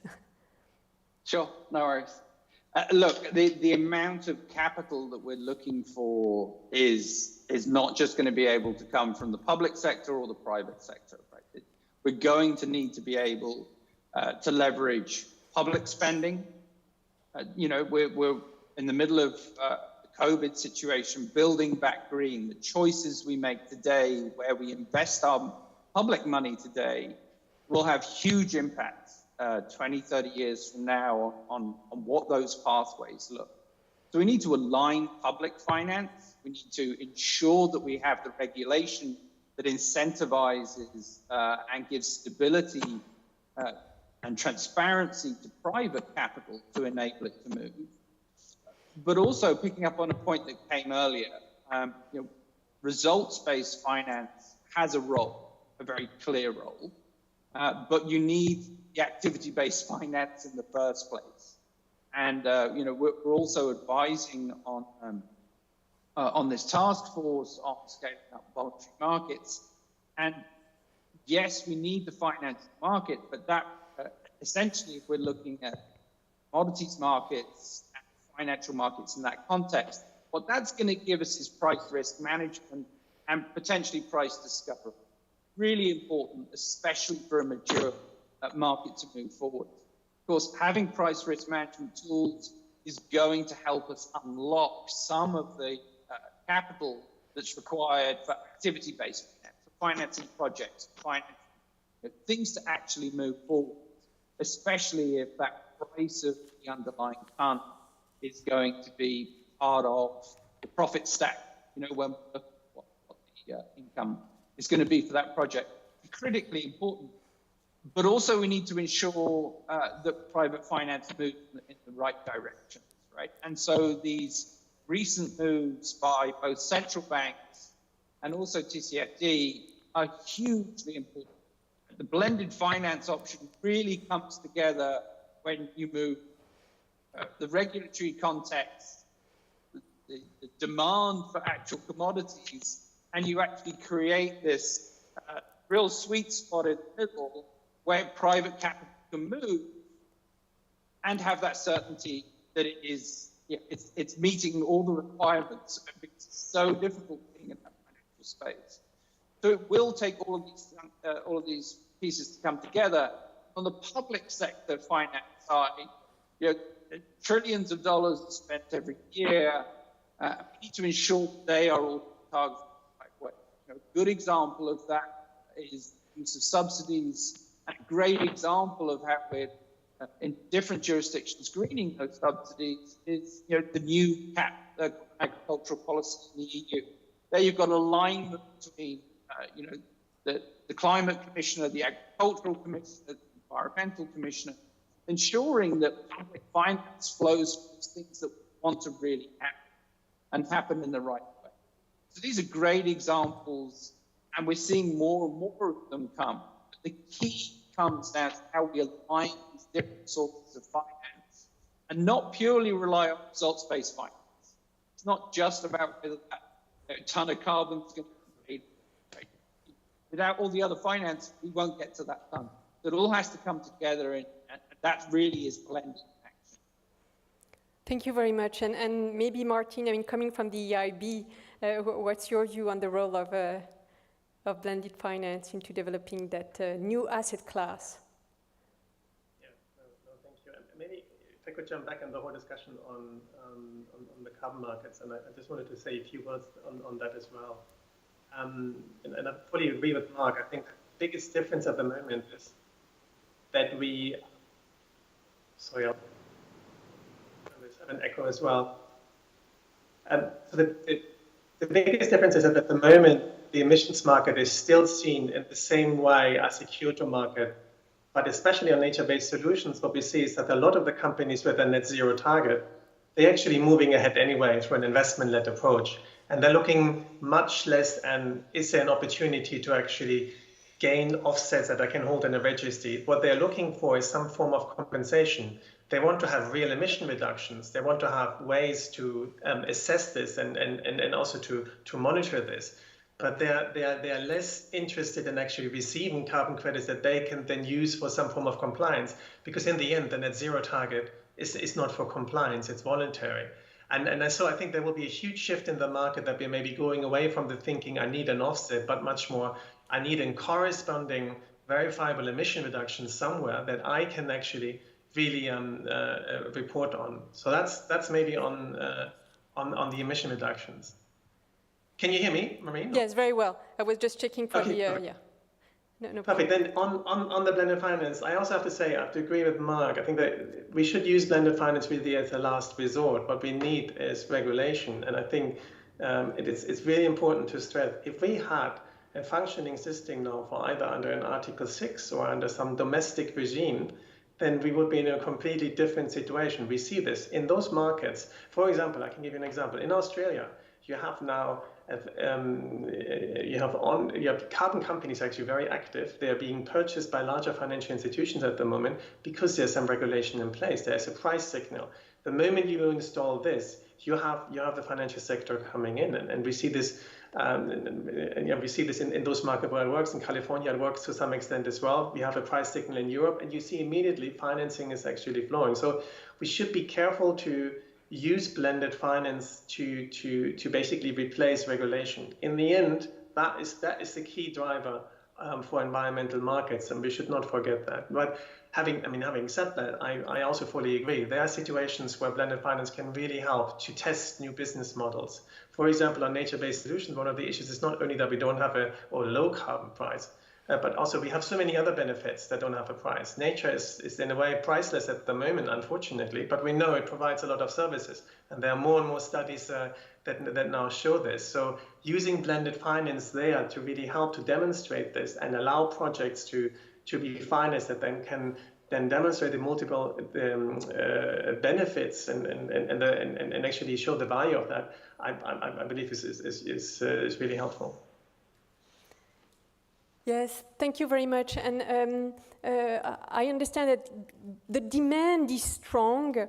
The framework is not very solid yet. We're waiting a lot from the Article 6, but also from the task force that you mentioned, Emily, that was launched by IIF and Mark Carney on scaling up the voluntary carbon offset market. And just for your information, it's going to be released quite soon for public consultation before the final paper that will be released actually in January with an action plan for implementation. There's also the question, we've touched on that with Claude, of the developers, and if the demand is strong, the supply needs also that framework.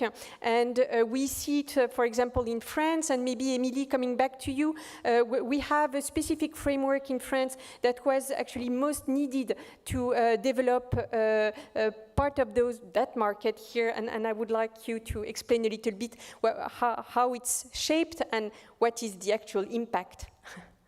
Yes. So as you mentioned, in France, the French Ministry for Ecology and Inclusive Transition, in collaboration with several partners, create this label bas carbone. This is a low carbon April, launched in April 2019.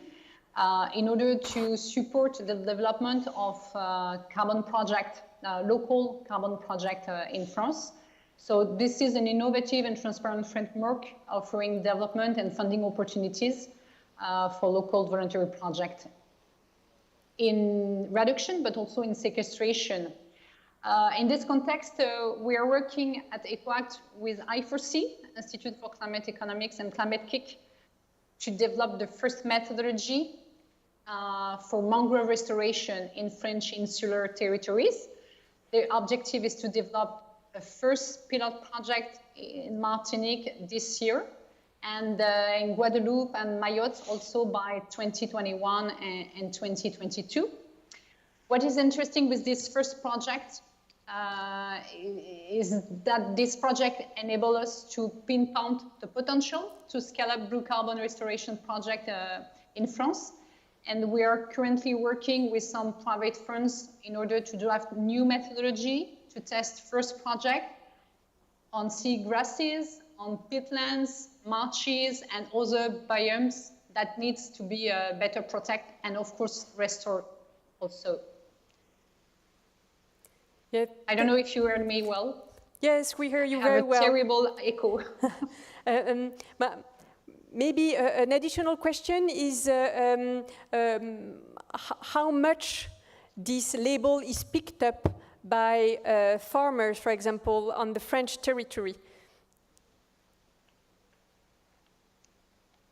I don't hear you very well. My question, an additional on the question. label. Yes, yeah. On the label bas carbone. The impact of actually this new label on the development of regenerative agriculture in France, on the French territory. Yes, so we have two methodology on the agricultural sectors. that allows to develop a project in order to protect and restore the land use in France. So this is a very interesting project, and I think HSBC, maybe you could be more able to develop exactly the development of this project in agriculture. You are involved in the... looking at it yet, for the moment. Yeah. Yeah. Thank you very much. I would like to turn to the questions, but actually I'm not sure if there are any, because the tablet doesn't work here. But maybe before I receive any, I turn to you, panelists. You may have a question from one to the other, and to launch that, maybe I have one for Claude. We're hearing a lot about the direct air capture technology, seeing from my seat a great appetite from the US territory, seeing it as a good potential technology going forward. There has been some initiative in Europe, and I think of one from Suez. What is your view regarding direct air capture technology? I think this is a complementary technology to the point source capture. You need to do both. You need to reduce flatten the curve, as we say in the CO2 market first, and then the residual of CO2 that will be emitted by the industry needs to be coming from the inventory of CO2 we have in the atmosphere. So this is very complementary. They have both to be done. There's a price point that is different, obviously, when you have a source of CO2 from a cement plant at 16% CO2, it's less costly than doing it at 0.04% in the atmosphere. But both of them, I think, will converge into a price point that we can afford as a society, around $100 per ton. Yeah, thank you, Claude. Maybe one question for each of you. What would be for you the game changer, if there's one, to scale up your activity? Emily, I see you nodding. Yeah, I think the last initiative launched with this task force is a very good step. And it can be a game changer, because when you put around the table the main players in the financial side, on the market infrastructure providers, buyers and suppliers of carbon offsets, in order to make sure that we move towards an effective, efficient and functioning voluntary carbon market, I think it can be a game changer. So we are very interested by this task force, and we're waiting with a high interest the recommendation that will be published in this report. Thank you. Claude? You know, CO2 is a waste byproduct of our economy, yes?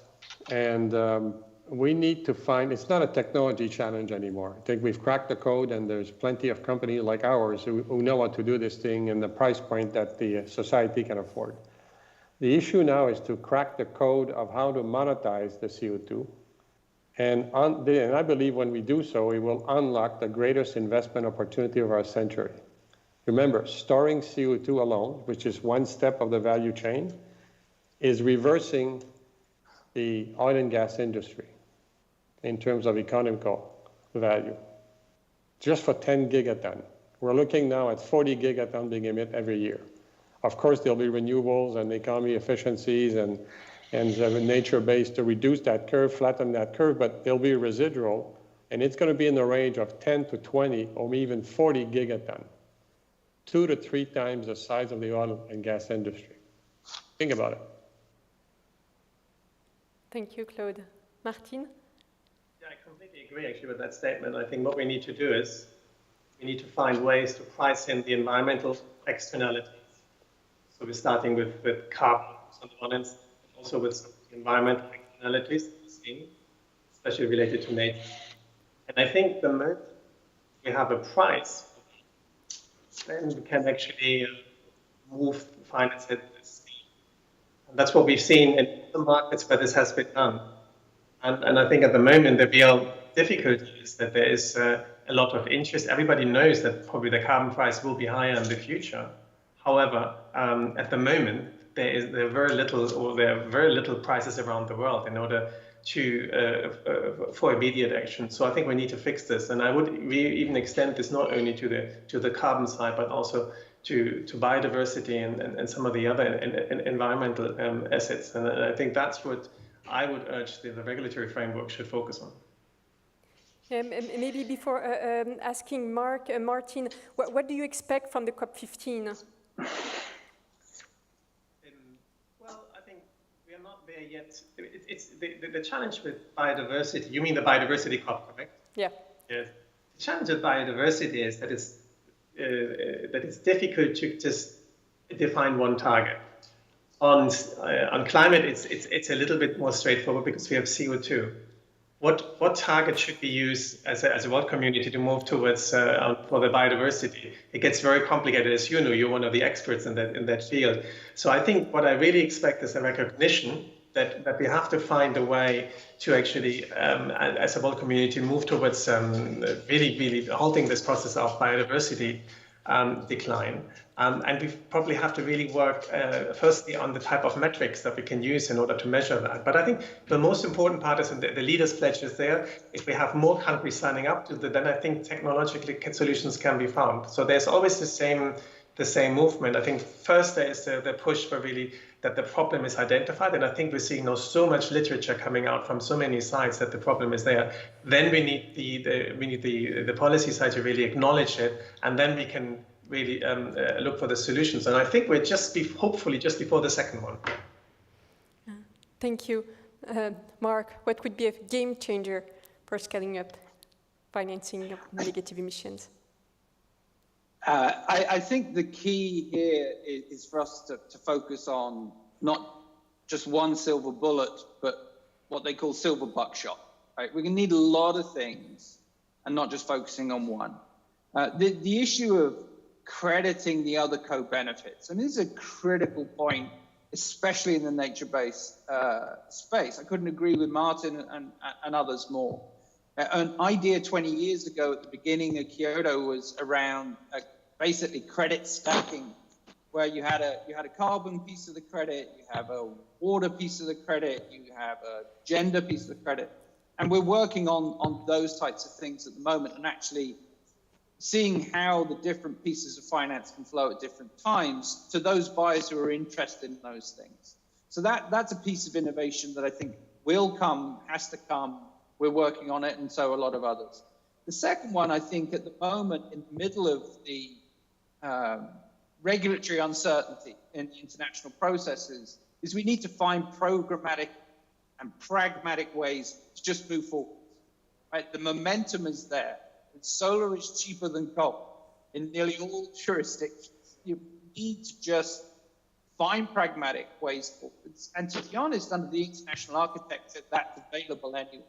You know, Article 6.2 is where two governments come together and they agree. You know, Peru and Switzerland just signed a landmark agreement, and that's in the absence of 6.4 being agreed. So let's find where we can work on it.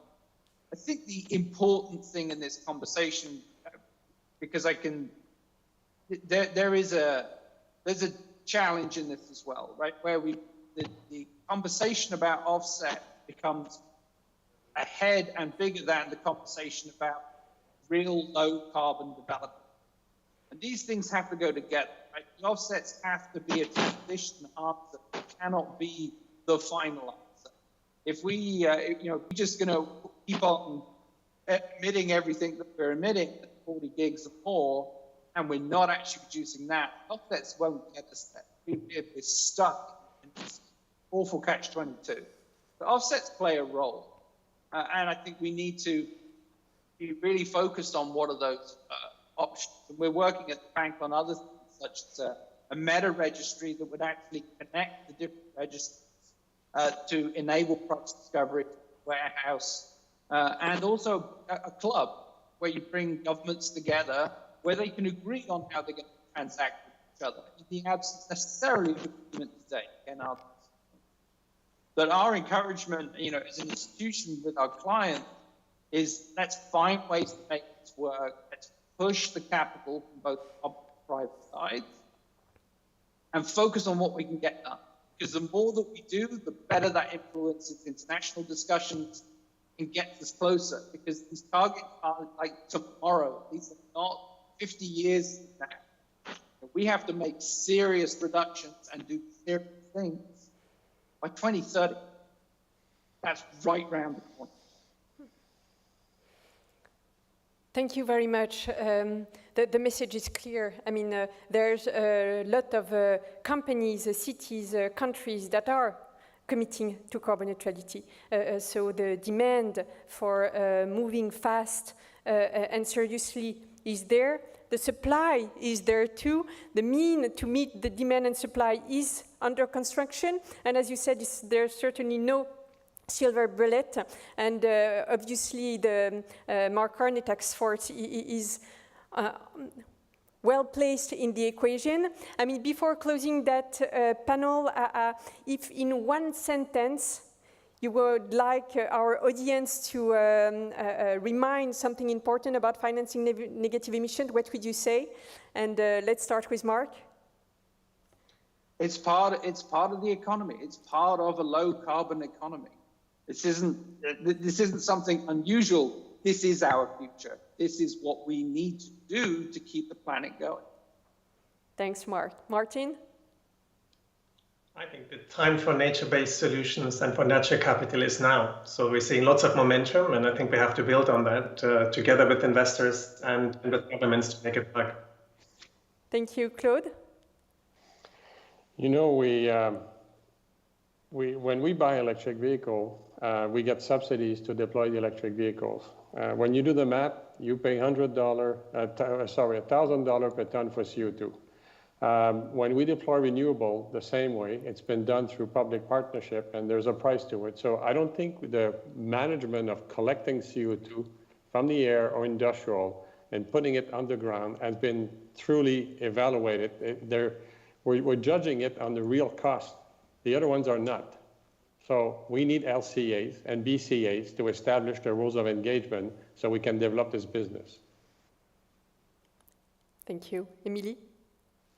Yes, as you mentioned, we're at a turning point, and I think the current key issue is to scale up this current voluntary carbon market by gathering all conditions we discussed this afternoon, such as the market robustness, the transparency, the trading infrastructure, standardization, the link with Article 6 and the corresponding adjustment, but also the digitalization that can also reduce the cost to ensure that it can succeed in scaling up the funding towards offset project on nature-based solution, on negative emission, which bring huge benefits beyond carbon. I think it's really important to keep in mind that also.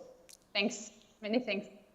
Thank you very much. And certainly it's not the end of the conversation nor the topic. And if you want to go further, I wanted to show the last slide. It's about the HSBC Center of Sustainable Finance, where we release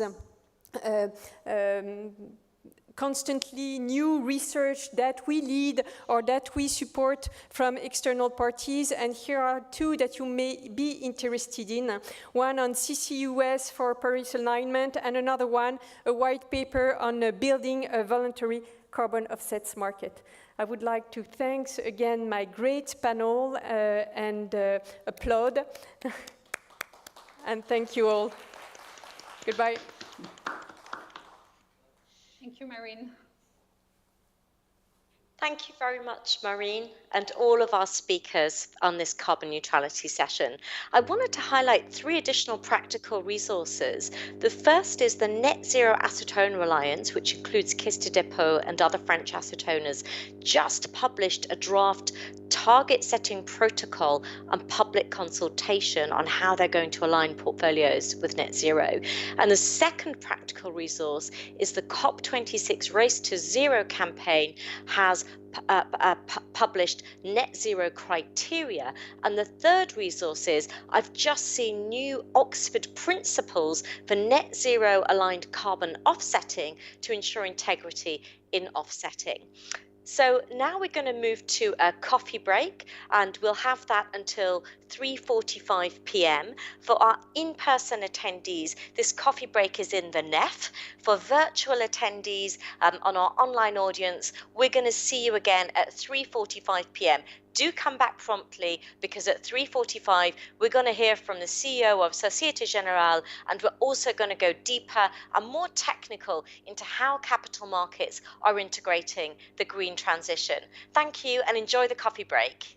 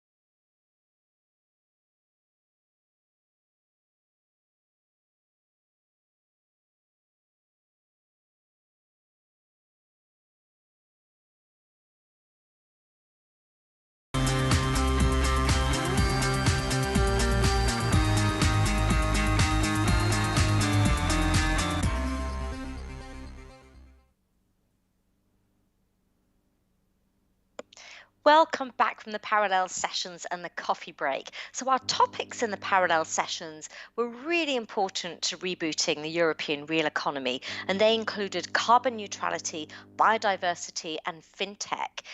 With carbon neutrality, the session looked at pathways, nature-based solutions, offsets, subsidies, blended finance, the new task force on nature-based financial disclosures, and we also thought about the upcoming COP15 to be held in China and some of the challenges with targets. In parallel, the biodiversity session looked at the investment gap, how to stop financing negative impacts and scale up the positive, and demands from campaign groups for a new Green Deal for nature. And finally, in the FinTech session, we had the Prize for FinTech for Tomorrow Challenge. The French laureate, I'm delighted to mention, is EcoTree, who are focused on citizen investment in sustainable forests, and the international laureate is Greenomy, who provide a tool to help actors implement the EU taxonomy. Congratulations to these innovative prize winners. So moving on, how are leading business leaders approaching climate practically? Well, I'm delighted to share a video fireside chat of Frédéric Oudéa, CEO of Société Générale, and Anne-Claire Roux, Managing Director of Finance for Tomorrow. Please enjoy the video.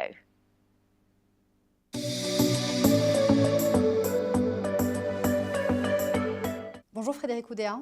Anne-Claire, bonjour. C'est aujourd'hui la 6e édition du Climate Finance Day. Vous étiez avec nous l'année dernière. Un an après, qu'est-ce qui a changé pour votre compagnie dans un monde en crise et quelles perspectives voyez-vous? Évidemment, le monde a bien changé l'année dernière. Souvenons-nous, on parlait encore de perspectives de croissance forte. On est encore aujourd'hui en pleine crise du Covid, une crise qui impacte les économies mondiales, en particulier l'Europe, et qui va exiger de rebâtir. Et au fond, qui met l'enjeu de responsabilité sociale et environnementale au cœur des démarches des entreprises.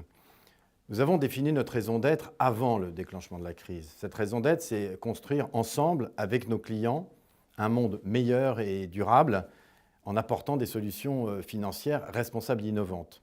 On voit bien l'axe de la RSE.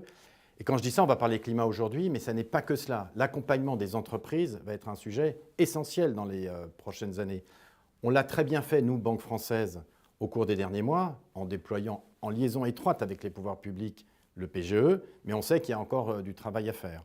Donc l'enjeu social est un enjeu clé et l'enjeu aussi d'accompagnement de nos collaborateurs.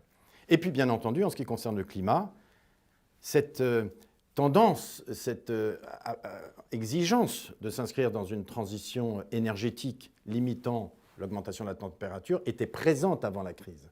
Ce n'est pas la crise qui l'a créée, mais elle apparaît aujourd'hui avec encore plus d'acuité et probablement donne une opportunité aujourd'hui de bâtir justement, de rebâtir les économies en s'inscrivant dans cette démarche et en renforçant encore l'importance de cette démarche. Donc pour moi, c'est une opportunité. Justement, arrêtons-nous sur ce point. Cette année, nous avons choisi de consacrer le Climate Finance Day au plan de relance européen et comment le Green Deal et la finance durable peuvent et doivent être au cœur des plans de relance.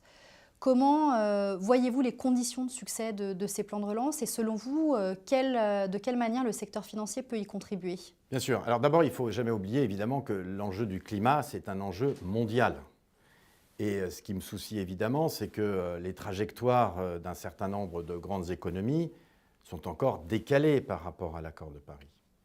La très bonne nouvelle, c'est que l'Europe, qui se veut pionnière, qui veut montrer l'exemple dans ce domaine, est en train d'inscrire cet enjeu au cœur de, effectivement, ce vaste plan de relance qui est sur le point d'être adopté.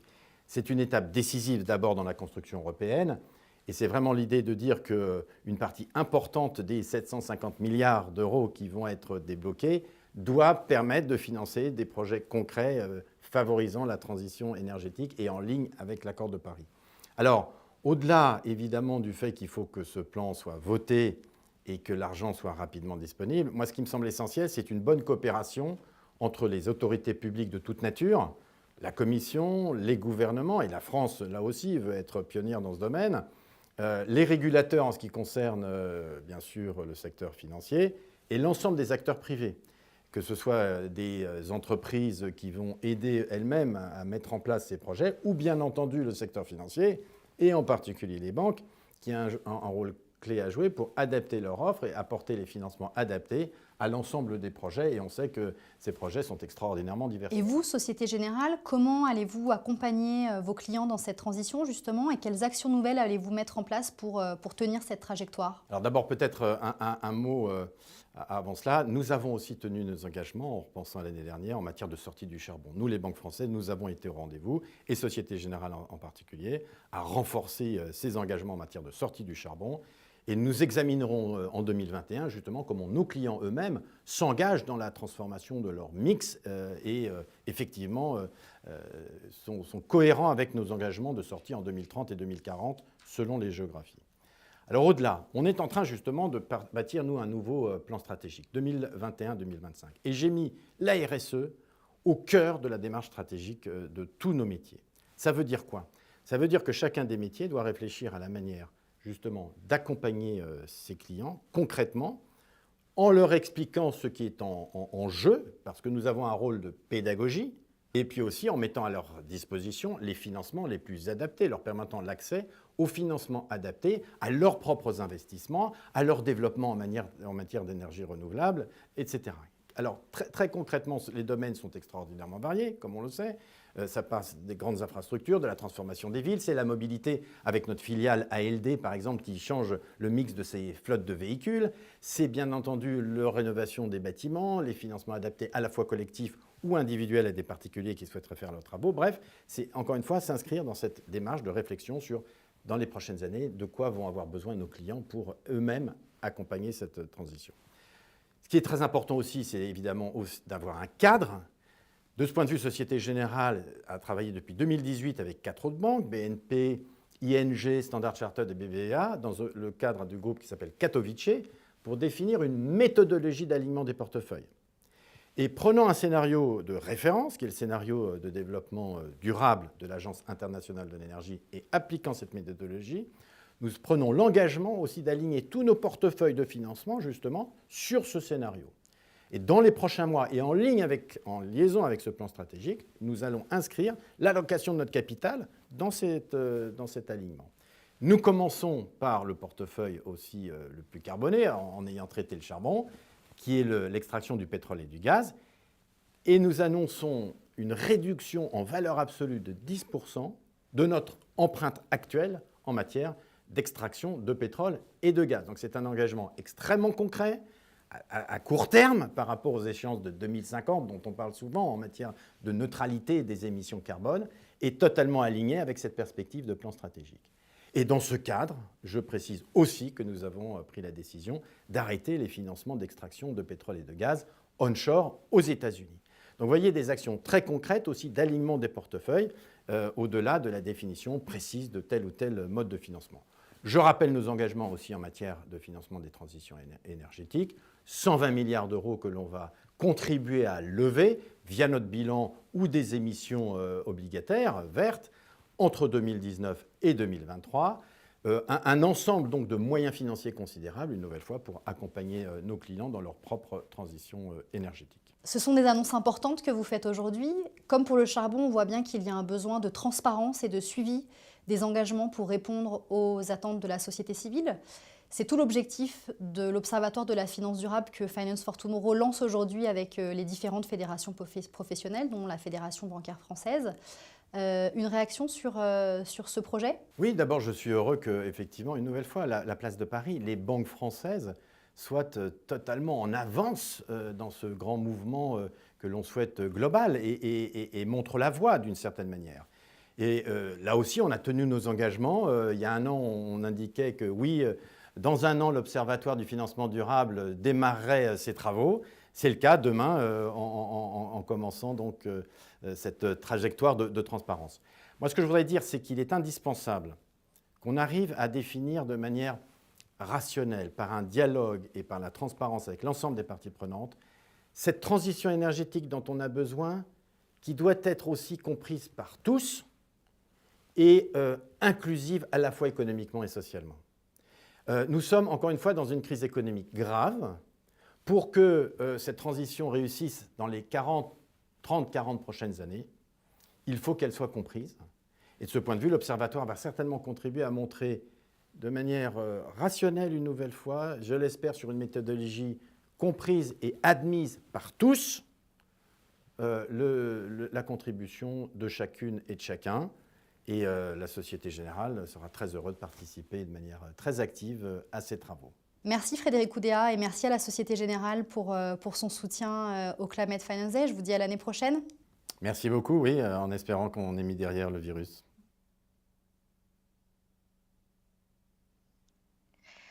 So Frédéric Oudéa and Anne-Claire looked, I think, at the relationship between the finance industry and the transition of the real economy. But now our last roundtable is going to focus much more on the finance sector itself.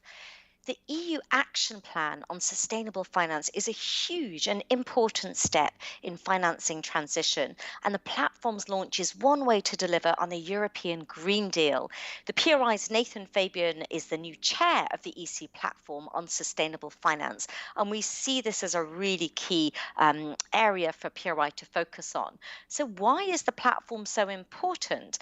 Well, the Platform on Sustainable Finance, as required by the taxonomy regulation in the EU, will advise the European Commission on development of robust science-based technical screening criteria for the taxonomy and policy development.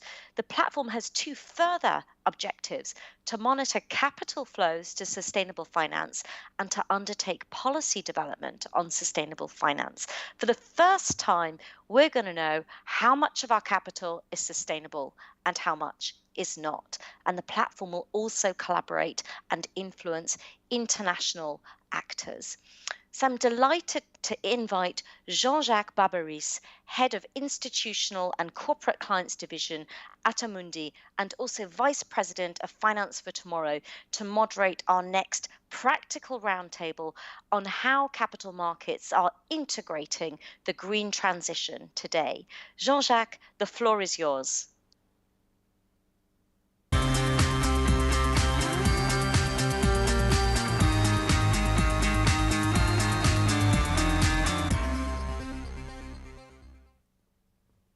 Hello, thanks. Thank you very much, Sagarika. It's a pleasure to be with you and with you all. I don't know if the all word is the most appropriated, but as this is the last event that we can organize in Paris before at least 1 month, it's a pleasure to be with you today. So I think Sagarika has said almost everything about the objective of this panel. I think here you have the distinguished speakers that will be with me on this panel today. I will briefly introduce them. So we have physically present Anthony Attia, CEO Euronext Paris, Elena Vines Fiestas, I hope my pronunciation was correct, Global Head of Stewardship and Policy at BNP Paribas Asset Management and Deputy Head of Sustainability. And we have also, not physically present, but with us, we have Christina Jeromin, Managing Director of the Green and Sustainable Finance Cluster in Germany. Hello, Christina, it's a pleasure to see you again. And we have, finally, Marcel Haag, Director, Horizontal Policies at DG FISMA.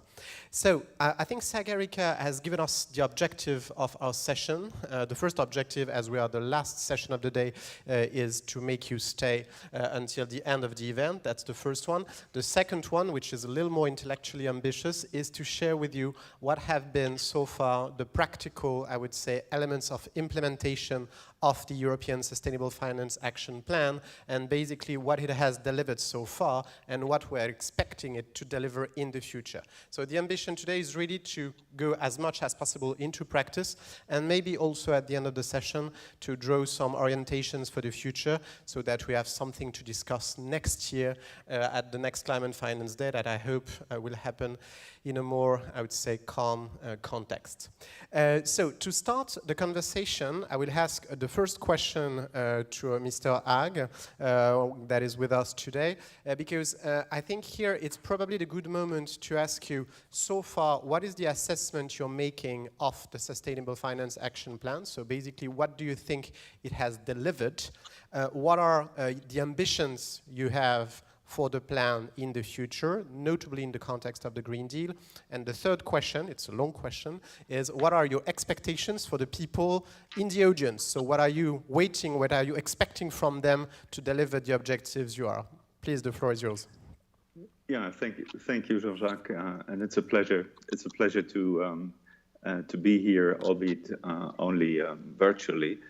As you said, we've been working on sustainable finance since 2018, since we presented our action plan with 10 key actions, and we've been making considerable progress since. And let me highlight in particular 3 areas. We had the taxonomy regulation adopted in June 2020. This establishes the first legislative framework that defines what constitutes an environmentally sustainable economic activity in the light of our climate and environmental objectives in the EU. We still need to operationalize the taxonomy regulation, and the platform that we already heard about will be instrumental in making sure that the taxonomy regulation will be fully operational by the beginning of 2020 at the latest. We also created 2 new categories of low carbon benchmarks, the EU climate benchmarks, and we put forward ESG disclosure requirements for benchmarks. We also had a disclosure regulation adopted in 2019 already.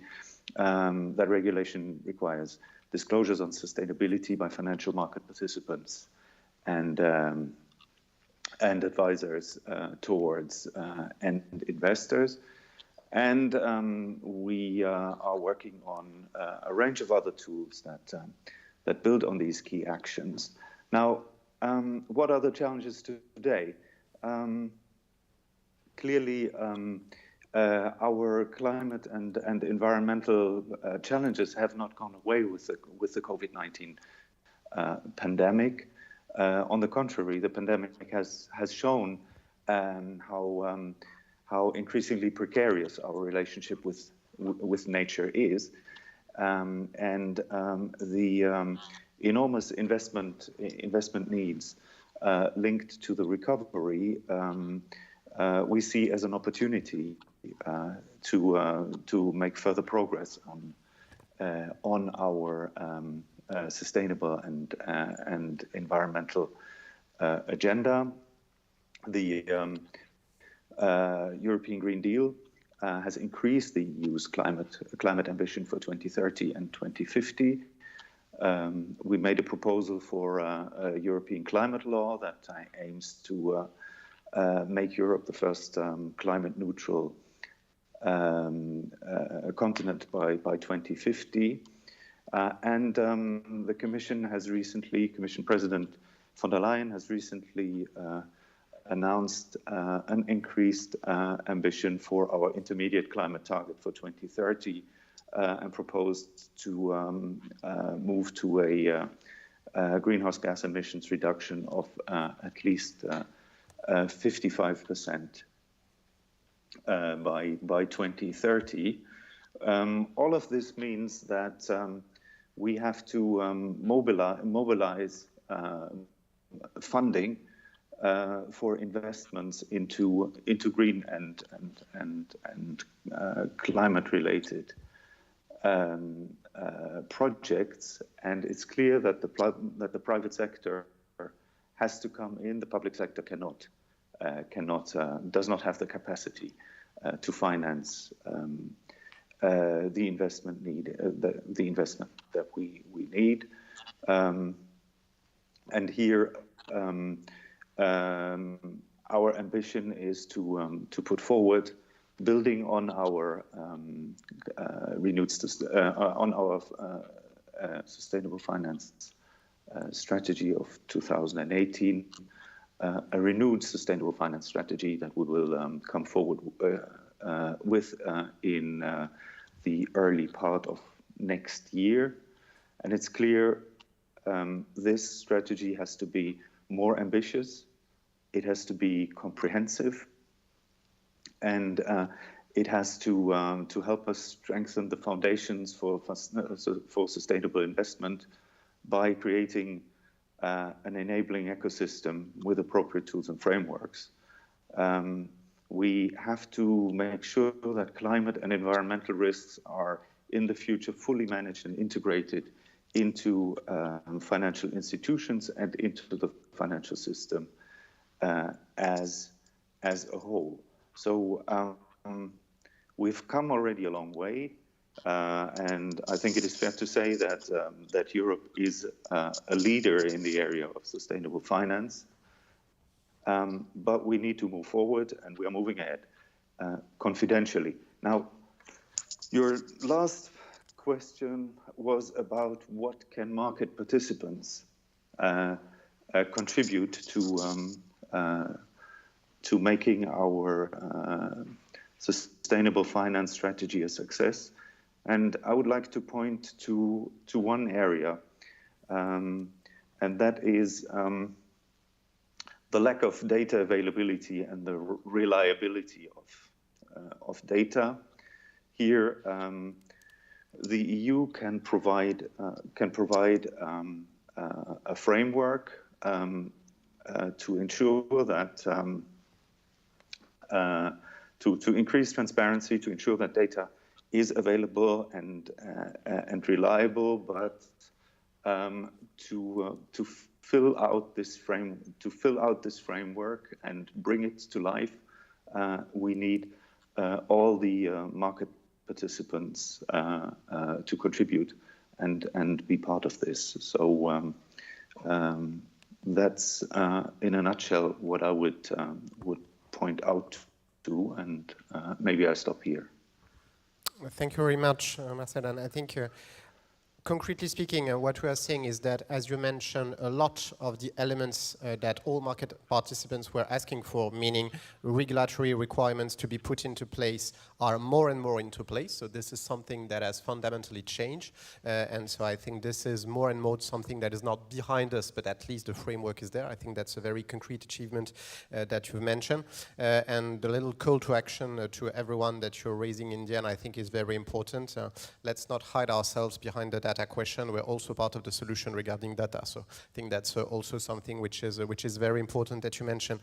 So I think a good way to continue the conversation about regulation, its implications, and basically what market participants can do is basically the elephant in the room, or at least the green elephant in the room, which is the taxonomy and the role it plays into that field. And so I would like to ask Hélène to tell us a little bit what is the state of the art. So where basically do you think we are in terms of implementation of the green taxonomy, how you see it? You directly participate to the work now. So can you a little bit where we are as this taxonomy in the end is going to change massively our job of us all in terms of delivering concretely on the objectives that Marcel has set? Thank you, Jean-Jacques, and good afternoon, ladies and gentlemen. If you allow me, I'm going to start by taking one step back. And if I was, and again, if Marcel allows me, I'm going to try to really summarize the EU Sustainable Finance Strategy and narrow it down into two asks.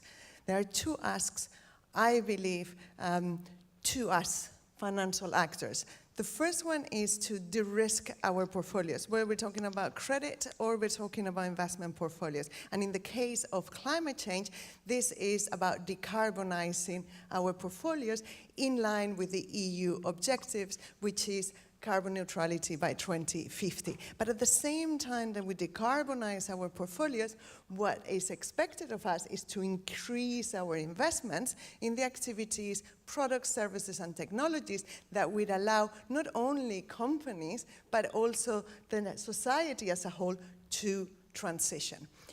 The taxonomy, and that I want to really, really highlight it, that is the core of the role of the taxonomy. And that's precisely what it does. Despite its fancy name, the taxonomy is nothing more than a sort of like a living dictionary that we can all use to identify which economic activities contribute substantially to one of the environmental objectives, in this case, carbon neutrality, without harming the others. Let's not forget that the transition is also about transition to a circular economy and other aspects involved on it. Now, the taxonomy does not tell anyone what to invest in, A or B, on what not to invest in. There is no such a thing as a minimum requirement, and yet the taxonomy is the cornerstone of the EU strategy.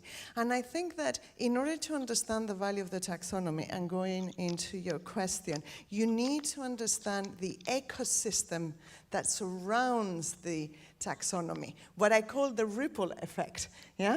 And I think about those 3 levels of circles, yeah? The first one, the one that we know about, yeah? That is about the measures that are already included in the EC action plan. This is namely the ESG preferences into suitability test. It is about including and making compulsory, asking about the environmental, social, and governance preferences to our clients in a context where European citizens are increasingly concerned about environmental aspects. And right next to it is providing a set of tools, I would call the labels and the standards, that are based on the taxonomy. Nobody needs to understand the taxonomy. You just need to recognize the eco-label, the EU Green Bond Standard, right? And the taxonomy at the same time, it works as a common measurement tool. So it allows for the very first time compare apples to apples, yeah? One is 1% aligned, the other one is 50% aligned. So this is the first circle. The second circle is the one that is cooking, is being cooked as we speak, yeah? And Marcel obviously knows much more about it than I do. But it is about, for example, the commitment of the European Commission to use part of its budget to invest it in climate-related projects and to use the taxonomy. It is about that 37% of the green recovery that would be guided by the taxonomy. But it's also about the new measures that are in the pipeline, of which we don't know yet, but we have a hint of what could be thanks to the consultation on the Renewed Sustainable Strategy. And that includes things like what sort of preferential treatment we might give to certain type of financial products, so they become the default option for pension or saving schemes and so forth. Now, the first and the second scheme are geared to make the taxonomy live up to its purpose, which is to close the investment gap, yeah? That famous 180 to 270 billion of additional investments per year, that is the financing gap that we in Europe were experiencing. Now, remember that this figure was calculated pre the revision of the 2030 goals. So it will be, I would imagine, much higher once we have the final 2030 frameworks. And this starts giving you a sense of where the business opportunities lie. Now, there is a third circle, and for me the third circle is that of the EU broader policy and regulatory framework. The taxonomy has a unique trait, unique of its kind, which is that when we, the tech, work on setting up the thresholds and the criteria for substantial contribution, we use, and we frame them in line with EU objectives, which means that what you see in the taxonomy sets the trajectory for the different economic activities to carbon neutrality and the different objectives, which basically means it sets the trajectory for the policy and the regulation to come. You take that as you want. Now, what is the platform? Where are we? So the platform that has just been created, we have basically number one role of us is to expand the current climate taxonomy. It's not over. We need to look at certain transition activities that haven't yet been looked at, such as aviation or shipping. We also need particularly to look at enabling activities. There are many, many more that haven't been looked at that will be part of the taxonomy. We then need to look at and cover the other 4 objectives. So that is the number one goal. Now, the platform would also have to give advice to the Commission of whether or not to expand the current taxonomy to include harmful activities, neutral activities, and social activities. Now, personally, I think that the number one priority is the green taxonomy, and in the context in which we are, social taxonomy should be number two priority, and then to make it work. And it's exactly about making it work that is the last of the working groups, the one that I am a rapporteur of, that is exactly our task. Our task is to, A, advise the Commission, but also financial market participants and companies on data availability, on reporting on the taxonomy and how to use the taxonomy. Number two, our role is also on how we might have to shape the taxonomy and adapt it to make it fit for purpose and fit for the different users and users, yeah? We cannot expect the same level of, let's say, of expectations. We cannot expect the same from an investment in infrastructure to a mortgage, a green mortgage, for example, for a household. And last but not least, it is also our role to provide some advice on policy development related to the taxonomy. So to sum it up, we're going to be quite busy. Well, thanks for that. But I think what is important, I will share with you one thing. I'm obsessed. I'm obsessed by concrete stuff. And I think what is important in what you're saying, that the taxonomy that so far was some kind of a concept is now going to become real life. And now we are starting to talk about things that are to be implemented. And one thing that Marcel mentioned, which I think is very important also, is the fact that you see more and more market participants using, for instance, the EU labels that are forcing, in a way, market participants to create solutions that are really Paris-aligned. Personally, I'm a huge fan of Paris-aligned benchmark type of products. I think this is also something new that is happening on the market at the moment. To share and to continue sharing this obsession of concrete things, I'm going to leave the floor to Anthony and asking him first. So basically, in the context of the Sustainable Finance Action Plan of the European Commission, what have you achieved? And by the way, for all the participants, it's possible to ask us questions on also digitally directly, so don't hesitate to challenge all the things that we're saying at the moment. But Anthony, so first, can you share with us, first, what have you done, concretely speaking, and second, you're a huge market participants and also a part of the European adventure. Euronext is progressively becoming the European platform at large. Maybe we'll have a conversation with the next panelist afterwards on that. But can you tell us also what is your view, what are your views on what capital markets should do in integrating more the green aspect of it?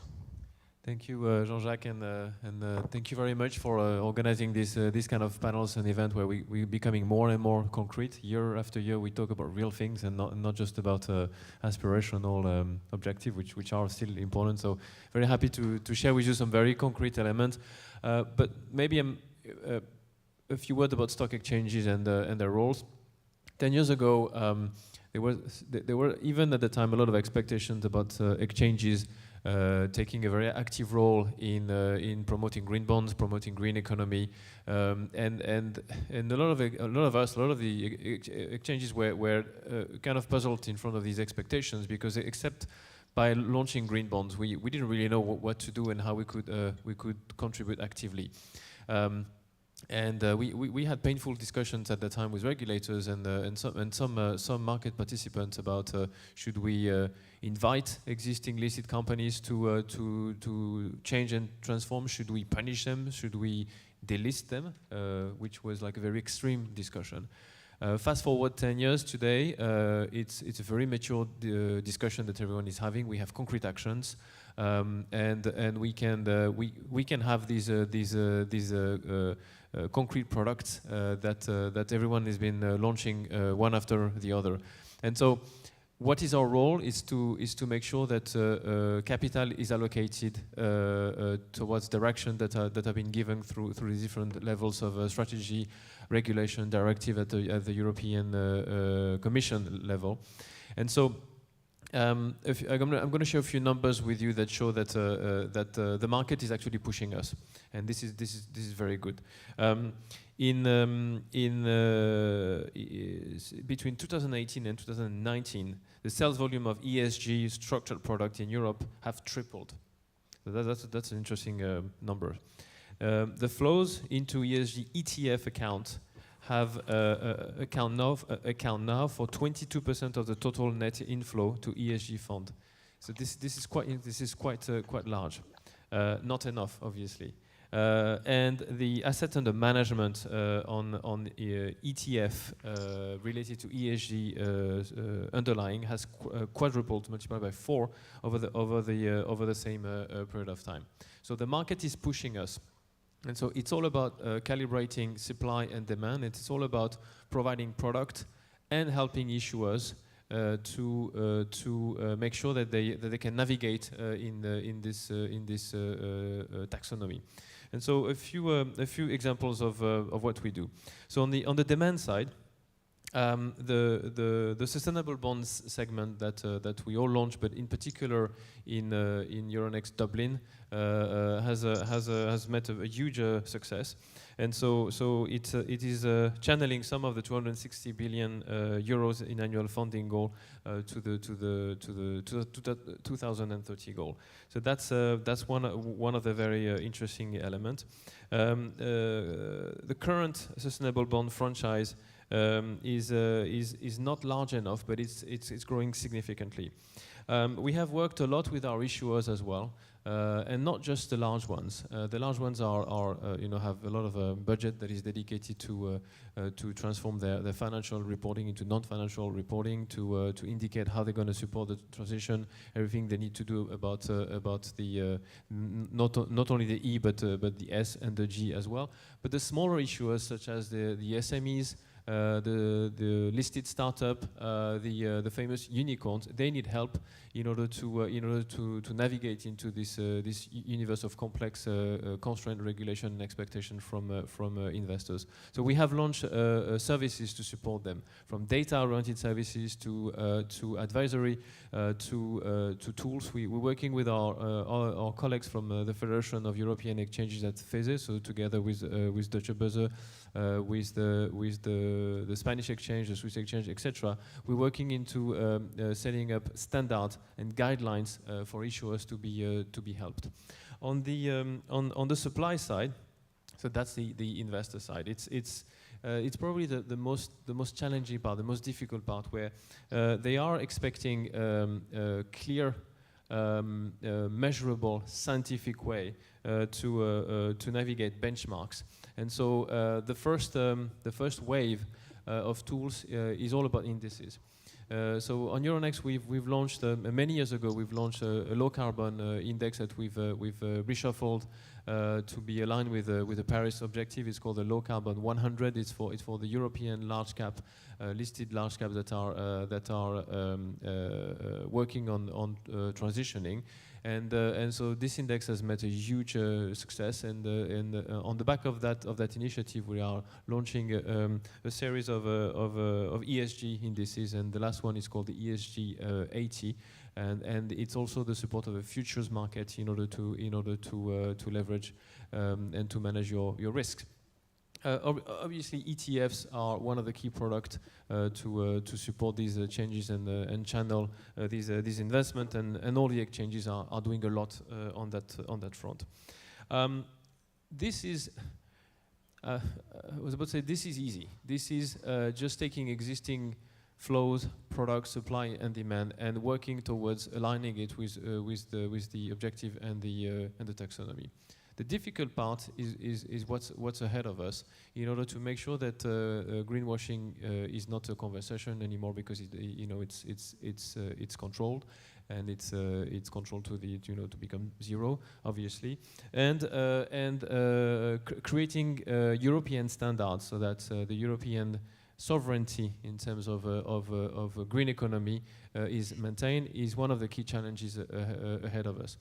And so there are a lot of discussion around capital market union, around the different financial market players, in order to create some kind of database that will be the golden source of ESG data. There's a lot of work to be done there. It's difficult, but it's absolutely key for us to keep this ESG sovereignty, as I said.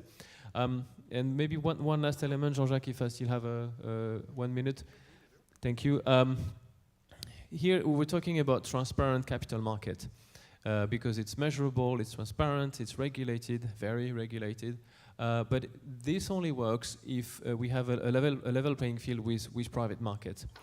More and more these private equity, private markets, unlisted market represent a significant amount of investment and a significant amount of growth for companies, and that's a good thing. But we need to make sure that there is no mismatch between transparent market and private market. And so, as much as possible, we would like to invite these norms, regulation, taxonomy, etc., to be applicable across the board, without adding more burden, obviously. But we need to make sure that when you go from private to public market, when you go from private equity to capital market, you don't have such a jump that you don't want to do it, or you go to the US. So having a kind of level playing field is absolutely key and will be one of the critical aspects of our of us being competitive as ESG markets in the future. Thanks, Anthony. I think your last point is even more relevant because when you're looking at investors, basically they're massively reallocating toward private investment. So at the same time, if we want everything that Marcel is doing to be effective, we need to make it applicable across the board. I think you've raised some point about the European sovereignty, a question that we will rediscuss. Maybe one thing, because trying to make the session a little more interactive, there is a...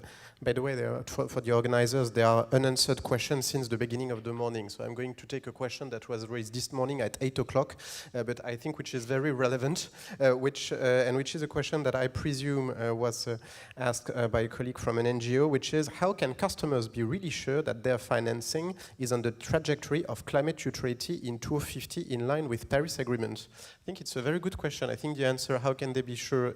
They really cannot really at the moment, to say the least, but they start to be existing products that allows to do that. Maybe, Hélène, you want to take that one? So I would say two things. So the first one is that we will have quite relatively soon the eco label. I mentioned it before. The eco label is for the retail market. So let me very quickly explain. For instance, I have no idea. My knowledge on chemistry is equals 0. But when I go to the supermarket, I buy the detergent that it has the eco label because I know that gives me a reassurance that it doesn't impact the environment. So what I would tell the NGO is to say that there will be products with an eco label that will give that guarantee that the investments there will be in line with the taxonomy, and therefore they will be in line with that trajectory to climate. Now, on top of it, at the tech, we also work, and Marcel mentioned it before, we also work on the Paris Aligned benchmark. So there is the climate transition benchmark and the Paris Aligned benchmark. The Paris Aligned benchmark is slightly more ambitious because it is about alignment, yeah? So we would have a benchmark, we would have the eco label. Now, I said we would like to see other range of labels that would deal with other objectives. And for the Paris Align, for those who are not totally technically aware of it, it means that basically the benchmark reduces its carbon intensity every year at the level that is in line with the trajectory. So you're sure in the end that what you invest into that is in line. By the way, there are not that many products on the market, but I invite everyone to ask your banker to propose you one, and you will see that that would be an interesting conversation. So I think we're going to move to Christina now. Christina, I think last time we discussed together, it was in Berlin, so it's a pleasure to have you with us in Paris, even virtually at the moment. I think something that is very important, it was mentioned by the colleague from the European Commission, is what we try to achieve is European-based. It's in line with the European ambition, with the Green Deal. So can you tell us first, in your role of motivating all the German actors to align themselves, what have you seen in terms of concrete results in Germany since basically you took the position to challenge them? What do you expect to be done in the future? And also, importantly, what do you expect in terms of German-French, French-German cooperation in that field also in the coming years. Yes, thank you. Thank you for the invitation to the panel today. I hope you can hear me well. What we have seen in Germany over the last years since the EU Action Plan on Sustainable Finance is going to be developed or is discussed on European level is absolutely a fostering of discussing sustainable finance topics, of thinking about an own national sustainable finance strategy. I think you all are aware of the Sustainable Finance Committee of the German government that has been implemented last year in June with a mandate to work on recommendations to make Germany leading in the field of sustainable finance. We will publish the final report of the advisory board next year, I think in February or in March. Carsten Löffler and myself, we are also managing director of the Green and Sustainable Finance Cluster Germany. We are co-chairing the advisory board. And so a lot of things are going on, not only in discussing sustainable finance, but already in implementing first steps on the market side as well as on the regulator side. But I think what's very important, and here Germany is only one member state of the EU, is that we come to that common understanding on European level what sustainable finance means, and to create a kind of narrative that can be successful. And what I think, what we are discussing much too much, even nowadays, is sustainable finance as a green add-on to a general finance system. We have the green bonds, we have the labeling, we have the explicit green indices or ESG indices. And I think that's important to foster that ESG or green or social niche in the market. But that will not bring us to the position to shifting the trillions, and that is what we need, right? What we need right now. And so I think we should talk about the narrative to as base for that general systemic change, a fundamental change we need in the financial sector, and that means that we have. We have to have a kind of sustainable, in the sense of future-proof element in every service and every product the sustainable market is providing on the investor side as well as on the credit side. Because the core responsibility of the financial sector is to finance the transition of the real economy. And here I said, I come back to one important point Marcel mentioned at the beginning. We still have that huge data lack, or that I would say that we still miss that intensified dialogue between the financial sector and the real economy about the needs and interests of both sides. And that is why we are struggling when it comes, for example, to taxonomy, and we see how hard the discussions are in coming to a common point and starting with not only discussing the taxonomy, but bringing it to life.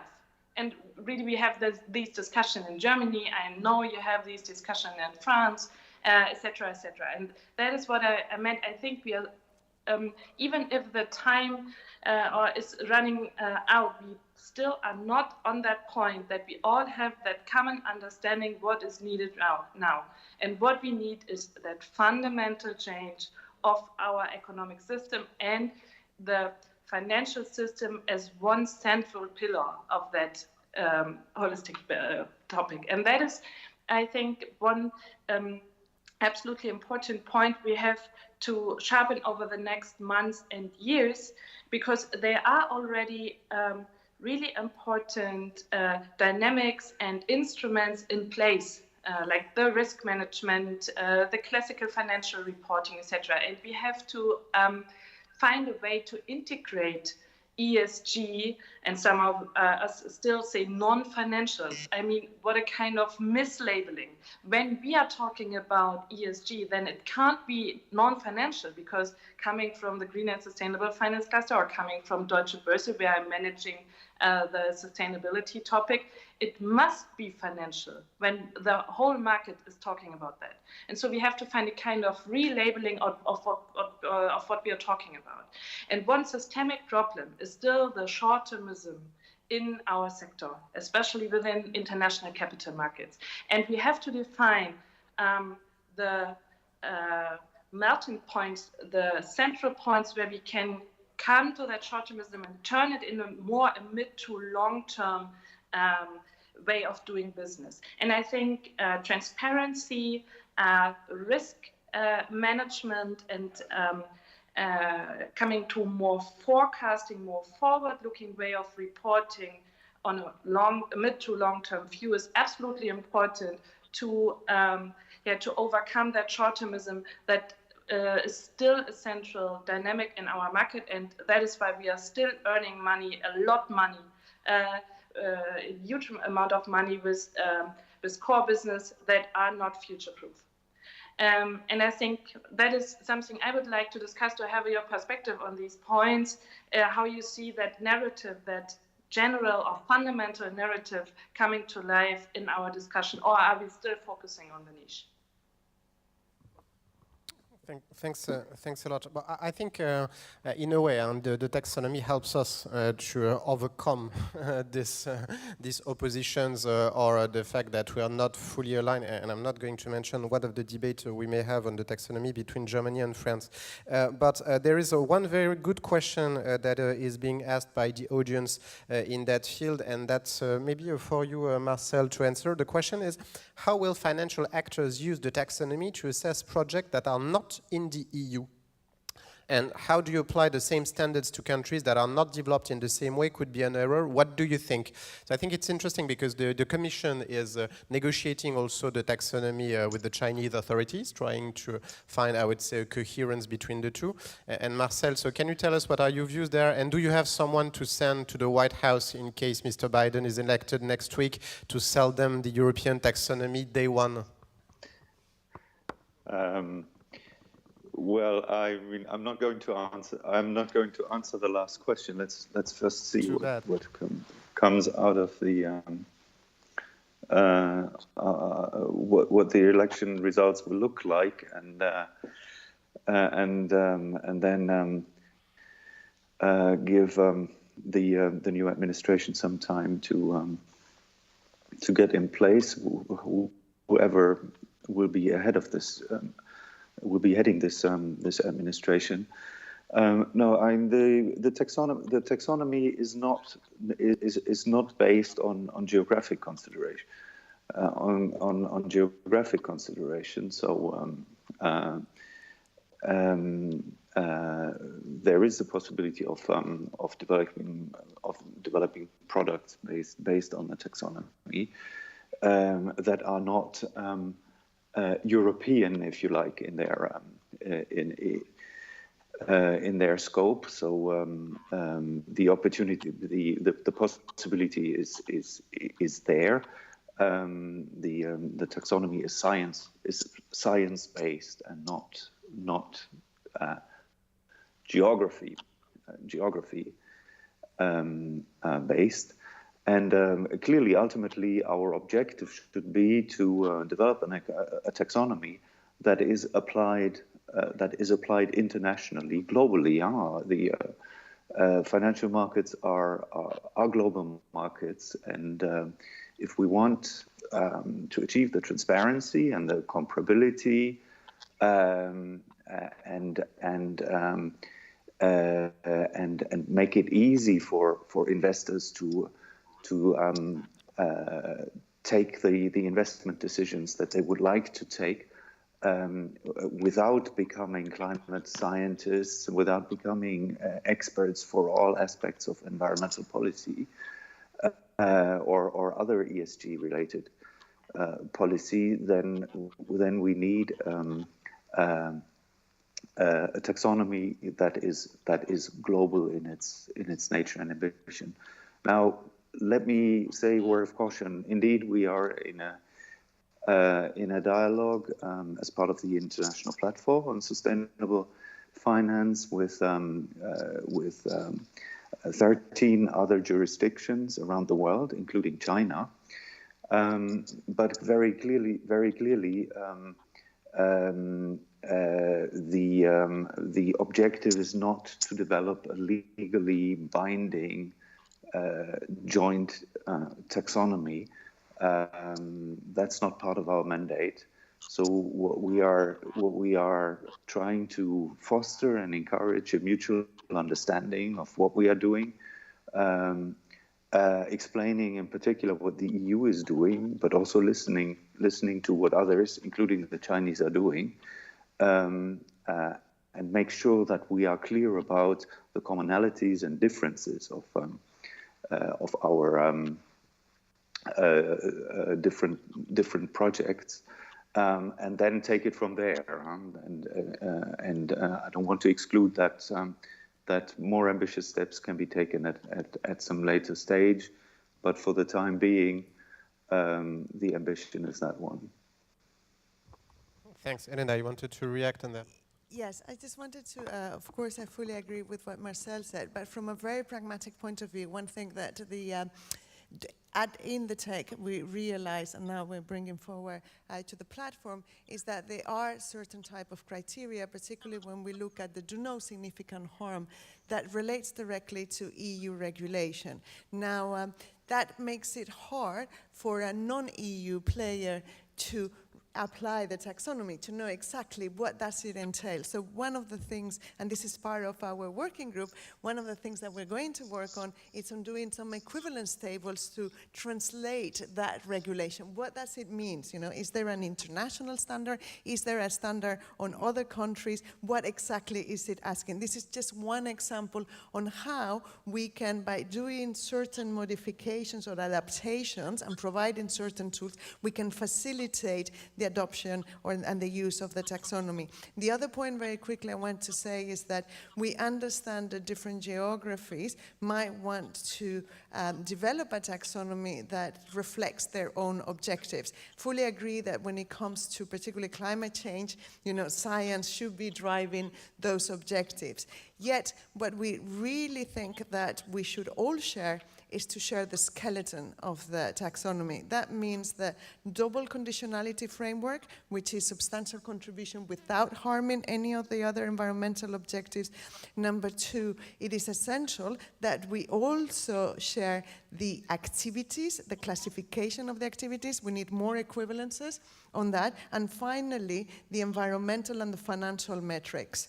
That, because otherwise it will be impossible to operate with different taxonomies from the financial participants' point of view.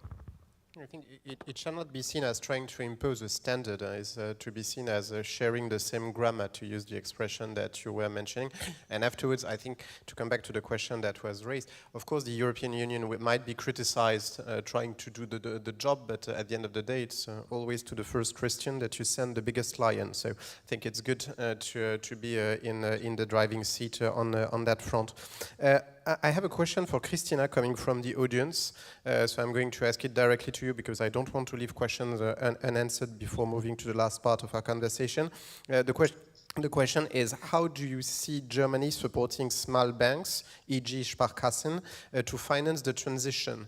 And notably because these banks might be well adapted to finance a fair transition, just transition, you know, that's something we like at Finance for Tomorrow. It's a key element of our agenda going forward, to finance the just transition, to avoid stranded communities, for instance, in coal regions. So it's a complicated question, but an interesting one. So Christina, I have the huge pleasure to leave you the floor to answer it. Yeah, definitely. It's an interesting and an important question because it leads us to the question which player in the financial market has which role to play within that transition that lies before us. And I am not in the position to talk about one players of them explicitly because I'm not working for Sparkasse, so I think we should leave them the floor when it comes to these questions and how far they explicitly are ready for that job.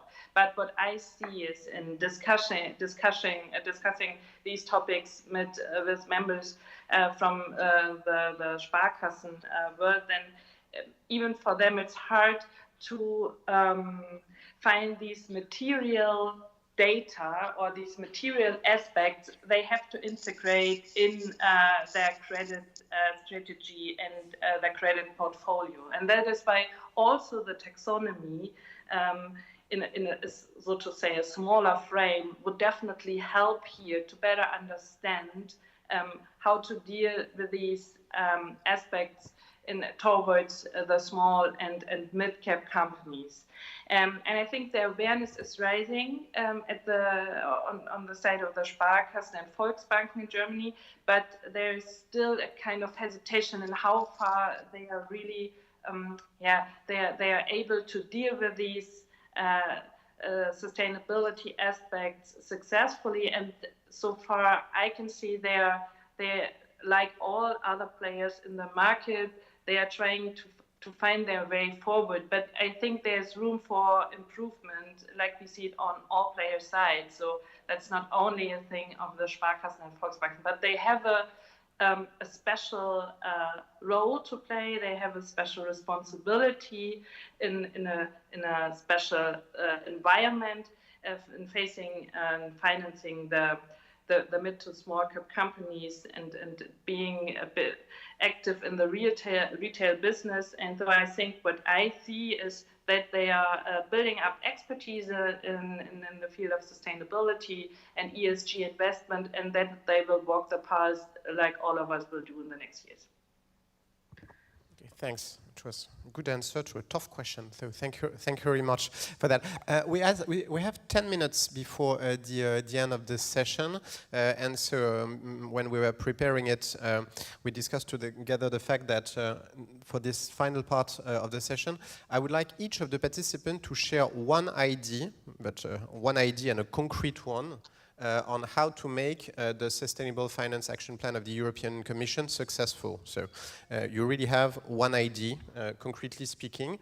As I had the silly idea to propose that, I'm going to start, and by definition I'm biased working for an asset manager. Something I believe we would need to make what Marcel is trying to make us all achieve doable is based on the Non-Financial Disclosure Directive. At some point in time, I think we need at European level an open data platform to gather all the ESG data to be gathered to be in open access. I think at least I can tell you that it will make my life much more easier. So that's my concrete idea to work on, and we can elaborate on that in enough. Believe it or not, I fully agree with you. He's a competitor, by the way. Was not prepared. I fully agree with you. And if you allow me, I'll go one step further. We don't need to, of course, we don't need to reinvent the wheel. There are out there a lot of fantastic work done in terms of reporting frameworks, public and private, international and non-international. But what we do need is a European reporting framework that reflects the regulatory expectations on EU players and on non-EU players operating in Europe. And that needs to be factored in that database. Anthony, your turn. I'm going to give you two ideas because I have the microphone. No, there's one idea that we like very much at Euronext. It's to work in particular in this troubled time on a kind of digital school to help issuers navigate into the complexity of everything we just talked about. And I think that's something that is doable, and that doesn't need to be specific to one exchange. It can be a collaboration between all the exchanges to the service of their client. My second idea, Jean-Jacques, my second point is to be completely supportive of the open data platform.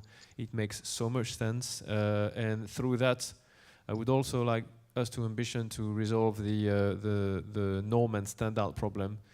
Because the complexity of what we're doing is increasing day after day.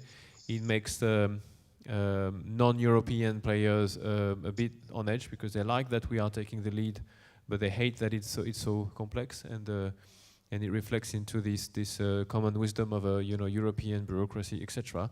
And so, if through the open data platform we can simplify the access, standardize, normalize, and make it something palatable for non-European, I think that would be a big win.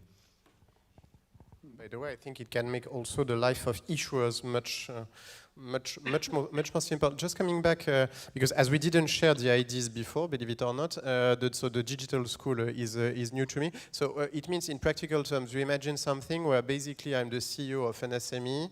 I want to do, I don't know, a green private debt, for instance, even if the green private debt market is not that developed at the moment, or I'm envisaging at some point in time to an IPO or to go to the market to finance my transition. I go to your school and Anthony Attia is going to teach me how to make the job. That's the idea? Well, I mean, it's not just teaching, it's also making resources available so that their life is much easier and they don't need to reinvent the wheel each time. But yes. Okay, so it's sharing the documentation, this type of thing. Workflow tools, network with advisors, community, connection with investors, etc. Okay, well, and you mentioned that this is something that could be done between different marketplaces.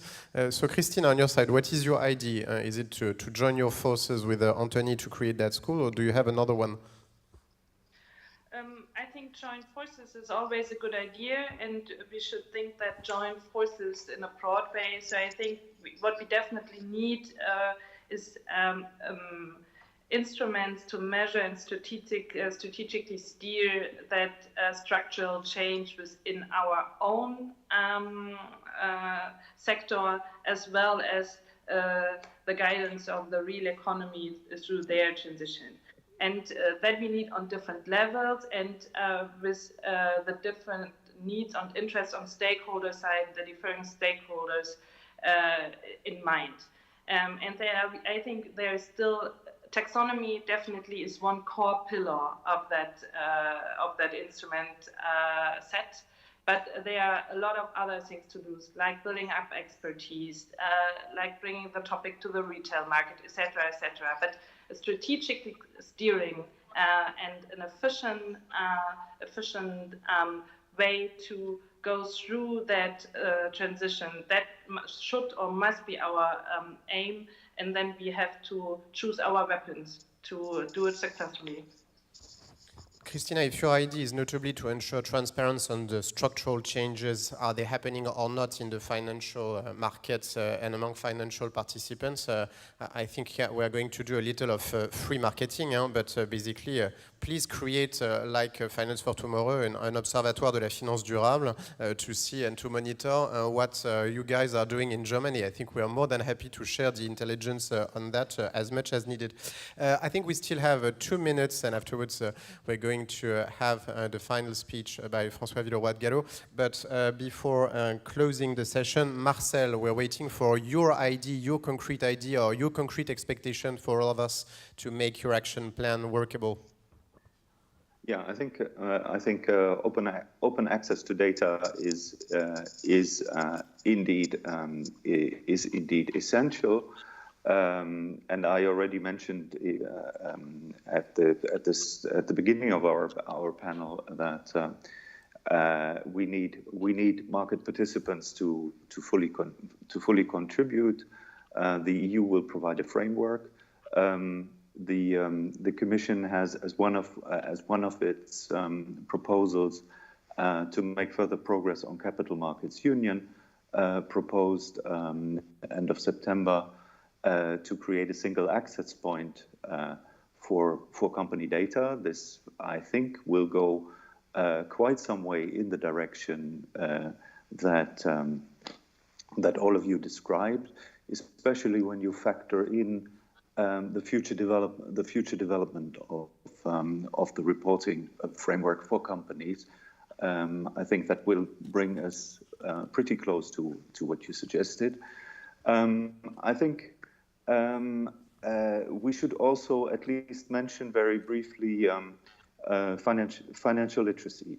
I think in general we need to make sure that retail investors, but in particular SMEs, know about sustainable finance, the products, the opportunities, the possibilities that it provides. And here I think we still have quite some way to go.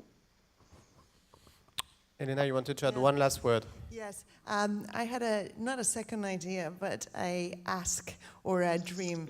The same way that we have globally come to a common understanding of what CapEx is, turnover or revenues, shouldn't we start really work and prioritize, start having a common understanding about the key environmental social metrics and the methodologies to develop them? I think that I cannot stress to what extent that would ease our lives. Thank you. Okay, thank you. So I think we have some concrete ideas to follow up on next year. Apparently the idea of this open data ESG platform seems quite popular among us, and mon petit doigt m'a dit que some of us are already working on it. So I think this is something to be followed up probably in the future. So I would like please to ask for a little round of applause for the people that are there, for all our participants.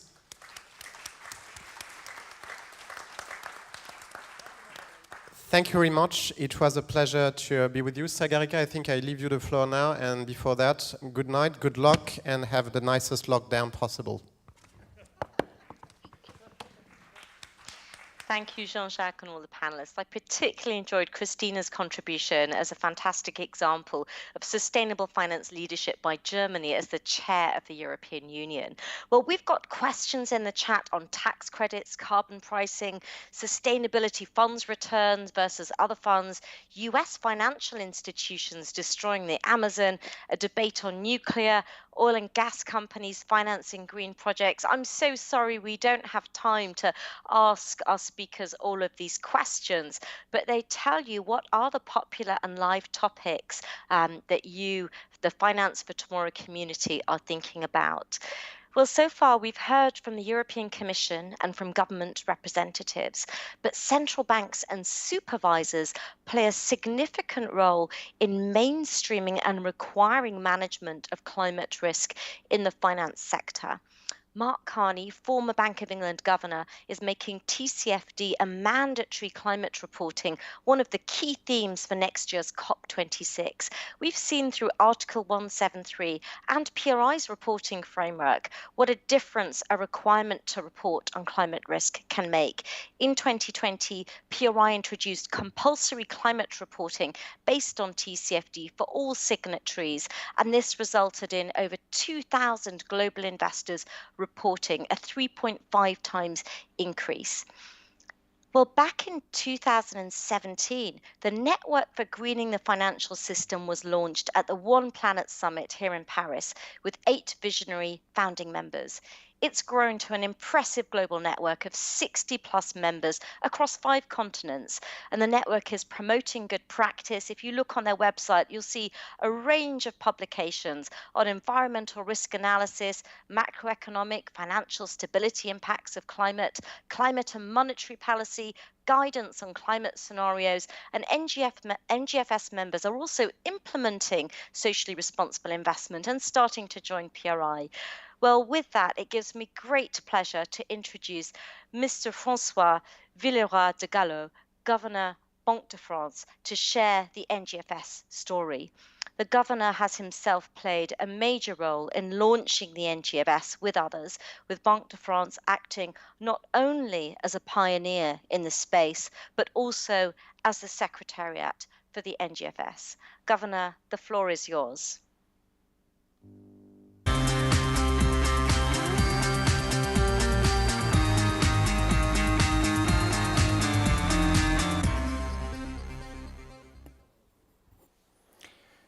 Sagarika, thank you for your kind words. Allow me 2 sentences in French pour dire d'abord bonjour et bon après-midi à tous ceux qui sont là dans le Palais Brognard. Pour avoir vu souvent cette instance pleine, ça fait une impression bizarre de vous voir un peu dispersés, mais je salue d'autant plus votre mérite. Je salue ceux qui sont en ligne. Et je le dis évidemment pour notre pays, cette journée n'est pas une journée comme les autres. Il y a eu l'annonce du confinement hier soir, son entrée en vigueur ce soir et l'attentat barbare de Nice ce matin. C'est pour ça que je tenais à commencer en français. Je crois que c'est un jour où il est un peu plus important que les autres de se sentir français. Et on se le sent ensemble et je crois que ça fait du bien de se le dire. I turn back to English because it's also an international event, and to tell all of you how pleased I am to be here each year. It's now the 4th year in a row, if I'm right, for me.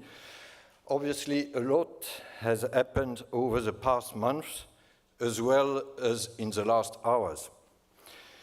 COVID provoked an unprecedented fall in French GDP in the first and second quarter, and its second wave will trigger another GDP drop in the fourth quarter, though hopefully one that is less severe. A short-term view could then argue that there is a trade-off between supporting a quick recovery and fighting climate change. I believe exactly the contrary. Reconstruction should be an opportunity to accelerate the transition to greener growth. It cannot be a mere restart. Can I put it with other words? Quoting a famous economist, due also to climate, we need to be Schumpeterian. I would like to elaborate quickly this evening about 2 points. First, the Banque de France and ACPR, our supervision authority, lived up to their promises on climate, and they are as committed as ever. And second, we have observed, nevertheless, thanks to our experience, a number of methodological impediments to data and reporting practices. We must tackle these issues, and I want perhaps to be a bit innovative here tonight. Let me start with what we announced and what we delivered, and to share with you 3 good news. And frankly, good news are a rather rare material in this fall, so we can appreciate them. First, we will deliver on what we call the ACPR's pilot exercise, stress test. Despite the COVID crisis, this pilot exercise on stress test, which I announced precisely here 1 year ago, was launched in July, and its result will be published next April. Top French institutions, banks and insurers are currently running it. This exercise is the first of its kind worldwide. Its goals are twofold: better assess the exposure of banks and insurers to climate risk, be it physical or transition risk, in a forward-looking, dynamic manner, and assist the industry to better factor in climate change risks, improve models and assessment methodologies, and identify data gaps. Beyond that, we hope we are designing a methodology for climate change tests that can be fine-tuned over time, and which other central banks and supervisors will be able to follow. Lead by example. The authority also published a guide last May referencing the best practices regarding the governance of climate change risks for banks. On another note, we created a so-called CCFD, our new Commission Consultative Climat et Finances Durables within the ACPR, and it has been monitoring the public commitments of financial institutions to exit carbon-intensive industries.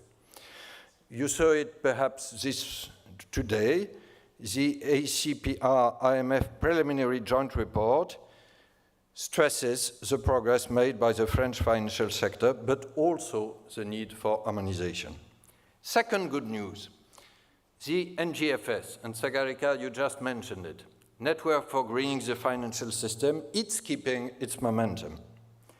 It is a source of great pride to see this NGFS, which was initiated almost 3 years ago here in Paris, and for which we provide in the Banque de France the Secretariat, blossoming. You just said more than 60 members. I have good news tonight. It's more than 70 members covering the 5 continents. The NGFS is thriving with more than 6 deliverables produced to date, following up the 6 recommendations we issued in our first comprehensive report, April 2019. Let me highlight some of its latest publications in particular. The Guide for Supervisors, published last May, sets out recommendations for banking and insurance supervisors. For example, identifying exposures of supervised entities that are vulnerable to climate-related and environmental risks. The Guide on Climate Change Analysis for Central Banks and Supervisors, published last June. So you see that the COVID crisis didn't stop us, which aims to provide a common starting point for analyzing climate risk to the economy and the financial system. Indeed, the ACPR pilot exercise, which I mentioned earlier, builds on these NGFS climate scenarios. The NGFS has also started to tackle the link between climate change and monetary policy by publishing last June initial takeaways. Based on a comprehensive review of existing literature and expert analysis, it provides early answers to the following questions. How does climate change affect key macroeconomic variables? And what are the effects on the monetary transmission channels and central banks' assessment of their policy space? Pilot exercise, NGFS. This brings me to the third good news, which is the ECB strategic review. It will be the occasion to foster the integration of climate-related risk into the monetary policy framework. And believe me, this is a game changer because we have made very important progresses in the last 3 years with our supervision hat.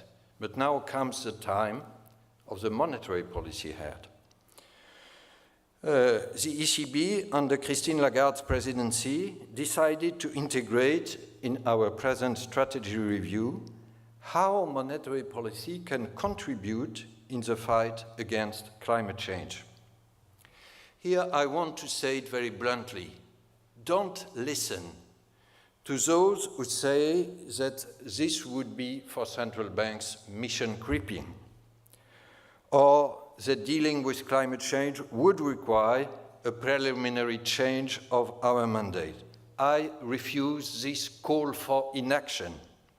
And climate change will affect, and already affects, our present mandate of price stability. So we don't need to wait before acting. This will be heavy work, both in terms of macro and microeconomic research. We should enrich our models to integrate the effects of climate. But also heavy work in operational methodology. We should reassess our collateral, including climate risk. But I am reasonably confident we can decide by next fall and implement in the 3 to 5 years to come. And then the ECB will have decisively changed the game. This was the good news. Let me come to my second point, which is a bit more stimulative, about the progress we need to make on climate disclosures to allow for a consistent risk analysis. There are obviously and positively many initiatives on disclosure. Let me pay a special tribute to the progress initiated by the TCFD, Task Force on Climate-Related Financial Disclosure, and yes, my friend McCartney. But there is a but. The current lack of granular and comparable data sets in the field of climate risk undermines our ability to operationalize the assessment of financial risks linked to climate change. And let me stress 2 challenges, problems we have. First, many necessary data are simply missing. To foster data availability within the financial sector, Last summer, the NGFS launched an ambitious work stream to identify and map lacking data, be they financial or non-financial, relevant to climate risk analysis. We actively look forward to the publication of the preliminary results in the course of next year. That means a detailed list of data items that are currently lacking, but which are needed. Second problem, and I will insist a bit more on this one, current disclosures are often hardly comparable. The available data should also be comparable enough to be processed easily on a large scale with reliable conclusions. To solve this issue, regulations should be more specific and prescriptive towards climate-related reporting from financial firms as well as corporate firms, including SMEs with proportionality. This is why we need harmonized and granular, relatively granular, reporting standards. We are not yet there, and we are probably all aware about that. France and the EU are at the leading edge and have already implemented targeted disclosure requirements. We know all quite well the famous Article 173, Article 173 in France. We know perhaps less the upcoming disclosure regulation, SFDR, to be implemented next March in Europe. However, this is still not enough, as the data disclosed currently lack homogeneity and comparability. It's a major loophole in the implementation of Article 173 in France, for instance. We are not yet able to assess and compare the results of financial institutions in our public report. I strongly believe the EU should keep its first mover advantage in climate data standardization. This is perhaps not the most attractive work, but it's one of the most needed ones. After the adoption last December of a sustainable taxonomy, which was a decisive European breakthrough, sustainable reporting is actually the next critical step ahead. I am looking forward to the report the EFRAG, the European Accountability Arm, is currently preparing to address this issue, report to be published by the end of next January. We should indeed strive to design our own framework for non-financial data, which meets our own needs. It is a European responsibility, and it is a public one. We cannot just leave it to private bodies at the global level. We should be committed to make our common European framework operational and easy to transpose. We Europeans would then be in a position to inspire potential international initiatives aiming to produce a global sustainable reporting framework, and then make sure that the EU standards are widely recognized. Last remark on that. Such a necessary handover for the EU has also domestic grounds. We will have to implement the new Article 29 of the Loi Énergie et Climat, Energy and Climate Law, which will replace Article 173. I dearly hope that ACPR and the French Treasury together, we can use the decree scheduled for early next year to strengthen harmonization along the lines of the European standard that is to come. If not, but that would be a second best, we should at least ensure a French comparability. I come to my conclusion. I have insisted on what we can do what we must do, and what we will do regarding supervision, regarding monetary policy, and the harmonization of financial disclosures. Let me remind you that we central banks cannot, nevertheless, be the only game in town.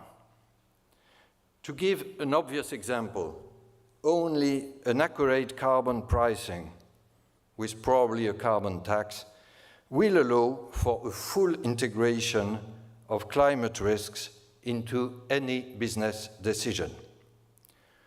We cannot do everything, but rest assured we will do our utmost. Thank you for your attention.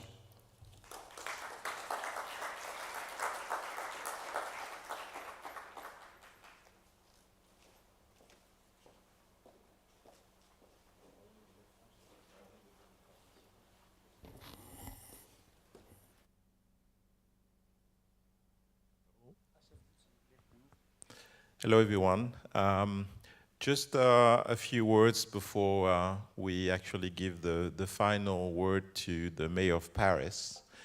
And since she's slightly late, I'll have to speak slightly longer.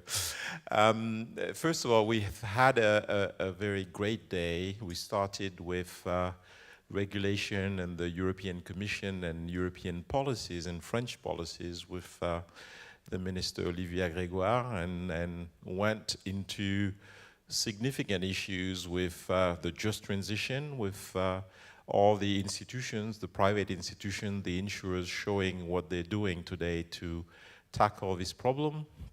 And now closing with the governor on my favorite topic, which is always the elephant in the room that we forget to mention, which is the carbon pricing. And clearly, this is, in a way, a topic that we always try to avoid, but it's very present in everyone's mind. All of this will be accelerated, our investment, the risk analysis, and the climate risk-related analysis, if actually there is a real signal on carbon pricing in Europe, and a certain stability and expectation on carbon pricing for the next 10, 20 years. At least for long-term investors, we are desperate for a long-term signal on carbon pricing. So that was quite a fruitful day. I just wanted to thank first our sponsors, because we didn't do that this morning, for supporting this event. This has been quite a special event given its nature, being half digital, half in presence in this big auditorium of the Palais Brongniart. I'd also like to thank Sagarika, and she'll have the real final word, for being the MC of the day.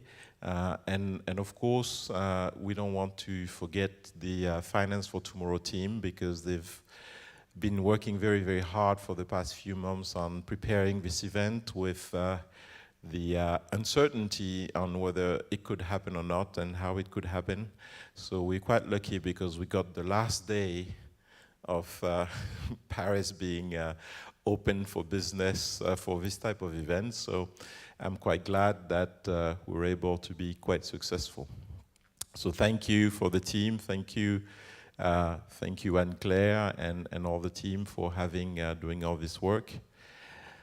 And now, if I get the signal, we might be able to introduce the Mayor of Paris, if she's ready.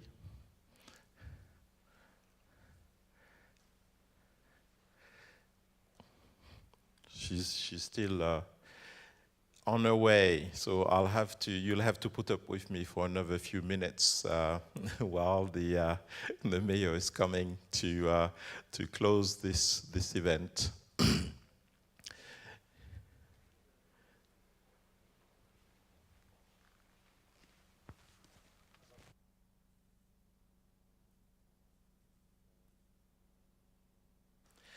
So Sagarika, I think we'll put you online so you can start your wrap-up as the mayor is coming. Please go ahead. Thank you. So we've had 700 online participants and 150 on site in Paris today. And Thierry mentioned how challenging it's been for the Finance for Tomorrow team. And I have to say the organisers have been so determined, professional and passionate about climate finance. As Europe and France enter a very difficult winter, you are in very solid hands with Finance for Tomorrow. Well, what are my main takeaways? I think the first thing is, in a spirit of determination and supported by a strong business rationale, recovery from COVID must be the moments governments and the global finance community commits to transition to net zero with a just transition as the way to reboot the European economy and create green jobs. And there are practical actions finance players can take. We encourage you to join the race to zero, set a net zero target, and finance sector transition using the taxonomy. Today, we've had the launch of the Sustainable Finance Observatory, Caisse de Dépôt's announcement on excluding unconventional oil and gas, Total's net zero strategy highlighted, and Société Générale's plans to phase out fossil fuels. Also an announcement on France's second sovereign green bond and on guarantees in relation to fossil fuels. And we've announced that winners of FinTech Tech Awards are breaking new ground.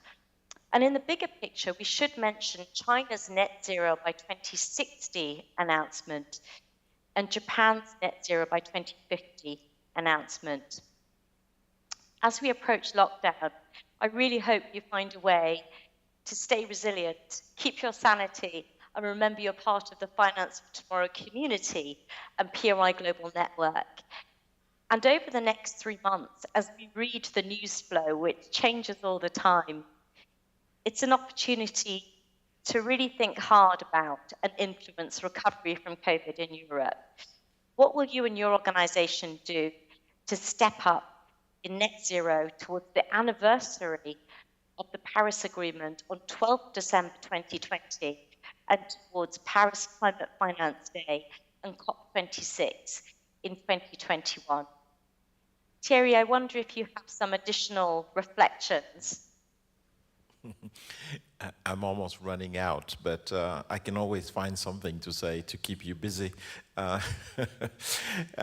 mayor is actually coming in a few minutes, if I understand. But I mean, clearly, my perception, if I were to compare the previous editions of the Climate Finance Day to this one, is we were perhaps less into controversy about methodologies, and I had a feeling that the whole community of investors, asset owners, banks, and players of the financial market are very much aligned on the goal, and controversies and how to is behind us a bit, and we're more focused on action, and everybody understands that transparency is a very key point to build trust, but also to promote sustainable finance in the way that we want to do. I do believe that this is, and I'm also glad to see that the Commission and the member states of the EU believe that the Green Deal and the recovery will need sustainable finance to be successful, and that's quite clear, and that's quite almost irrevocable in a way. So that's for me a lot of hope. This is a lot of work ahead of us because we have the availability of the savings, of the funds. I think Europe in particular is quite saving rich. I think one positive side of a COVID crisis and confinement is that French people sort of double their savings in less than a month. But that's true everywhere in Europe. And so we should take this opportunity of the availability of such huge amount of funds but to really think about how to channel this into the real economy using all sorts of blended finance channels with the support of the EU, with the support of the member states, to amplify the impact, whether economic, social, jobs, or even one topic that we probably didn't speak about enough today, biodiversity.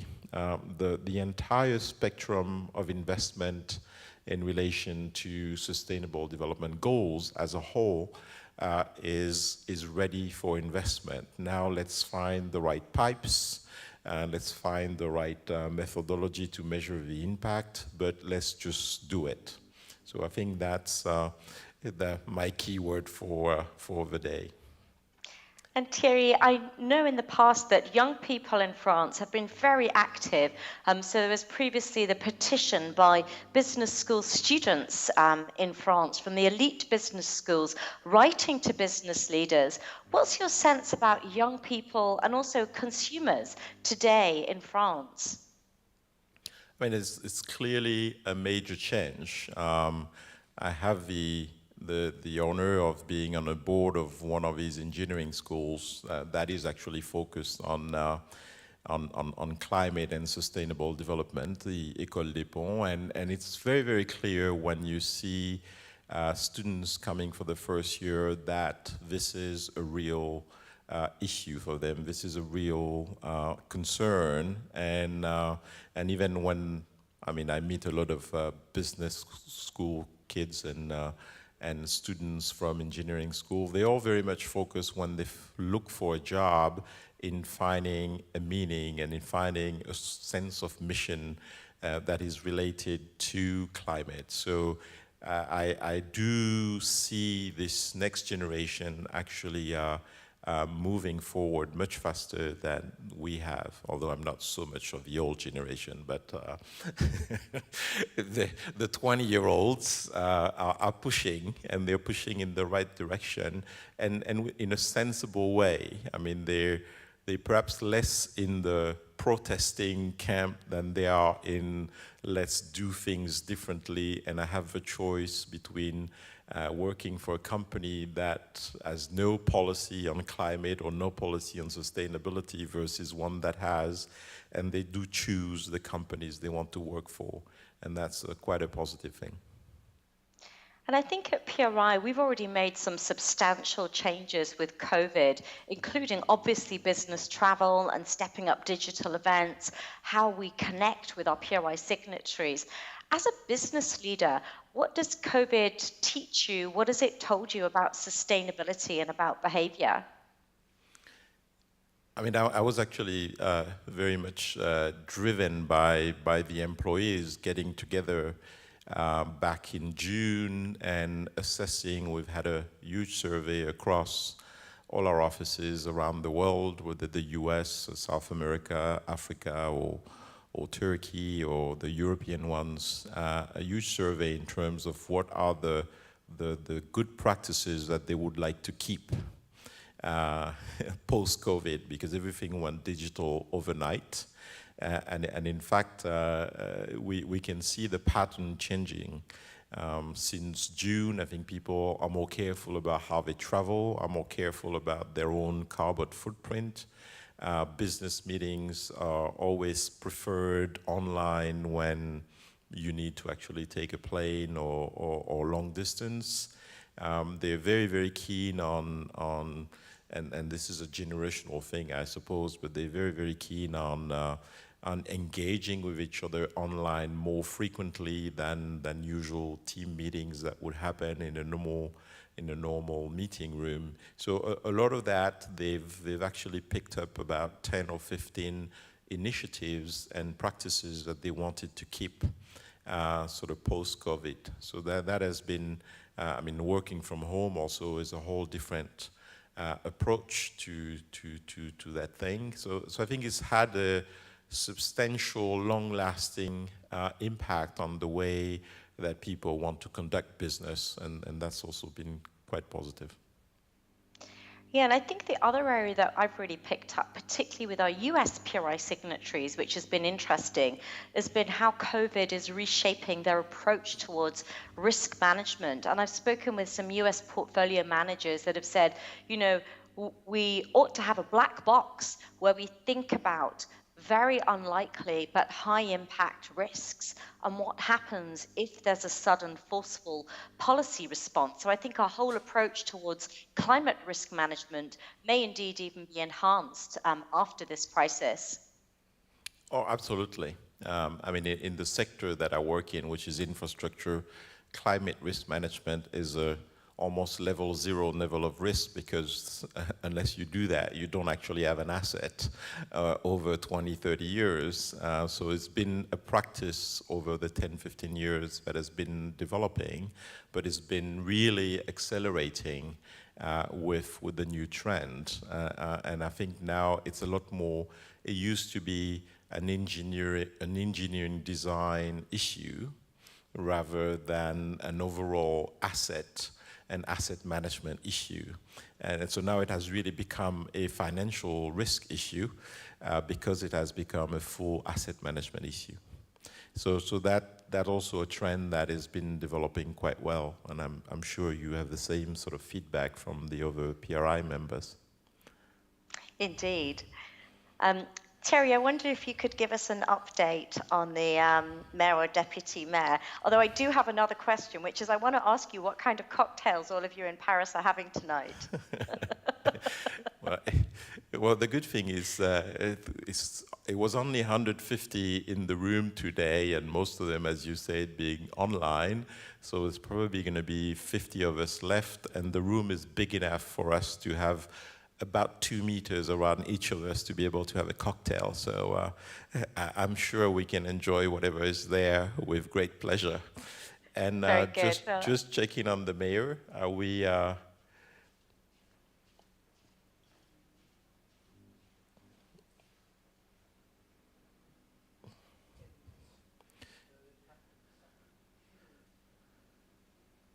2 minutes? Maybe Mr. Simondo could probably was here with the deputy mayor for green finance. Could probably is proposing to make the first part of the speech. Well, that would be of great. The mayor. Okay. Perfect. Just because. Obviously, Anne Hidalgo will have the last words for this day. I would not like us to end this Climate Finance Day without thanking our brilliant Master of Ceremony, Sagarika Chatterjee, because it was a very technically difficult performance to be the MC of this day. So thank you very much, and Sagarika, you've done that with as a virtuosa. Even if it's not your usual job, but you're really well trained to that. And I would say that you, during the whole day, you have perfectly made the link between our events, our European and French agenda, and the global agenda that you were embodying during this whole day. Given your role into the PRI and for the preparation of the COP26. So thank you. And it's my pleasure. I suggest a big applause for Sagarika because she was really great. Thank you.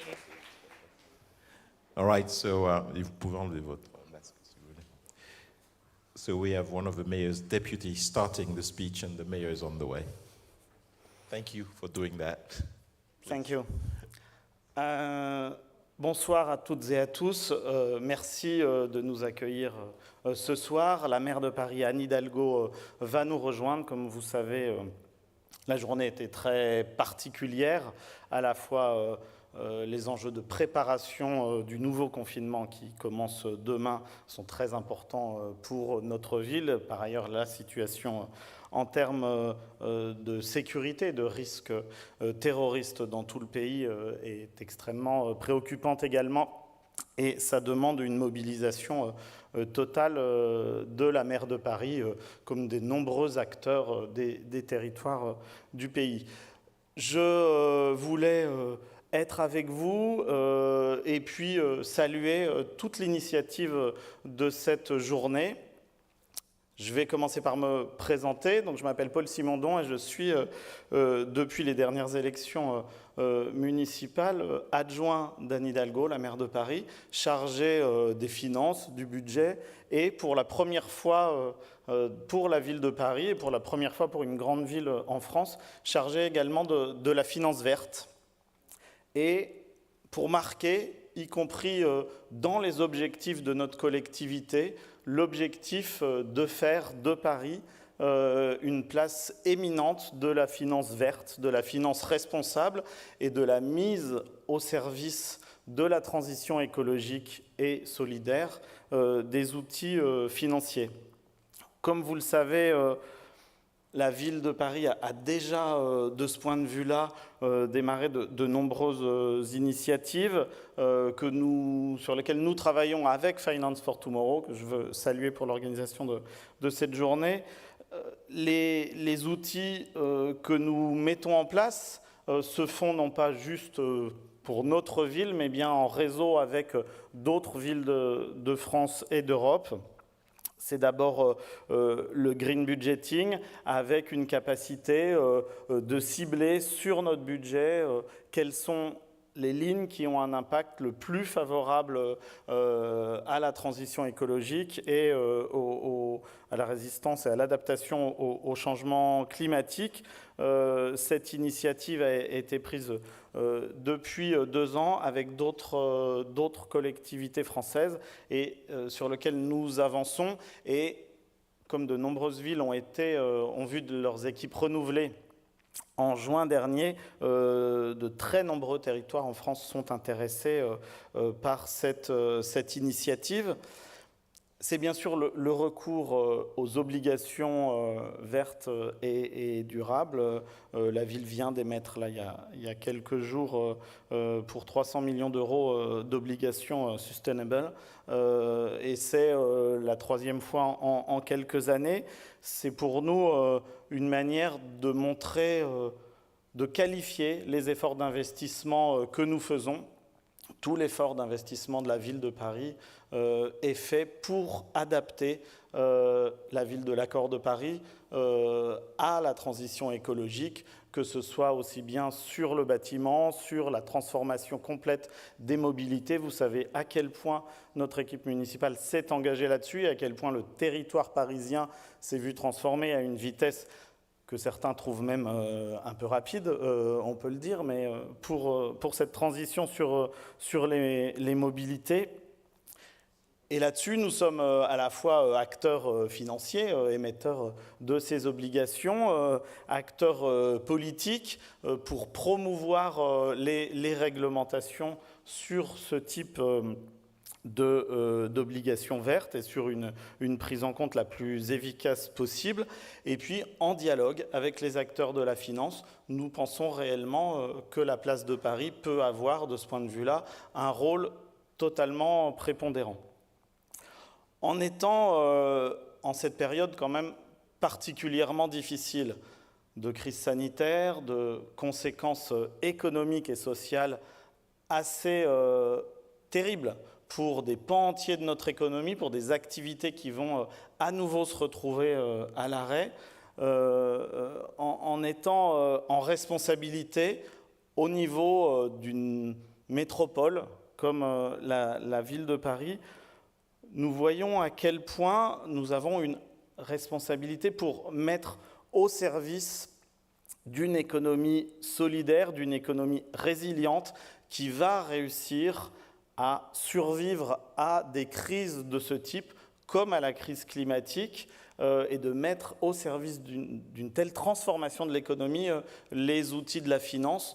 Nous savons à quel point ça demande aux acteurs de la finance de changer un certain nombre de paradigmes, mais votre présence, alors beaucoup en ligne, je le sais, aujourd'hui montre à quel point de nombreux sont prêts à le faire.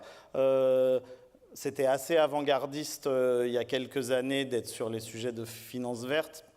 Maintenant, soyons clairs, ce serait presque incongru de ne pas en tenir compte, de ne pas l'avoir comme une stratégie pour un acteur financier.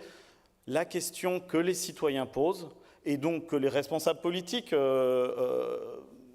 parce que nous sommes là pour porter cette demande, cette exigence citoyenne, c'est le niveau de responsabilité que vont mettre les acteurs de la finance derrière ces notions de transition juste, derrière cette finance verte. Bien sûr, quelle part de greenwashing dans un certain nombre de discours, mais est-ce que ce n'est pas aussi un début d'acculturation, et c'est déjà quelque chose? Quelle part d'incitation forte, de volontarisme réel à venir financer la transition de secteur économique? On sait à quel point elle coûte cher, on sait à quel point ça coûtera à nos économies et en conséquences sociales et en termes d'emploi, beaucoup plus cher de ne pas investir vers la transition, car le choc climatique, le choc écologique qui viendrait en retour sera extrêmement violent. Et les exigences des citoyens face au choc climatique à venir poussera à des réglementations d'une dureté incroyable sur ces transitions, on le sait. Donc toute la transition qui peut être faite dès maintenant est importante, à la fois pour aider les acteurs économiques à changer leur modèle. On est certain que pour un territoire comme Paris, on peut aider à le faire. Il y a l'écosystème pour le faire, pour faire naître des innovations extrêmement importantes. On voit, je parlais des mobilités, comment Paris est devenu, en termes de mobilité douce et de partage de mobilité, vraiment très en avance. Et puis après, d'autres villes ont apporté d'autres innovations. Et c'est l'essentiel comme ça. C'est bien dans les réseaux de villes et de grandes villes du monde qu'on arrive, comme le C40, qu'on arrive à mettre en valeur ces initiatives, à les partager et à avoir des échanges de bonnes pratiques. Ces impératifs de financement de la transition écologique, nous les portons avec vous, nous les portons avec les citoyens qui s'inquiètent sur les transitions à venir et sur la capacité à garantir une économie solide, durable, résiliente, comme on souhaitera le dire, et qui continue à fournir des emplois. Et bien sûr, parce qu'il s'agit de transition climatique, la question de la place qui reste du financement aux énergies fossiles est posée aux acteurs économiques et aux acteurs de la finance. Comment organiser le définancement? Alors dit comme ça, ça peut être difficile, mais c'est bien comme ça que se pose la question les citoyens. Le définancement des énergies fossiles, la transition vers d'autres énergies pour mettre au maximum l'outil financier, l'argent, au service des activités de demain qui assureront les emplois et le bien-être de nos concitoyens. C'est vrai à Paris, c'est vrai de la même manière dans toutes les villes du monde. Nous sommes là-dessus sous observation vraiment des citoyens qui s'interrogent en cette période de crise sanitaire, mais qui pose énormément de questions sur le fonctionnement de l'économie. Ce qui était totalement impossible devient possible, puisqu'on peut tout d'un coup tout arrêter, mais à quel prix? À quel prix pour les conséquences sociales dans les années qui viennent? Donc voici les questions qui nous sont posées. La ville de Paris est aux côtés de la place de Paris et de tous les acteurs qui veulent absolument mettre en avant cette transition, montrer que la finance verte est bien au service de l'économie. Nous avons encore beaucoup de choses à faire ensemble, les opérations de compensation carbone et d'autres outils qui vont ensuite pouvoir se répliquer dans de nombreux territoires. Et puis, il faut aussi aller apprendre de ce qui se fait plus loin.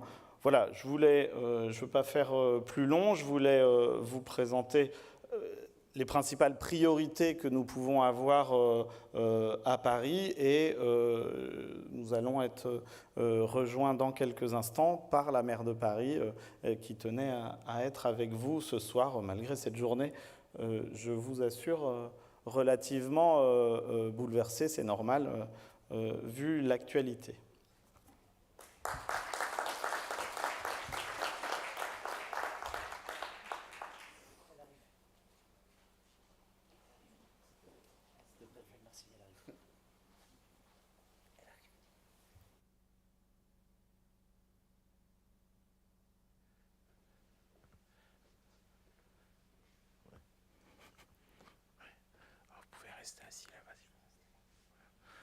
So this time is a good time. We had a great help from the deputy mayor, and the mayor is really on her way this time. So bear with us.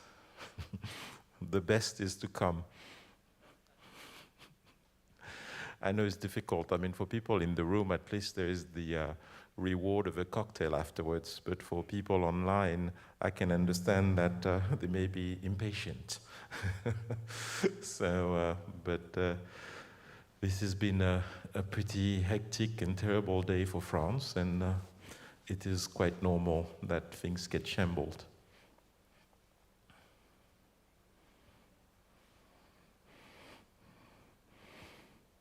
Sagarika, you can actually place a few words if you want.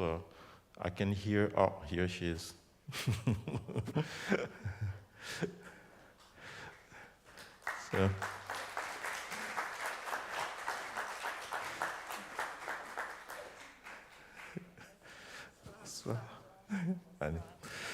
So you have now the mayor of Paris, that will, she actually struggled to get here, so please now hang on there and give her all your attention. Thank you. So the mayor of Paris, Anne Hidalgo. Merci, pardon, je vous ai fait un peu patienter, mais je sais que Paul Simondon, mon adjoint, était là, parfaitement là, et comme j'ai dit, il va dire les choses sérieuses. Moi, je vais pouvoir dire maintenant toutes les bêtises en toute liberté, et je voudrais vraiment vous remercier, bien sûr, Monsieur de Gallo. Merci d'avoir maintenu cet événement. Merci à tous les organisateurs et organisatrices.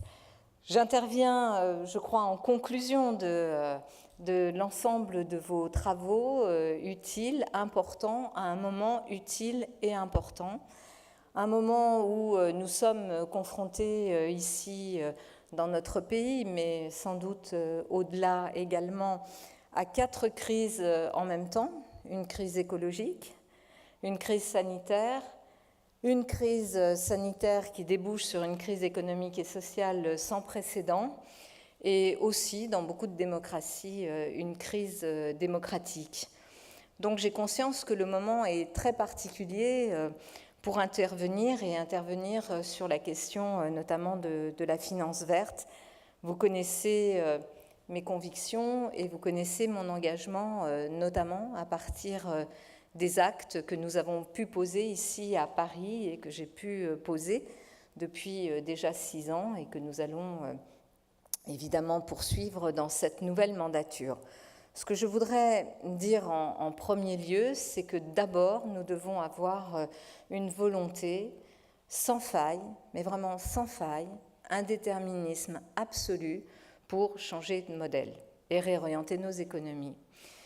Les réorienter vers ce défi qui est vital, le défi climatique. Si on ne le fait pas, on peut le faire par conviction, on peut le faire par humanisme, on peut le faire par altruisme, mais on peut aussi le faire si on n'a pas cette conviction au départ, par nécessité, parce que ce défi, il est vital. Soit on le relève, soit on ne se relève pas.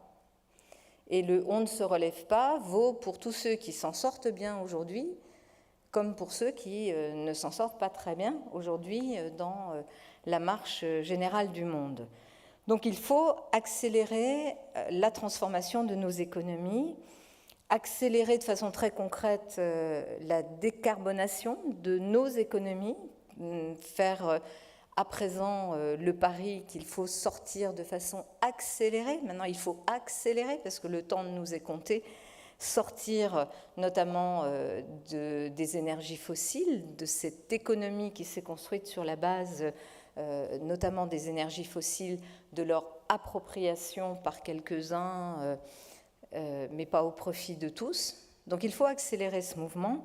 Et bien sûr, pour sortir de cette économie carbonée et accélérer cette transformation, cette transition, il faut absolument que la finance soit aussi l'élément moteur de cette transformation, accélère elle-même la décarbonation par les choix qui sont les siens, les choix d'investissement, les choix de financement, les choix d'orientation, qui sont ceux de l'ensemble des acteurs de la finance. En fait, ce qui est évident, c'est qu'il faut aller beaucoup plus vite et beaucoup plus loin. Et cette réorientation de notre économie, en fait, c'est bien sûr de la décarbonation, mais c'est aussi la réorientation de notre économie vers quelque chose qui vise plus l'utilité, et l'utilité humaine, l'utilité sociale, sociétale, l'utilité des peuples, pour les peuples, que ce que nous connaissons aujourd'hui. Jacques Attali appelle ça très bien l'économie de la vie. C'est vrai qu'il faut réorienter nos économies vers le bien-être, vers la vie. Et bien sûr, ça n'est possible que s'il y a une vision claire de cette trajectoire qu'il nous faut engager ensemble, c'est-à-dire les décideurs privés, les décideurs publics, les peuples, les citoyens, parce que c'est un chemin qui est difficile à accomplir et qu'il faut accomplir en connaissance de cause, en conscience. Et donc, il faut partager et essayer de partager le plus possible cette vision et cette action. En fait, on est confronté aujourd'hui à une situation dans laquelle il y a deux écueils. Quand on parle d'accélération de la transition, on entend encore un certain nombre de décideurs, publics ou privés, nous dire « écoutez, on peut encore profiter de la situation actuelle, les énergies fossiles ont encore devant elles une bonne 50aine d'années, donc on peut attendre. » Et finalement, c'est un peu comme si on disait « Monsieur le bourreau, attendez encore parce que moi je vais très bien ». Ça, c'est un premier écueil et on l'entend beaucoup chez beaucoup de décideurs. L'autre écueil, l'autre élément qu'on entend aussi dans les freins, les résistances ou parfois le cynisme avec lequel on nous dit qu'il faut encore attendre, c'est bon, de toute façon, après la crise, il y aura des opportunités extraordinaires qui nous permettront de rebondir de plus belle, comme avant, mieux qu'avant, plus fort qu'avant. Là aussi, je pense qu'il faut qu'on oublie. Si on s'appuie sur cette crise pour faire quelque chose de différent et transformer profondément nos économies, ce n'est pas pour refaire ce que l'on a fait avant. Je l'entends aussi, y compris dans la crise du Covid actuelle et dans la crise économique où beaucoup disent « oui, c'est vrai, c'est un moment difficile, beaucoup d'entreprises vont disparaître, mais derrière, il y aura des opportunités et il faudra savoir être au bon moment, au bon rendez-vous pour la reprise de la relance et pour profiter de cette relance. » En fait, ça ne peut pas être ce schéma-là, parce que ce schéma-là, en fait, il nous conduit dans le mur, peut-être de façon encore accélérée. Donc, il faut, pour pouvoir convaincre, pour pouvoir avancer et pour pouvoir aussi partager, décideurs publics, décideurs privés et citoyens, ce nouvel horizon, il faut qu'on s'interroge aussi sur les instruments qui mesurent la valeur de ce que nous produisons, la valeur de notre économie. Il faut réinterroger nos instruments qui sont liés à un autre temps, qui est le temps des énergies fossiles, le temps de la croissance exponentielle vers laquelle on court et peu importe en fait à quoi et à qui elle sert. Donc réinterroger les outils, très concrètement, ceux qui nous permettent d'identifier la valeur. Je vais donner quelques exemples très brefs. Interroger ces instruments qui mesurent la valeur de nos économies, leur performance, c'est par exemple introduire une notion, un concept qui est celui de la dette climatique. Si l'on ne mesure pas la dette que nous sommes en train de créer vis-à-vis de nos enfants et qui est une dette énorme, qui est, je crois, incommensurable par rapport y compris à la dette financière qui nous sert beaucoup de critères pour évaluer nos économies et leurs performances. Si l'on ne mesure pas la dette écologique, on passe à côté de la construction du chemin qui peut nous permettre de trouver un avenir positif, intelligent, dans un monde plutôt pacifié que ce que nous connaissons aujourd'hui. Un exemple très, très précis. Aujourd'hui, quand vous regardez les déplacements en voiture et les déplacements en vélo, en fait, le déplacement en voiture, il produit de la richesse, il crée des points de PIB parce que la voiture s'intègre dans un système d'évaluation et de mesure qui fait que ça produit de la valeur. Si vous intégrez la dette écologique que l'on crée lorsque l'on privilégie, par exemple, le mode de déplacement en voiture, diesel ou moteur thermique, ça devient nettement moins intéressant parce que vous allez plomber la valeur que vous pensez créer avec la production de la voiture par la valeur que vous perdez durablement par le coût direct et indirect de la pollution, à la fois sur la santé publique et sur plein d'autres aspects. Si on intègre la dette écologique, le transport en vélo devient beaucoup plus créateur de valeur, ce n'est pas la même valeur, mais beaucoup plus créateur de valeur que le déplacement en voiture. Et dans la mesure de votre économie, de ce que vous avez décidé de produire, eh bien, on a une création de valeur là où on avait, dans le modèle actuel, une destruction. Ça veut dire quoi? Ça veut dire aller de façon accélérée, si on intègre la dette écologique, aller de façon accélérée vers un PIB vert qui soit un PIB qui nous serve à mesurer la performance des économies dans ce monde décarboné, dans ce monde où l'utilité sociale de ce que nous produisons a sans doute plus de valeur que l'utilité de tel ou tel produit qui va même parfois faire perdre du bien-être et de la valeur partagée. Donc, aller vers de nouveaux outils qui vont nous permettre de piloter la transition, la transformation en connaissance de cause. Il y a une dizaine d'années, Stiglitz disait, à propos notamment de la crise climatique, il disait aujourd'hui, vous comprenez, les dirigeants, publics et privés, sont amenés à prendre des décisions avec des instruments. C'est comme si on disait à un navigateur, on vous donne une boussole, naviguez, choisissez votre chemin, mais elle n'indique pas le nord. En fait, on est exactement aujourd'hui dans cette situation-là. Il nous faut remettre les indicateurs en fonction du nord qu'on veut chercher. Et ce nord qu'on veut chercher, c'est un nord dans lequel on intègre justement la crise écologique. Alors, dans une ville comme Paris, puisque je crois beaucoup, et je vous remercie de m'inviter aussi en tant que maire de Paris, je crois beaucoup au rôle des villes pour impulser. C'est vrai que les villes sont des territoires démocratiques où on a la chance d'être assez proche du terrain, où on a la chance de percevoir les réalités, de ne pas se perdre simplement dans l'élaboration de concepts ou de normes, puisque nous sommes jugés sur des actes concrets. Et quand vous êtes maire d'une ville, les actes que vous posez, ça se voit tout de suite si ça marche ou si ça ne marche pas.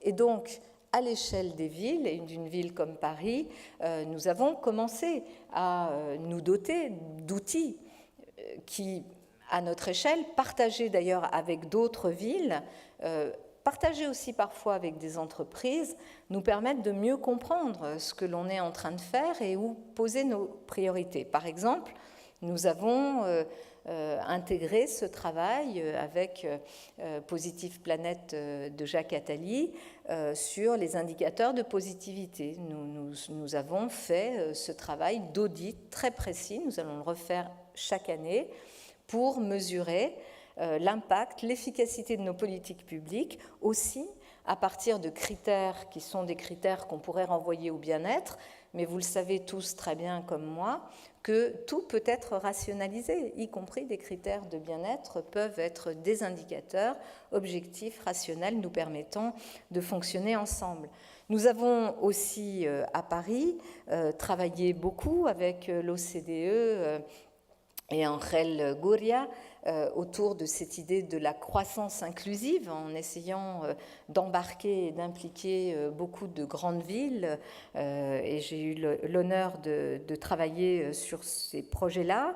Nous avons aussi, à Paris, ça a dû être dit sûrement par Paul, des outils que nous mobilisons, les Green Bonds, qui représentent quand même 15% aujourd'hui de l'encours de notre dette. Nous avons un plan climat, ça c'est pas un outil financier mais c'est vraiment un outil de pilotage qui nous permet de voir comment on conduit la décarbonation de notre propre économie et comment on va vers des énergies renouvelables ou recyclables. Et donc nous sommes dans cet engagement et dans cette responsabilité parce que c'est vrai que Paris c'est aussi la ville de l'accord de Paris sur le climat et nous allons célébrer les 5 ans le 12 décembre prochain et cela nous donne une responsabilité particulière. Alors je veux le dire devant l'ensemble des acteurs, notamment de la finance ici à Paris, oui, j'ai l'ambition que Paris soit la capitale de cette nouvelle économie et de la finance verte. Je le dis avec beaucoup de détermination. Je crois que nous devons y arriver. Nous avons une responsabilité parce que nous sommes la ville de l'accord de Paris, parce que nous sommes engagés aussi dans un partage de données, d'informations avec les autres grandes métropoles mondiales, mais aussi à l'échelle européenne, et que nous avons en fait la volonté, la détermination et la crédibilité pour pas simplement en faire un slogan, je pense que les slogans n'ont pas beaucoup d'intérêt par les temps qui courent, mais d'en faire une politique très concrète, très construite, dans laquelle l'engagement doit être réciproque, il l'est, je veux le dire ici, avec notamment celles et ceux qui veulent faire de Paris une place financière dans cette nouvelle économie qui est pleine d'opportunités d'emploi, d'opportunités de valeur, d'opportunités à partager avec nos concitoyens.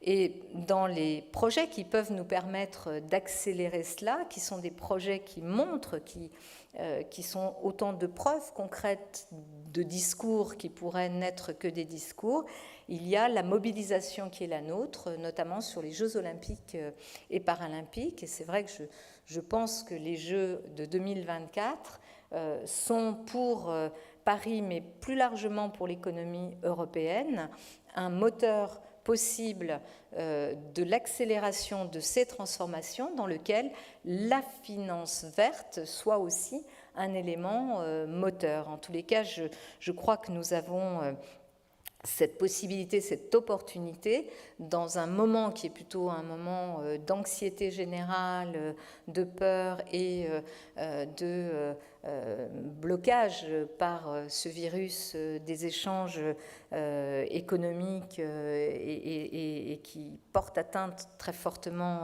à nos économies. Je crois qu'à partir de ce projet qui est très concret, d'une ambition, d'un horizon de ce projet qui est de très court, moyen terme, puisque c'est dans 4 ans maintenant, les Jeux olympiques et paralympiques, autour de la mobilité, autour de la construction, du logement, c'est-à-dire de toutes des infrastructures, mais aussi autour de choses qui ne relèvent pas des infrastructures, mais comme la santé, l'alimentation, le sport, la culture, le service du bien-être, nous avons la possibilité, très concrètement, de prouver que ce chemin est praticable, que la boussole peut être dotée d'un indicateur qui nous indique véritablement le nord, un indicateur que l'on partage, qui soit un indicateur fiable et qui puisse être bien sûr un indicateur opposable dans le cadre de la mondialisation de nos économies, mais je crois que nous sommes outillés pour le faire, et en tous les cas, nous avons la détermination, j'ai la détermination,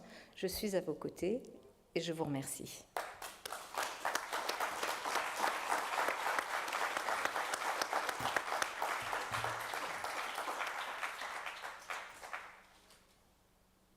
Sagarika, are you saying the final word?